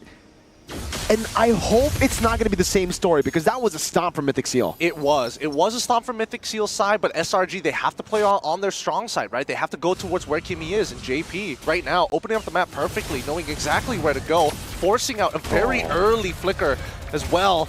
Innocent unable to land the Starlium just in time. Yeah. At the very least, for Sakai's, He's not going to lose. He's not going to walk away from his jungle with that brass tacks that we know that Hilda likes to apply on assassin-style junglers. Quad Shadow not landing. That will give Yums a bit more space to play with. We'll recall back again. And yeah, Duranus is going to win out of this matchup. But that early kill will definitely set him back quite a bit. And it's, again, quite important for Team Liquid to get the early turtle. That's going to be Oheb walking. I'm actually dodging away from the skills. JP, this could be a flicker. Burns out. Innocent has the flicker. We'll save it. The Quad Shadow comes in. And he's not even given the chance to go and flick out. He was donezo. He knew it. They knew that the jungle rotation was down. Was going to be finishing his clear down on the bottom side of the map. They should have been a little bit more aware here, but now Sakai is looking for something back here. Oh, okay. JP still finds the resets. Yep. Just that, Sanford has the flank already. Oh, it's going to be the all-in over to Sanford. Cram picks up the kill. JP in the backline as well. Skies phantom execution backwards to defend Stormy as Sanji pops in a Crimson Beacon to get away. Now pops in Lantern Flare as well. It will be the kite back here as JP continues to bully Stormy. Unbreakable cancel call. TZ walks up, shadow kill, and the Retribution securing the turtle now. As that's the Lantern Flare again. Oheb with a blazing duet finding Stormy. He bounces back to the BMI, and it is a win for Team Liquid. Yums has the AOG. Can he get out in time? No cancel out. He gets out with the AOG. He gets to walk away for free. A great rotation coming in from Oheb's side to participate right at the very end of that. And honestly, catching out Stormy, great communication between Oheb alongside JP. JP already mentioned, hey, Stormy, he's already flickered. He's already used Wings by Wings. If you see him, you can jump on him for free. And Oheb said, say less. Flickers right on top of him. Now Team Liquid, like, their win condition is on. Like, very early on, it almost felt like they kind of knew the Kimmy was coming, because we were here talking about the Hilda Roam. We were like, all right, I'm not a fan of the Hilda Roam. Feather Airstrike, that's a taunt. Sanji just gets away with the Crimson Beacon. But then you see the Kimmy after the Hilda, and you're like, whoa, wait a second. Did they just read through that? I mean, maybe. I mean, but why? Especially when Moskov was available. Exactly. So it's a little strange to see. No. A big bomb to start things off. The Quad Shadow lands, so he's basically as good as Dead Shadow. Oh, Innocent, good timing again. He just doesn't miss on the flicker. AOG, but Sanji has another blink. They have to communicate here. SRGOG cannot let this lead spiral out of control. This is what Liquid did to them so many times already. And with Oheb already purchasing a DHS, it's going to be really tough for Innocent to win out in this matchup consistently, especially when he has to rely on his passive so often. And you can see that Oheb is just double waving at this point. Yeah, really wants to get Oheb ahead, and it makes sense. If he does get ahead even further than he is already right now, it's going to be really tough for Selangor Red Giants OG Esports because they want to play a clean front to back. And how do you do that against a composition that can dive you? And it's not just pure dive, it's a dive that's so random. Oheb pops in, the Blazing Duet has the BMI, won't be at any threat to die here, but Innocent is actually going to go for the Traction Pulse. But it won't quite land. Immobilization landing there. Oheb with a BMI backwards again will give the turret over. It'll be a trade up top as Carl gets his hands on the turtle. It doesn't seem like Skies can even contest for it. Lantern Flare almost fully stacked up. Cram just given a bit more space. And Carl's actually not interested in the purple buff. They're just trying to delay Skies as much as they can. That's a very good idea here. They can do this for basically forever with JP and well Sanford being so unkillable, right? Like, come on, use your retributions, guys. We'll force you to do it. Oh, my lord. The mount down too. They baited out a few of those skills. All right, it should just be, Sanford backing away. JP still in the bush. Oh, man, Skies not giving any space. JP wants to make him walk back to base. And it is Skies having to walk back to base. Innocent in the bottom lane, caught by the shadow kill.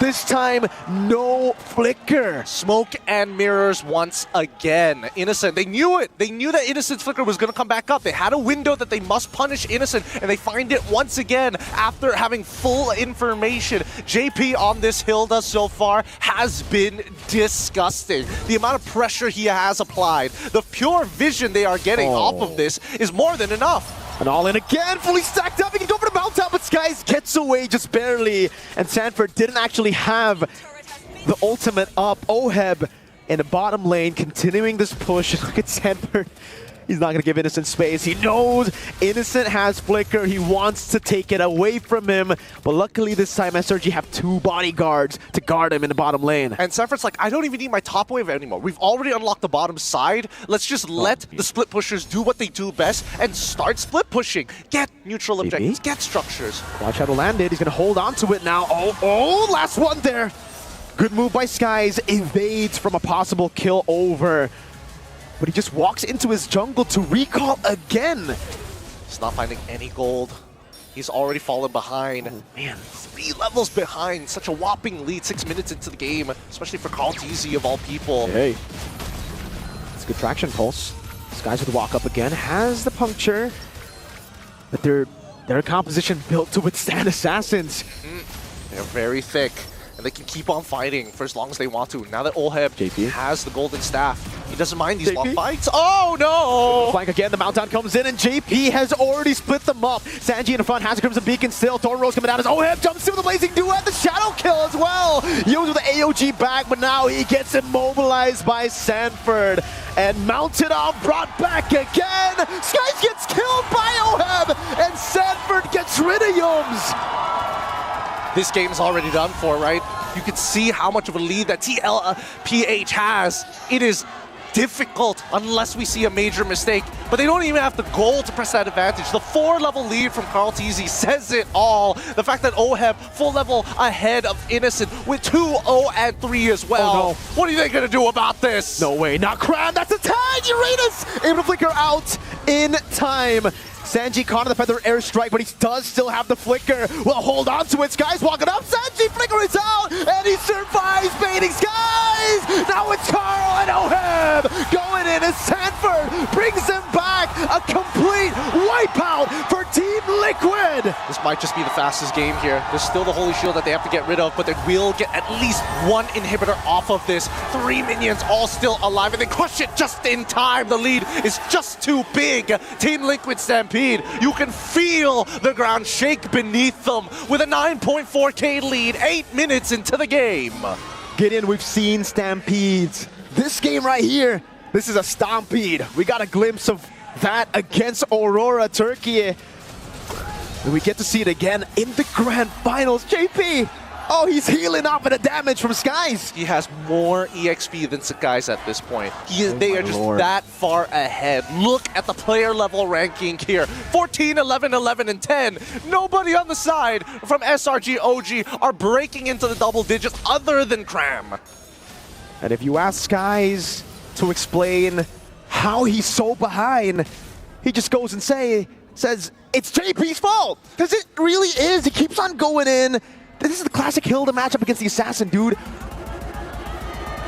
You can see Sanji flexing. Oh, yeah. He does not care. Oh, Sanford's joining in. Yums as well. They know. They know how far ahead they are. This is a checkmate angle. It's 11k lead, and there's no contestation for this upcoming Lord. They'll let Carlteasy do the work. They're allowing Oheb to already not only finish the Trinity. Wait, hold on. Crimson Beacon. That's an all-in over to Sanford, but he's a bit too... What happened? Up top. Oheb getting a kill on Skies again, JP! Zoning them, and Yums brought back by Sanford. Oh, the quad shot! Oh! With a dive, getting 2 of the carries! No Edison, no Stormy! Liquid want to end it right here, right now. Oh, Oheb, he's making this look easy. The Filipino sniper does it once more, and they completely wipe them out. They're gonna conceal and close this game. I mean, you can try, but it won't even be remotely close. Team Liquid Philippines bring it all the way. They are currently at match point. The dominance that we've seen just earlier can be explained. But in the game, as Liquid's opponents, like Selangor Red Giants OG Esports, could they even explain how dominant that game was? They didn't know what hit them until they lost in that moment. They were just wiped. They had no answers.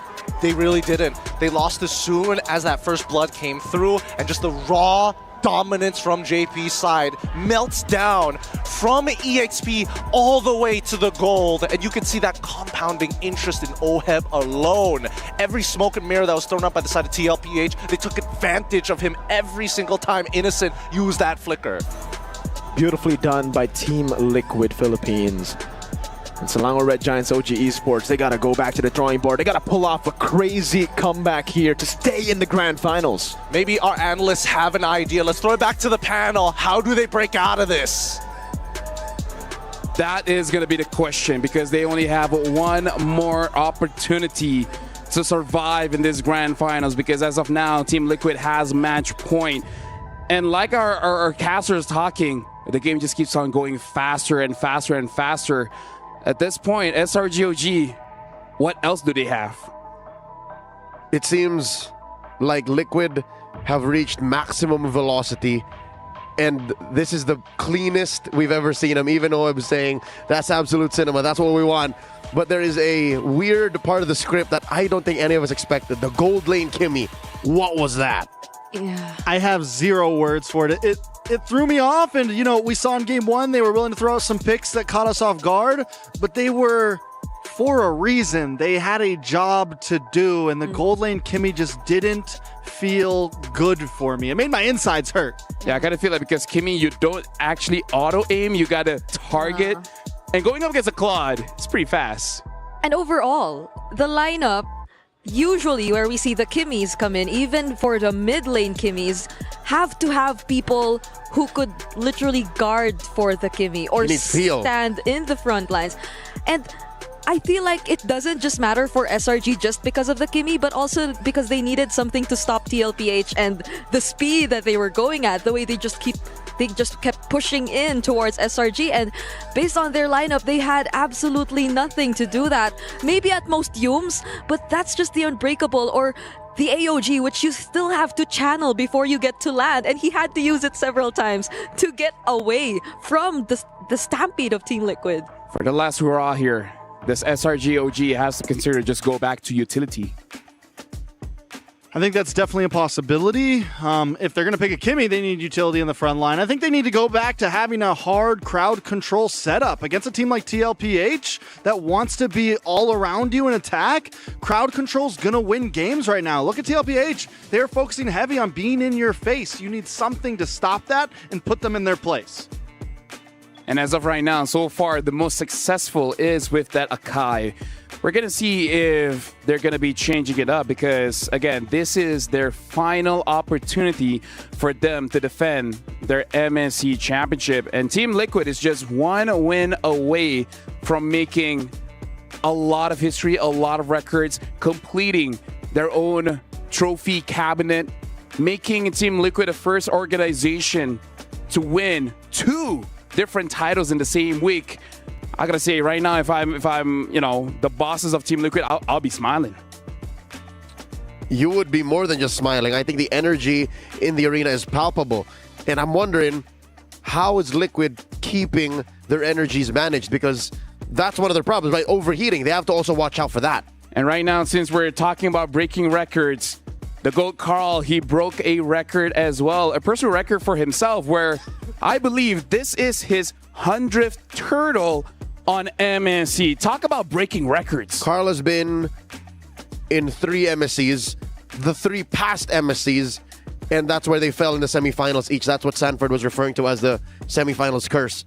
So imagine the consistency and the skill involved in doing that, 100 turtles across 3 years of competition. As of right now, everything is looking good for Team Liquid. SRGOG again, final chance here. We're going for a short break, giving opportunity for both teams to really think about their own strategy before possibly going to the final game. So don't go anywhere. After this, we're going to resume the grand finals.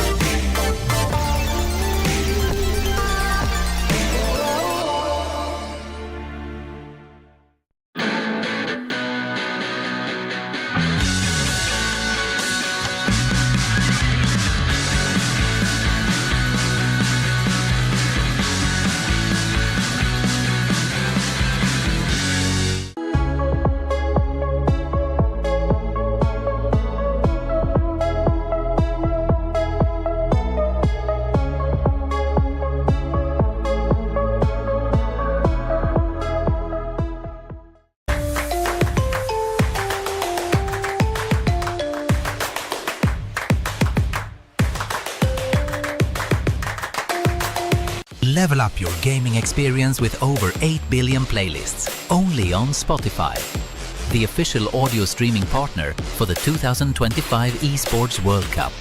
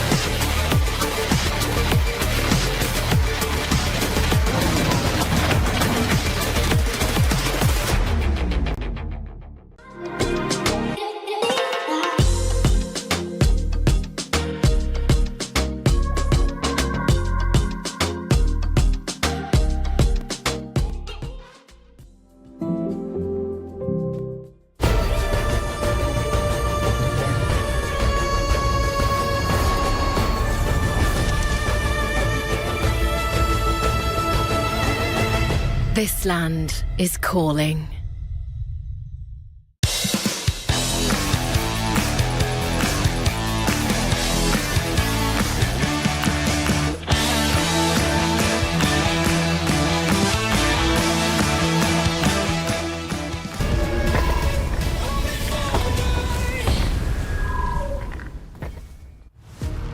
Welcome back, ladies and gentlemen. At this point, Team Liquid is at match point. SRGOG only has 1 point for their team.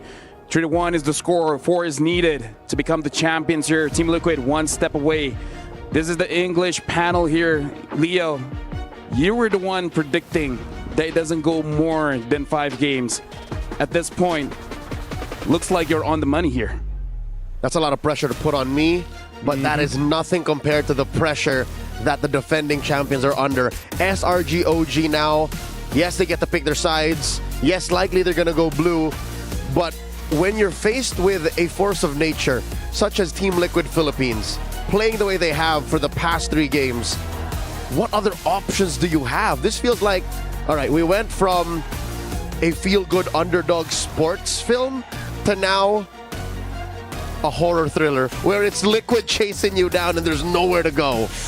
I mean, for the past few games where SRG has been winning, I think the plan was to work around a favorable matchup for Innocent, and that was something we did not necessarily see in the previous game. The Kimi clearly struggled to a certain extent, and they weren't able to really play around their gold lane. So I feel like that might be one of the options they can consider. But Team Liquid 2 just feels like they've already solved this entire idea that SRGOG might be wanting to play. And I really feel like that's the idea. Stormy and Nissan can do damage, but if Sanford's on them, then it's like, well, good luck dealing that damage. Like, maybe Sanford will die, maybe. But then, so is all the damage along with everyone else. Yeah, I just feel there's tons of problems that seem to be mounting up around the draft. You add that up with just the pure raw skill that TLPH brings to the table, and again, I came into this thinking SRG are no slouches. As long as they can get a nice, even draft, they can put up a great fight. If they get a better draft, they can win a match. So I think that's where we're seeing most of the problems arise here. And that's the issue. For the past maybe 2 games, they've gotten subpar drafts. There have always been 1 or 2 picks where we're like, but why? This is that game we're in, there should be none. Every single pick, 1 to 5, should be, yes, that works against what Liquid wants to do. And now we're jumping straight into the draft here. Possibly the final draft of the game. SRGOG first pick, betting out the Lancelot. Team Liquid betting out the 1-1. At this point, TL should not adjust anything here. But here's the adjustment coming from SRG here. The Arlot has not been banned yet. The Lancelot, the Lapu, we are sticking a little bit to script here for them, at least, and what they've been doing. But are we maybe looking for a possible Arlot pick up front, blue side first? And if they go for that plan, then SRG OG, we might see another situation where they bring out the likes of the Akai, because the Akai and the Arlott, they do well together once you put them in a single draft. But if they don't ban the Arlott here, I see Coach RC leaving the Kalea open, most likely, to at least get some sort of response, or throwing out the Bomba bait for them to take it. Honestly, I'm more worried here because honestly, they are setting up for the Arlott, but if you first pick Arlott, what's stopping TL from picking up Akai? Yeah. So is this SRG OG? Is this Cram team captain taking the reins saying, Coach, we got to switch it up. We got to first pick Arlott. I think even beyond the Akai Jushin that can be picked up, TLPH might also consider the Fredrin, if that's going to be the case, if Arlott is going to be prioritized here by SRG, just to limit the combinations that we can see from them. Oh, it's got to be an Arlott up front. Yeah, that's dangerous. I don't think super dangerous. Or pick up Akai first. Who knows? Could be, maybe the Akai is the bait. Sorry, maybe the Arlott is the bait. I wouldn't respond to Arlott with Zushin Fred because then the Akai comes in 2-3 blue. So there's the Arlott. So there should be Jushin Akai here. Jushin Akai or Jushin something else. I don't know if I see TLPH picking up the Akai immediately. I just don't know if it's like in their repertoire to first two picks on red side, put that in. I think it's good, but I just don't know if it's coming. But do they have answers to the Akai if it comes out again? Because it's not just the Akai, it's the Arlott too. That gets, or that can potentially set up for Team Liquid. So I think they're really digging hard into what they want to pick up next for these upcoming 2 picks. I think we're in agreement with Jushin, right? Jushin something. The Jushin. Baksha! Still flex. Yeah, still very much flex. So SRG, they should go for the Akai here and then plus something. The only thing is, what is that something? So far, they've been prioritizing the Farsa. Oh my god. I don't know if they want to change it up by picking up something like a Granger. Farsha Akai sounds good. Yeah. And then suddenly, sounds great. Yeah, suddenly the question swings back to the Cavalry saying, have you solved the Akai problem? Do you have a response? Fredrin! Oh my goodness, wait. Are we going to see an old flame from Carl Teasy? He's going to bring it back. The Akai Basha. I'd be so surprised if... Is that overkill? They went Akai Grok last time. They go for the glue, make sure they lock in Sanford against the Arlott. Still, this is the most leveled playing field in terms of first phase of draft we've seen in the past 3 games. Correct. Again, 1-3 so far for SRG OG. Check. It's a equal draft. Liquid even, throwing out a few curveballs. Again, prioritizing the Baksha this early. Where do we go for ban-wise? There's the Bruno. All right, so even Liquid, they're so comfortable with this draft. They're just saying, okay, let's just take out comfort picks for Innocent. Yeah. And it might be another situation where Innocent is just forced to pick a hero he's not entirely comfortable with or that doesn't entirely fit well into the lineup. But there are many gold laners you can play around because this is a Fredrin jungler. Yeah, championship point ain't where you bring out the gold Kimmy, man. I think still SRG, if they're going to ban Bruno, you got to ban maybe Granger here. They banned it last time on first, and at least it doesn't open up. If you immediately respond to their ban, then at least you have another possible response ban after. You're not banning something random and then have to come back to the Granger after. Angela. Oh. That's a good read. Again, I think in addition to the principle of 1 to 5, everything has to count, even your ban, so no cheese. Block it out. Oh, but even the I almost forgot Kalea was still out there. Does Yums have an Arlott? I'm sure he does. I'm sure he does. I'm sure he does. But is there a possibility? What are the odds? Is that a last match hurrah kind of thing?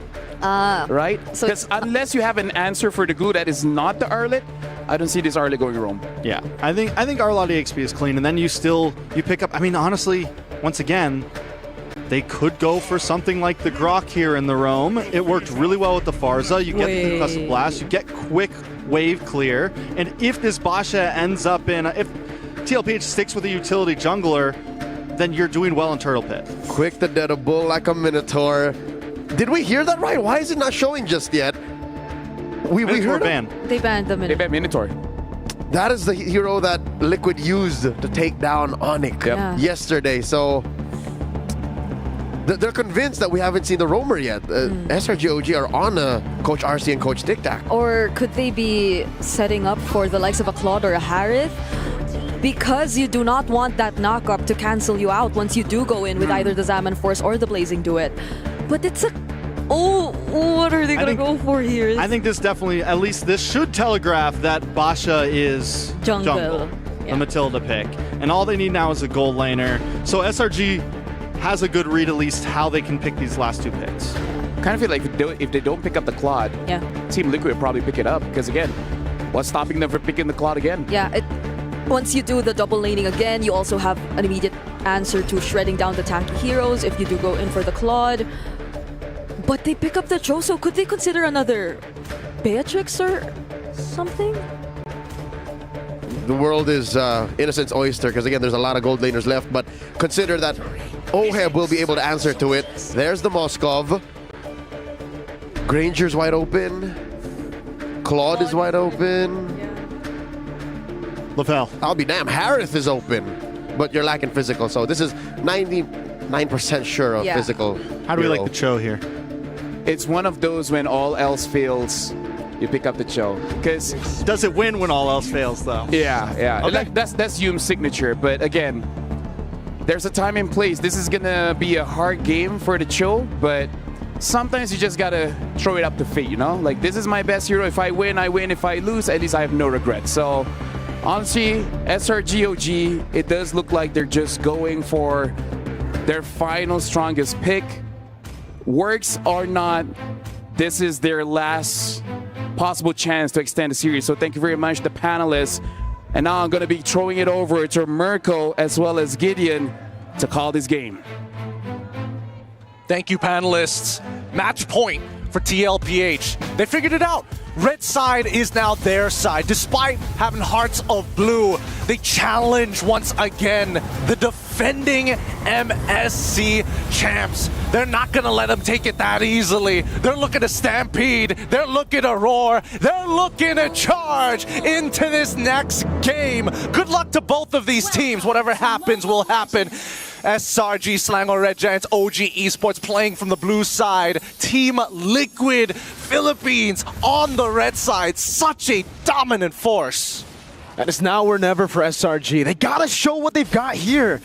But the composition, yes, it's a strong composition. They have now played into the Arlet pick that they went for very early on. But is it really SRG OG? We saw a weird one with Onic ID yesterday against TLPH when they were put on in a corner. And now it does seem like we're seeing the same. Skies on a utility jungle. A whole lot of the picks that we wouldn't really categorize as comfort. Yep. I mean, it's an interesting composition to play, right? Especially when we look down at the gold side. But now Yumzin as well as Stormy, thanks to this Cho pick, they don't have to interact as much, right? They know that JP is relatively nearby. They want to make sure that Cram has a better time in lane. Unlock him out. Worst comes to worst, if Innocent has to play on that weak side, that is why the Moskov makes a little more sense. Because we were thinking Carrio, so many tanks on the side of Team Liquid, you just need a little bit more burst. Maybe even a Beatrix would have worked as well. They needed something to go through these tanky boys, and you can see for Team Liquid, they're playing into it. They know they've got so much tankiness, so they build on it. Tenacity for Sanji, tenacity, vitality for Sanford, firmness for Carl TZ too. Oh man, it's going to be rough, especially if Team Liquid are able to win out Turtle 1, because that basically guarantees second Turtle again, because they're too tanky. There's too much to deal with. Yeah, they're just too many boys. Cram is going to safely hit level 4 on time. Now they have to quickly get Stormy into that level 4 position as well. This entire time, Oheb trying to punish Innocent as hard as he can. But let's see how they play out, because Carl, he's about to hit level 5. Yum's gonna go for the G-Kundo. Sanford goes in for the final slash, already used up by Cram, but it's gonna be the bounce back up again on towards Cram, who's brought back, and it's Sanji with a lantern flare to throw him back. First blood to Team Liquid. Just way too tanky at this point. Skies is going to get pulled back for now, but Team Liquid can out-sustain. They can keep on doing this. That's why Carl TZ went for the instant invade, and they want more. And all in again, the Meltdown ready for Sanford, but he decides against it, takes the guiding win. Yums with the damage on the G-Kundo, but this will be a free neutral objective. to Team Liquid. They had to give that up. They knew that once Cram didn't get an effective final slash, that's where you call it quits. If not, look for a disengage. But it's tough. You're playing against glue on top of the Zushin. It's like trekking through mud. You aren't going to walk away with clean shoes. Oh, okay. That was just, all right. I guess it just takes it, you know? It just eats it. Hey, man. Stormy needs to dish out damage. I guess that's what they were doing. Innocent in the bush. It's going to be zoned away. Oh, Spirit Misery actually getting a bit of damage back onto Oheb. And if we are talking about miracles, comebacks, Innocent has done that at M6 against CFU on the Moscow. So he's going to have to channel the M6 Innocent to try to get the comeback here. Sanji has a Purify, has to come to Beacon as well. Yomes with a Weighted Dragon, but Sanji doesn't even use the Purify. He just walks away, or rather blinks away. Nicely played by Sanji, making sure that most of his resources aren't wasted. Yums didn't use that flicker as well. Innocent now getting attacked. No way the Dragon, so there's no risk of JP actually getting picked off. Jeet Kundo, Spear of Misery. Still, too much sustain, has the Purify still. Will soak in the gold minion, cannon up top, and it's just a slow build-up for the next neutral objective. It was a good initiation from the side of SRG OG. They understand that, hey, we forced two people to actually go for an early recall. We know that Oheb is too low to go back into the lane, so maybe we'll use this timing to take away JP, and JP knew, you have no way to lock me down. I still have the Purify, worst comes to worst. I still have a Circling Eagle. If necessary, I can just take the damage. For now, SRG, they're looking for scraps. They're looking for anything right now. But what can they get? They look for picks, but there's a Purify everywhere. There's a Guiding Wind. If Carl TZ does get taken low, he just gets saved by JP. And then there's multiple peel angles too. By Sanji throwing people back, by a re-engage from Sanford, Oheb shooting them down. Again, Yum's trying to go for the pick, but it's difficult knowing the Purify is still intact. Carl with the Shield Unity. Sky's already dashing in forward, and the Turtle Pryo moves over. Shield Unity over to Yums. That's Sonata on him too. That's going to be the Circle. Eagle Sanford with a jump on Innocent. Gets the full stacks on him. Will be pinned down to the wall, but is going to zone him in the back. Carl kicked out with Weighted Dragon. Sky's able to get a kill. And the Turtle. Cram walking back and forth, but it's Sanji who pushes him back in towards Oheb. Innocent gets the kill on Sanford. And all of a sudden, hope is in the air for Selangor Red Giants OG Esports. Okay, so they turned that around. That was not looking good initially, but the fact is Stormy is extremely careful about where Sanford is now. He needs to not get canceled out as soon as possible. That's why he's a little hesitant to just rip his abilities right off the cuff, especially when this EXP laner is missing on the map. So guys held out well, but Cram, at least he was able to make the play, and now they make another. Can they even go for it though? Taunt on Carl, he just takes it. The Guiding Wind gets him back to safety. So it's back to even on the board. Innocent needs to scale up, but SRG know it. They need to play for it. Sanford, a bit overzealous in that team fight on the glue. Went in, did an amazing job zoning Innocent, but then dove in with the mount. Yeah, almost immediately as well. Cram, he's just trying to control this lane. It's been stacking up. He lost no, he didn't lose too much, not a substantial amount of minions, just one. But at the very least, he's recovered after those two happy kills before going down. In terms of the gold lead we've seen, it's really just between Stormy and as well as Cram's side. Innocent is going toe-to-toe, but he's 370 gold down against Oheb at this stage of the game. We need to see Team Liquid quickly try and convert, right? Because SRG, their power spikes, it's coming on the horizon, but it will come in two phases. Stormy's first and second item, depending on whether he goes for the Genius Wand into the Glowing Wand or just straight into the Glowing Wand. Cram, honestly, you don't really have to worry about him for the most part. But Yums, if he's a little too tanky, then it becomes a bit of an issue. Oh. Again, it's going to be the initiation on Carl. More of just poke, actually.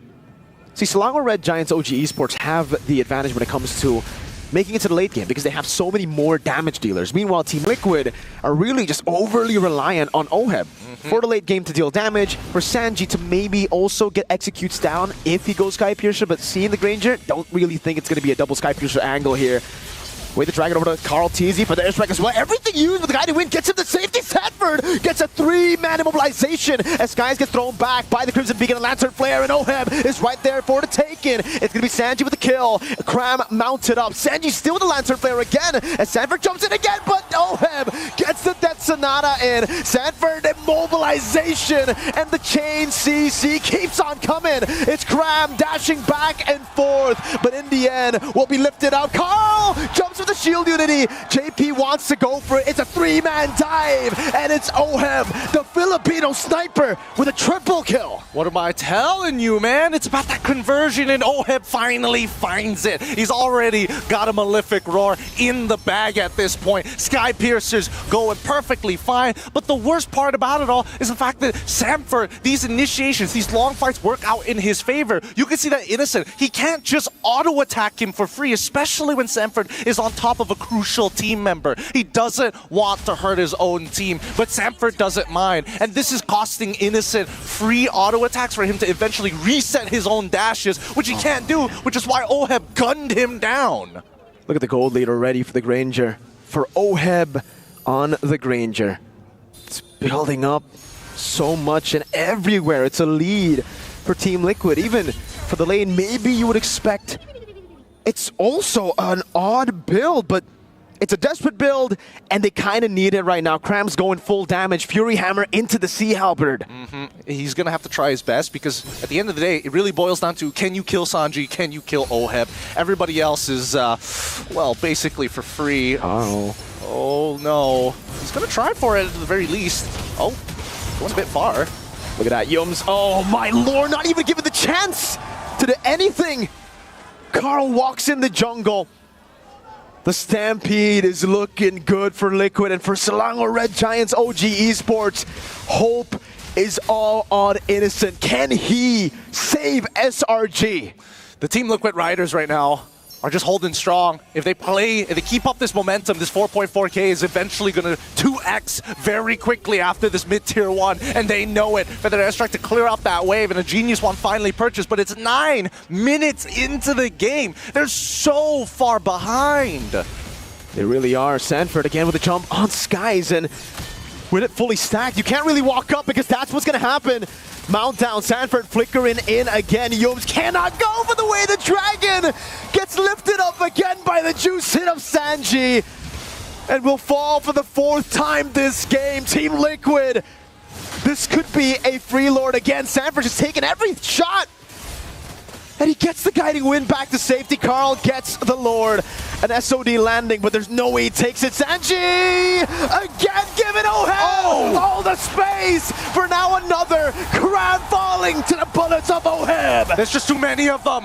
They deathballed, and Team Liquid are bringing it back. Triple kill, making this game fall out of control. Yums cannot find an initiation. They're too closely knit together. 2 turrets off of the take, and now even the Holy Shield cracking under the pressure 10 minutes into the game before the Lord even spawns. We knew coming into this tournament, Team Liquid were the favorites. We knew that the meta really looked to be molded to their strengths, but what are we seeing here? Losing game 1, we thought, hey, there's a chance SRG get it done. Now, the only chance is if TL make a mistake. We're going to have to see, because now the siege is going to begin, and for Oheb, he's just shooting fish in a barrel, right? They're so close to that checkmate angle. 9,000, they crack 1 inhibitor open, and that second wave might just end it for them. Innocent down to 50%. Going back to base now. Feathered Airstrike in the mid lane, but look at how Team Liquid are managing the waves. They've dealt with most of the Holy Shields. They'll finally have the Lord charging up top, but they'll go into the bottom lane instead. Sanford looking for play again. That's going to call TZ walking up. Skies taken very low. That's a base turret. Very low to bottom lane. Final start from Cram. Last ditch effort as Innocent goes in for the damage, but Sanford still surviving, and Oheb gets the kill on Cram. Cram was willing to sacrifice himself, but that second wave, that was the big problem here. They could look to siege one more time. Oheb, he's got the resources. Sanford, he's pretty tanky, but the Feathered Airstrike looking to clear up these next waves. Alongside with Innocent with a full Trinity build, they might have just bought themselves just a little bit of time. A missing inhibitor, but at least it's on the bottom side. It's not on the far lane. 52 more seconds until it happens, and Oheb is going to look to seal the deal. That Winds of Nature 10, 0, and 2. Max stack 690 for his passive. He is undeniably the Terminator. He is destructive. Full items at 12. Fully stacked at 12. What do you do? You got to start questioning yourself right now. How do you deal with him? They got to catch him off somehow. And even then, the Purify is such good insurance policy. And if not that, they've got JP, right? He's paying premiums on this insurance to make sure that he survives. He's got so much peel on his side. Sanford refusing to make too many mistakes and even initiating for the sake of buying space. Look at that damage dealt. Oheb right at the top. Stormy is trying his best, but that Genius one came up so late. Lethal Wanderer take 2. They want to get everything on the map, not giving any space for SRG OG. Yums with the Shunfu. Sanford just chasing him now as Carl goes with the wheels. Yums circling Eagle. That's Gajiku no over. Damage from Innocent now as Oheb gets engaged. But he has the win in nature. And Krem will fall to Oheb, who is legendary. He's having the time of his life. Headshot after headshot after headshot for the Filipino sniper once again. He's going to try and end this game with a perfect score. Unbelievable performance coming in from Team Liquid. And now Selangor Red Giants, they have to deal with the upcoming wave to push into him. Cram. Oh no. Again, it may be a last-ditch effort, but he's got to make something happen. These Purifies need to come out. We know that Oheb doesn't have a Winds of Nature. Can Innocent pull it off? Sanford walking up again. Good feathered airstrike. Team Liquid still have the Lord. That'll be spawning right now. So this is yet another siege for TL where SRG could defy the odds one more time. Feathered airstrike should be back up. They have a Moss stop. They have wave clear. Cram, he's gonna need to do some crazy stuff on that Arlet damage.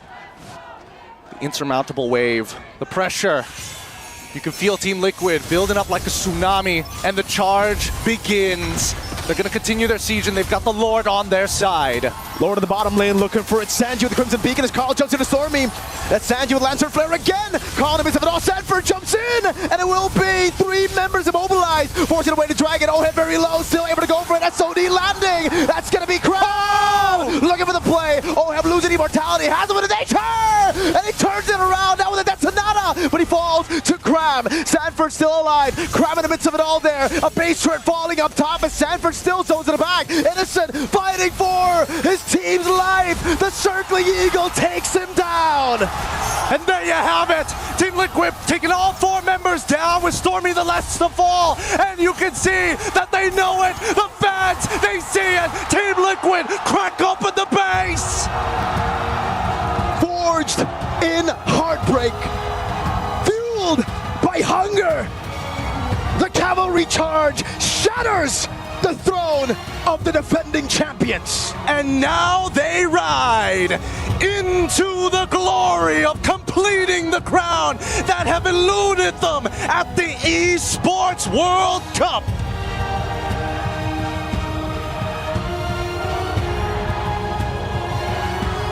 Every step of the way. Domination from the cavalry. They've only dropped 3 games in total this entire tournament. Dreams fulfilled for SRG, making it to the grand finals against a team like this. They dared to dream again. A phenomenal performance. The cherry on top to complete the last missing piece in their trophy cabinet. The only one that they had been waiting for the longest time, that they had to go through. MSC 2023 losing to Onic ID in the semifinals. MSC 2024 as the champions of the Philippines, coming in strong again, but falling short. Now they have done it. Now it all falls into place. They switch one legend for another, and now it is complete. They have 100%ed this esport. Ladies and gentlemen, watching from around the world, this is the crowning moment. Team Liquid have done it. They've made it to this moment, and now it just comes down to this final final lift.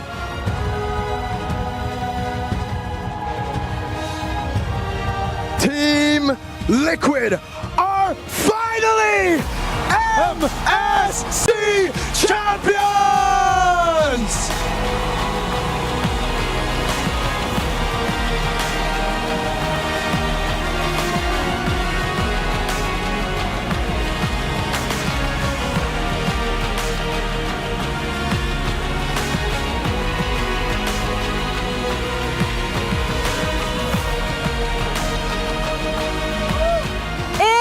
Journey to encounter the unknown, Team Liquid has proven that nothing is granted, everything is earned. Once again, congratulations! Team Liquid is your MSC and EWC 2025 Grand Champions! Guys, an amazing journey, and with that, Carl Tizzy, come here, halika dito. How are you feeling right now? Finally, complete trophy cabinet. Kompleto na silang lahat.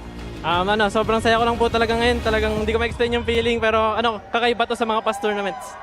He said he honestly cannot fathom how he feels right now. He's insanely happy, and the feeling very much different from other tournaments that he has won. Carl, I have a question for you. At the beginning of your journey, you said that winning MSC this year will officially make you the face of Mobile Legends Bang Bang. And now that you have won, are you now the face of Mobile Legends Bang Bang?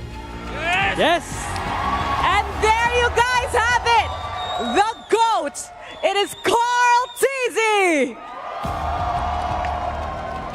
An amazing best-of-7 Grand Finals, but it will not be complete without another trophy.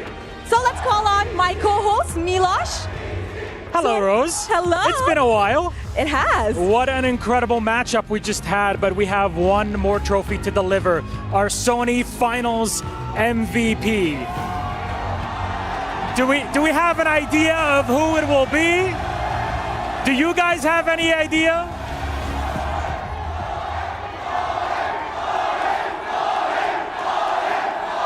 The crowd has chanted. The decision's been made. It's Sanford! Sanford, congratulations! Our Sony Finals MVP. Here you go, you deserve it, my friend. Congratulations. A good flex.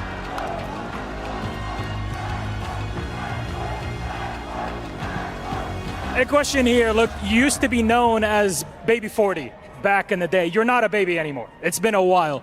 What do you owe to that evolution over time? Well, I owe it to my teammates, and thanks to them, I've grown a strong fighter. Yeah, thank you so much. Thank you so much to everyone. And look, let's count together how many things you've won so far. You've won M Series, right? You've won MSC and MVP. You've won MPLPH. What is there still left for you to win? What's your next challenge? Just repeat it again. Repeat it again! One more time, your MVP, your Sony Finals MVP, Sanford. And again, please give it up for your MSC 25 champions. It's Team Liquid! However, guys, the day is not quite over yet, because as you all know, that once you win over at EWC, you will have the honor of picking 3 keys to be placed in your trophy. So, I'm pretty sure an internal decision has been made amongst these bunch. Who wants to choose your 3 keys? Carl, come on up, come here. All right, so official decision, okay?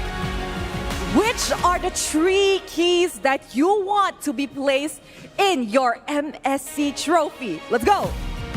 SRG, OG, Onyx ID, and Onyx Cage.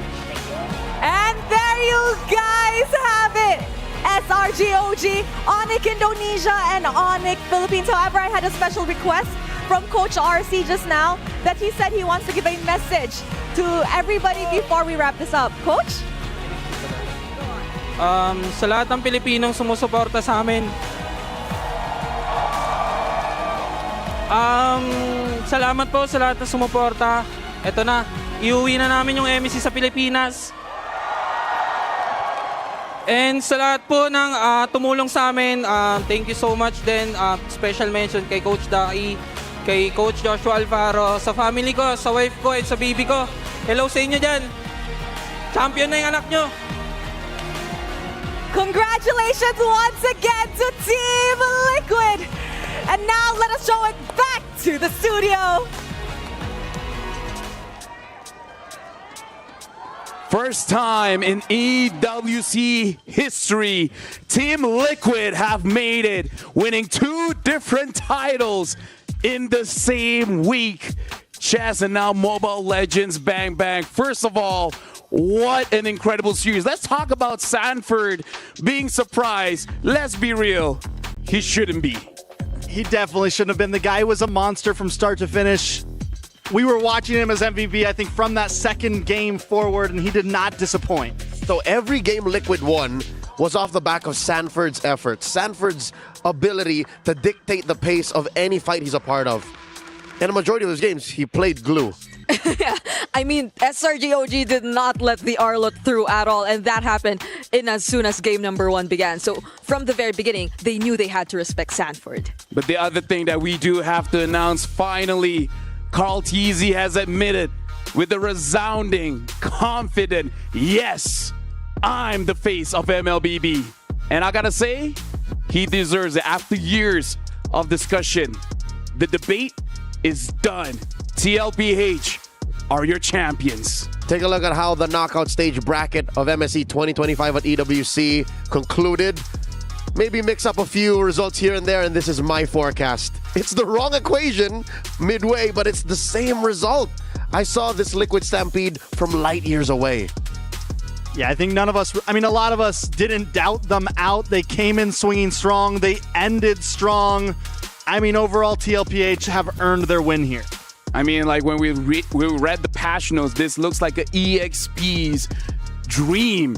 And I gotta say, Sanford really fulfilled that dream. And it's not over yet. The fact that they chose both Onyx as well as SRG as part of their trophy. Every single time something happens, like look at this. They're gonna be choosing the keys. This is exclusive for here at the Esports World Cup, first taking SRG OG's key, and of course taking both Onyx Indonesia as well as Onyx Philippines. You could see how happy Carl is. He said it in the interview. This win feels so different compared to all the other championships he's won in the past. And it hurts to see the key crush every time, but this is different. They're picking keys as champions, as memories, as proof that they've beat these teams who, again, everyone we're also looking forward to see heading into MSC. And now to solidify history here, we're going to be looking at the club championship presented by STC. With the win here, looks like Team Liquid is up at 3,200 points, followed by Team Falcons 2,700. Team Liquid has a big lead here. I mean, and we still have multiple weeks to go of EWC. This could honestly just be the start for Team Liquid, for all the Liquid fans at least out there. I mean, like, their investment worked really hard this time, and I gotta say, this is a big win for Team Liquid's fan. By the way, congratulations to both y'all, to all the PH casters here. Team Liquid made it happen. Unfortunately, SRGOG didn't get the back-to-back, but here's the thing. As a Malaysian, still proud, and I feel like for all the Malaysians watching, you should still be proud because, again, going up against Team Liquid, that's a very hard series, but we know they give it their all. SRG definitely played well, and that is an understatement. I think there's definitely a nuisance to their run here, and showing up in the grand finals, going 4-1 against Liquid, I'm sure they had more in the tank. It's just, how did Kyrie put it?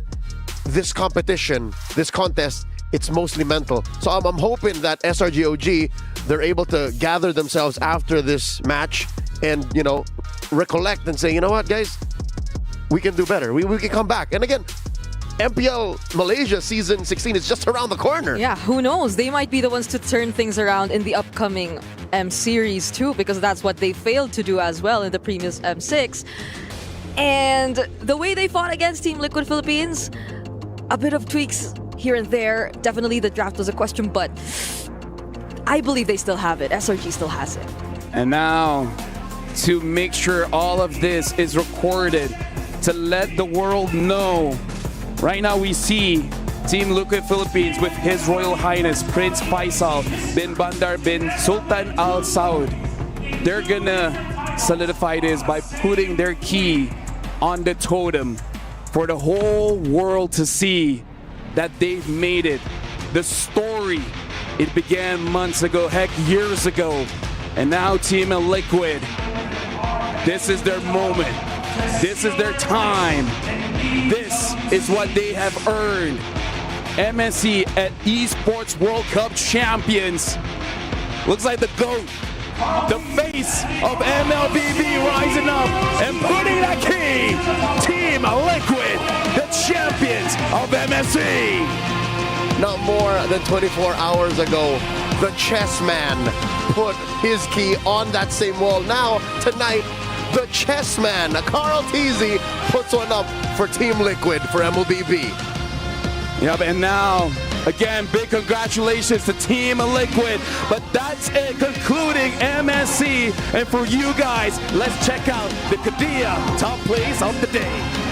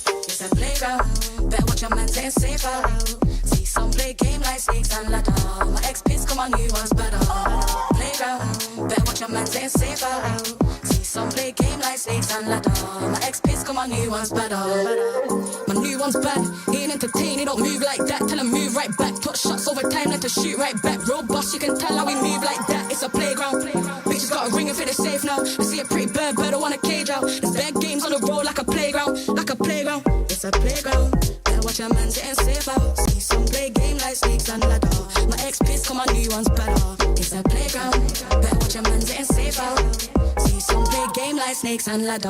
My ex-piss, come on, new ones better.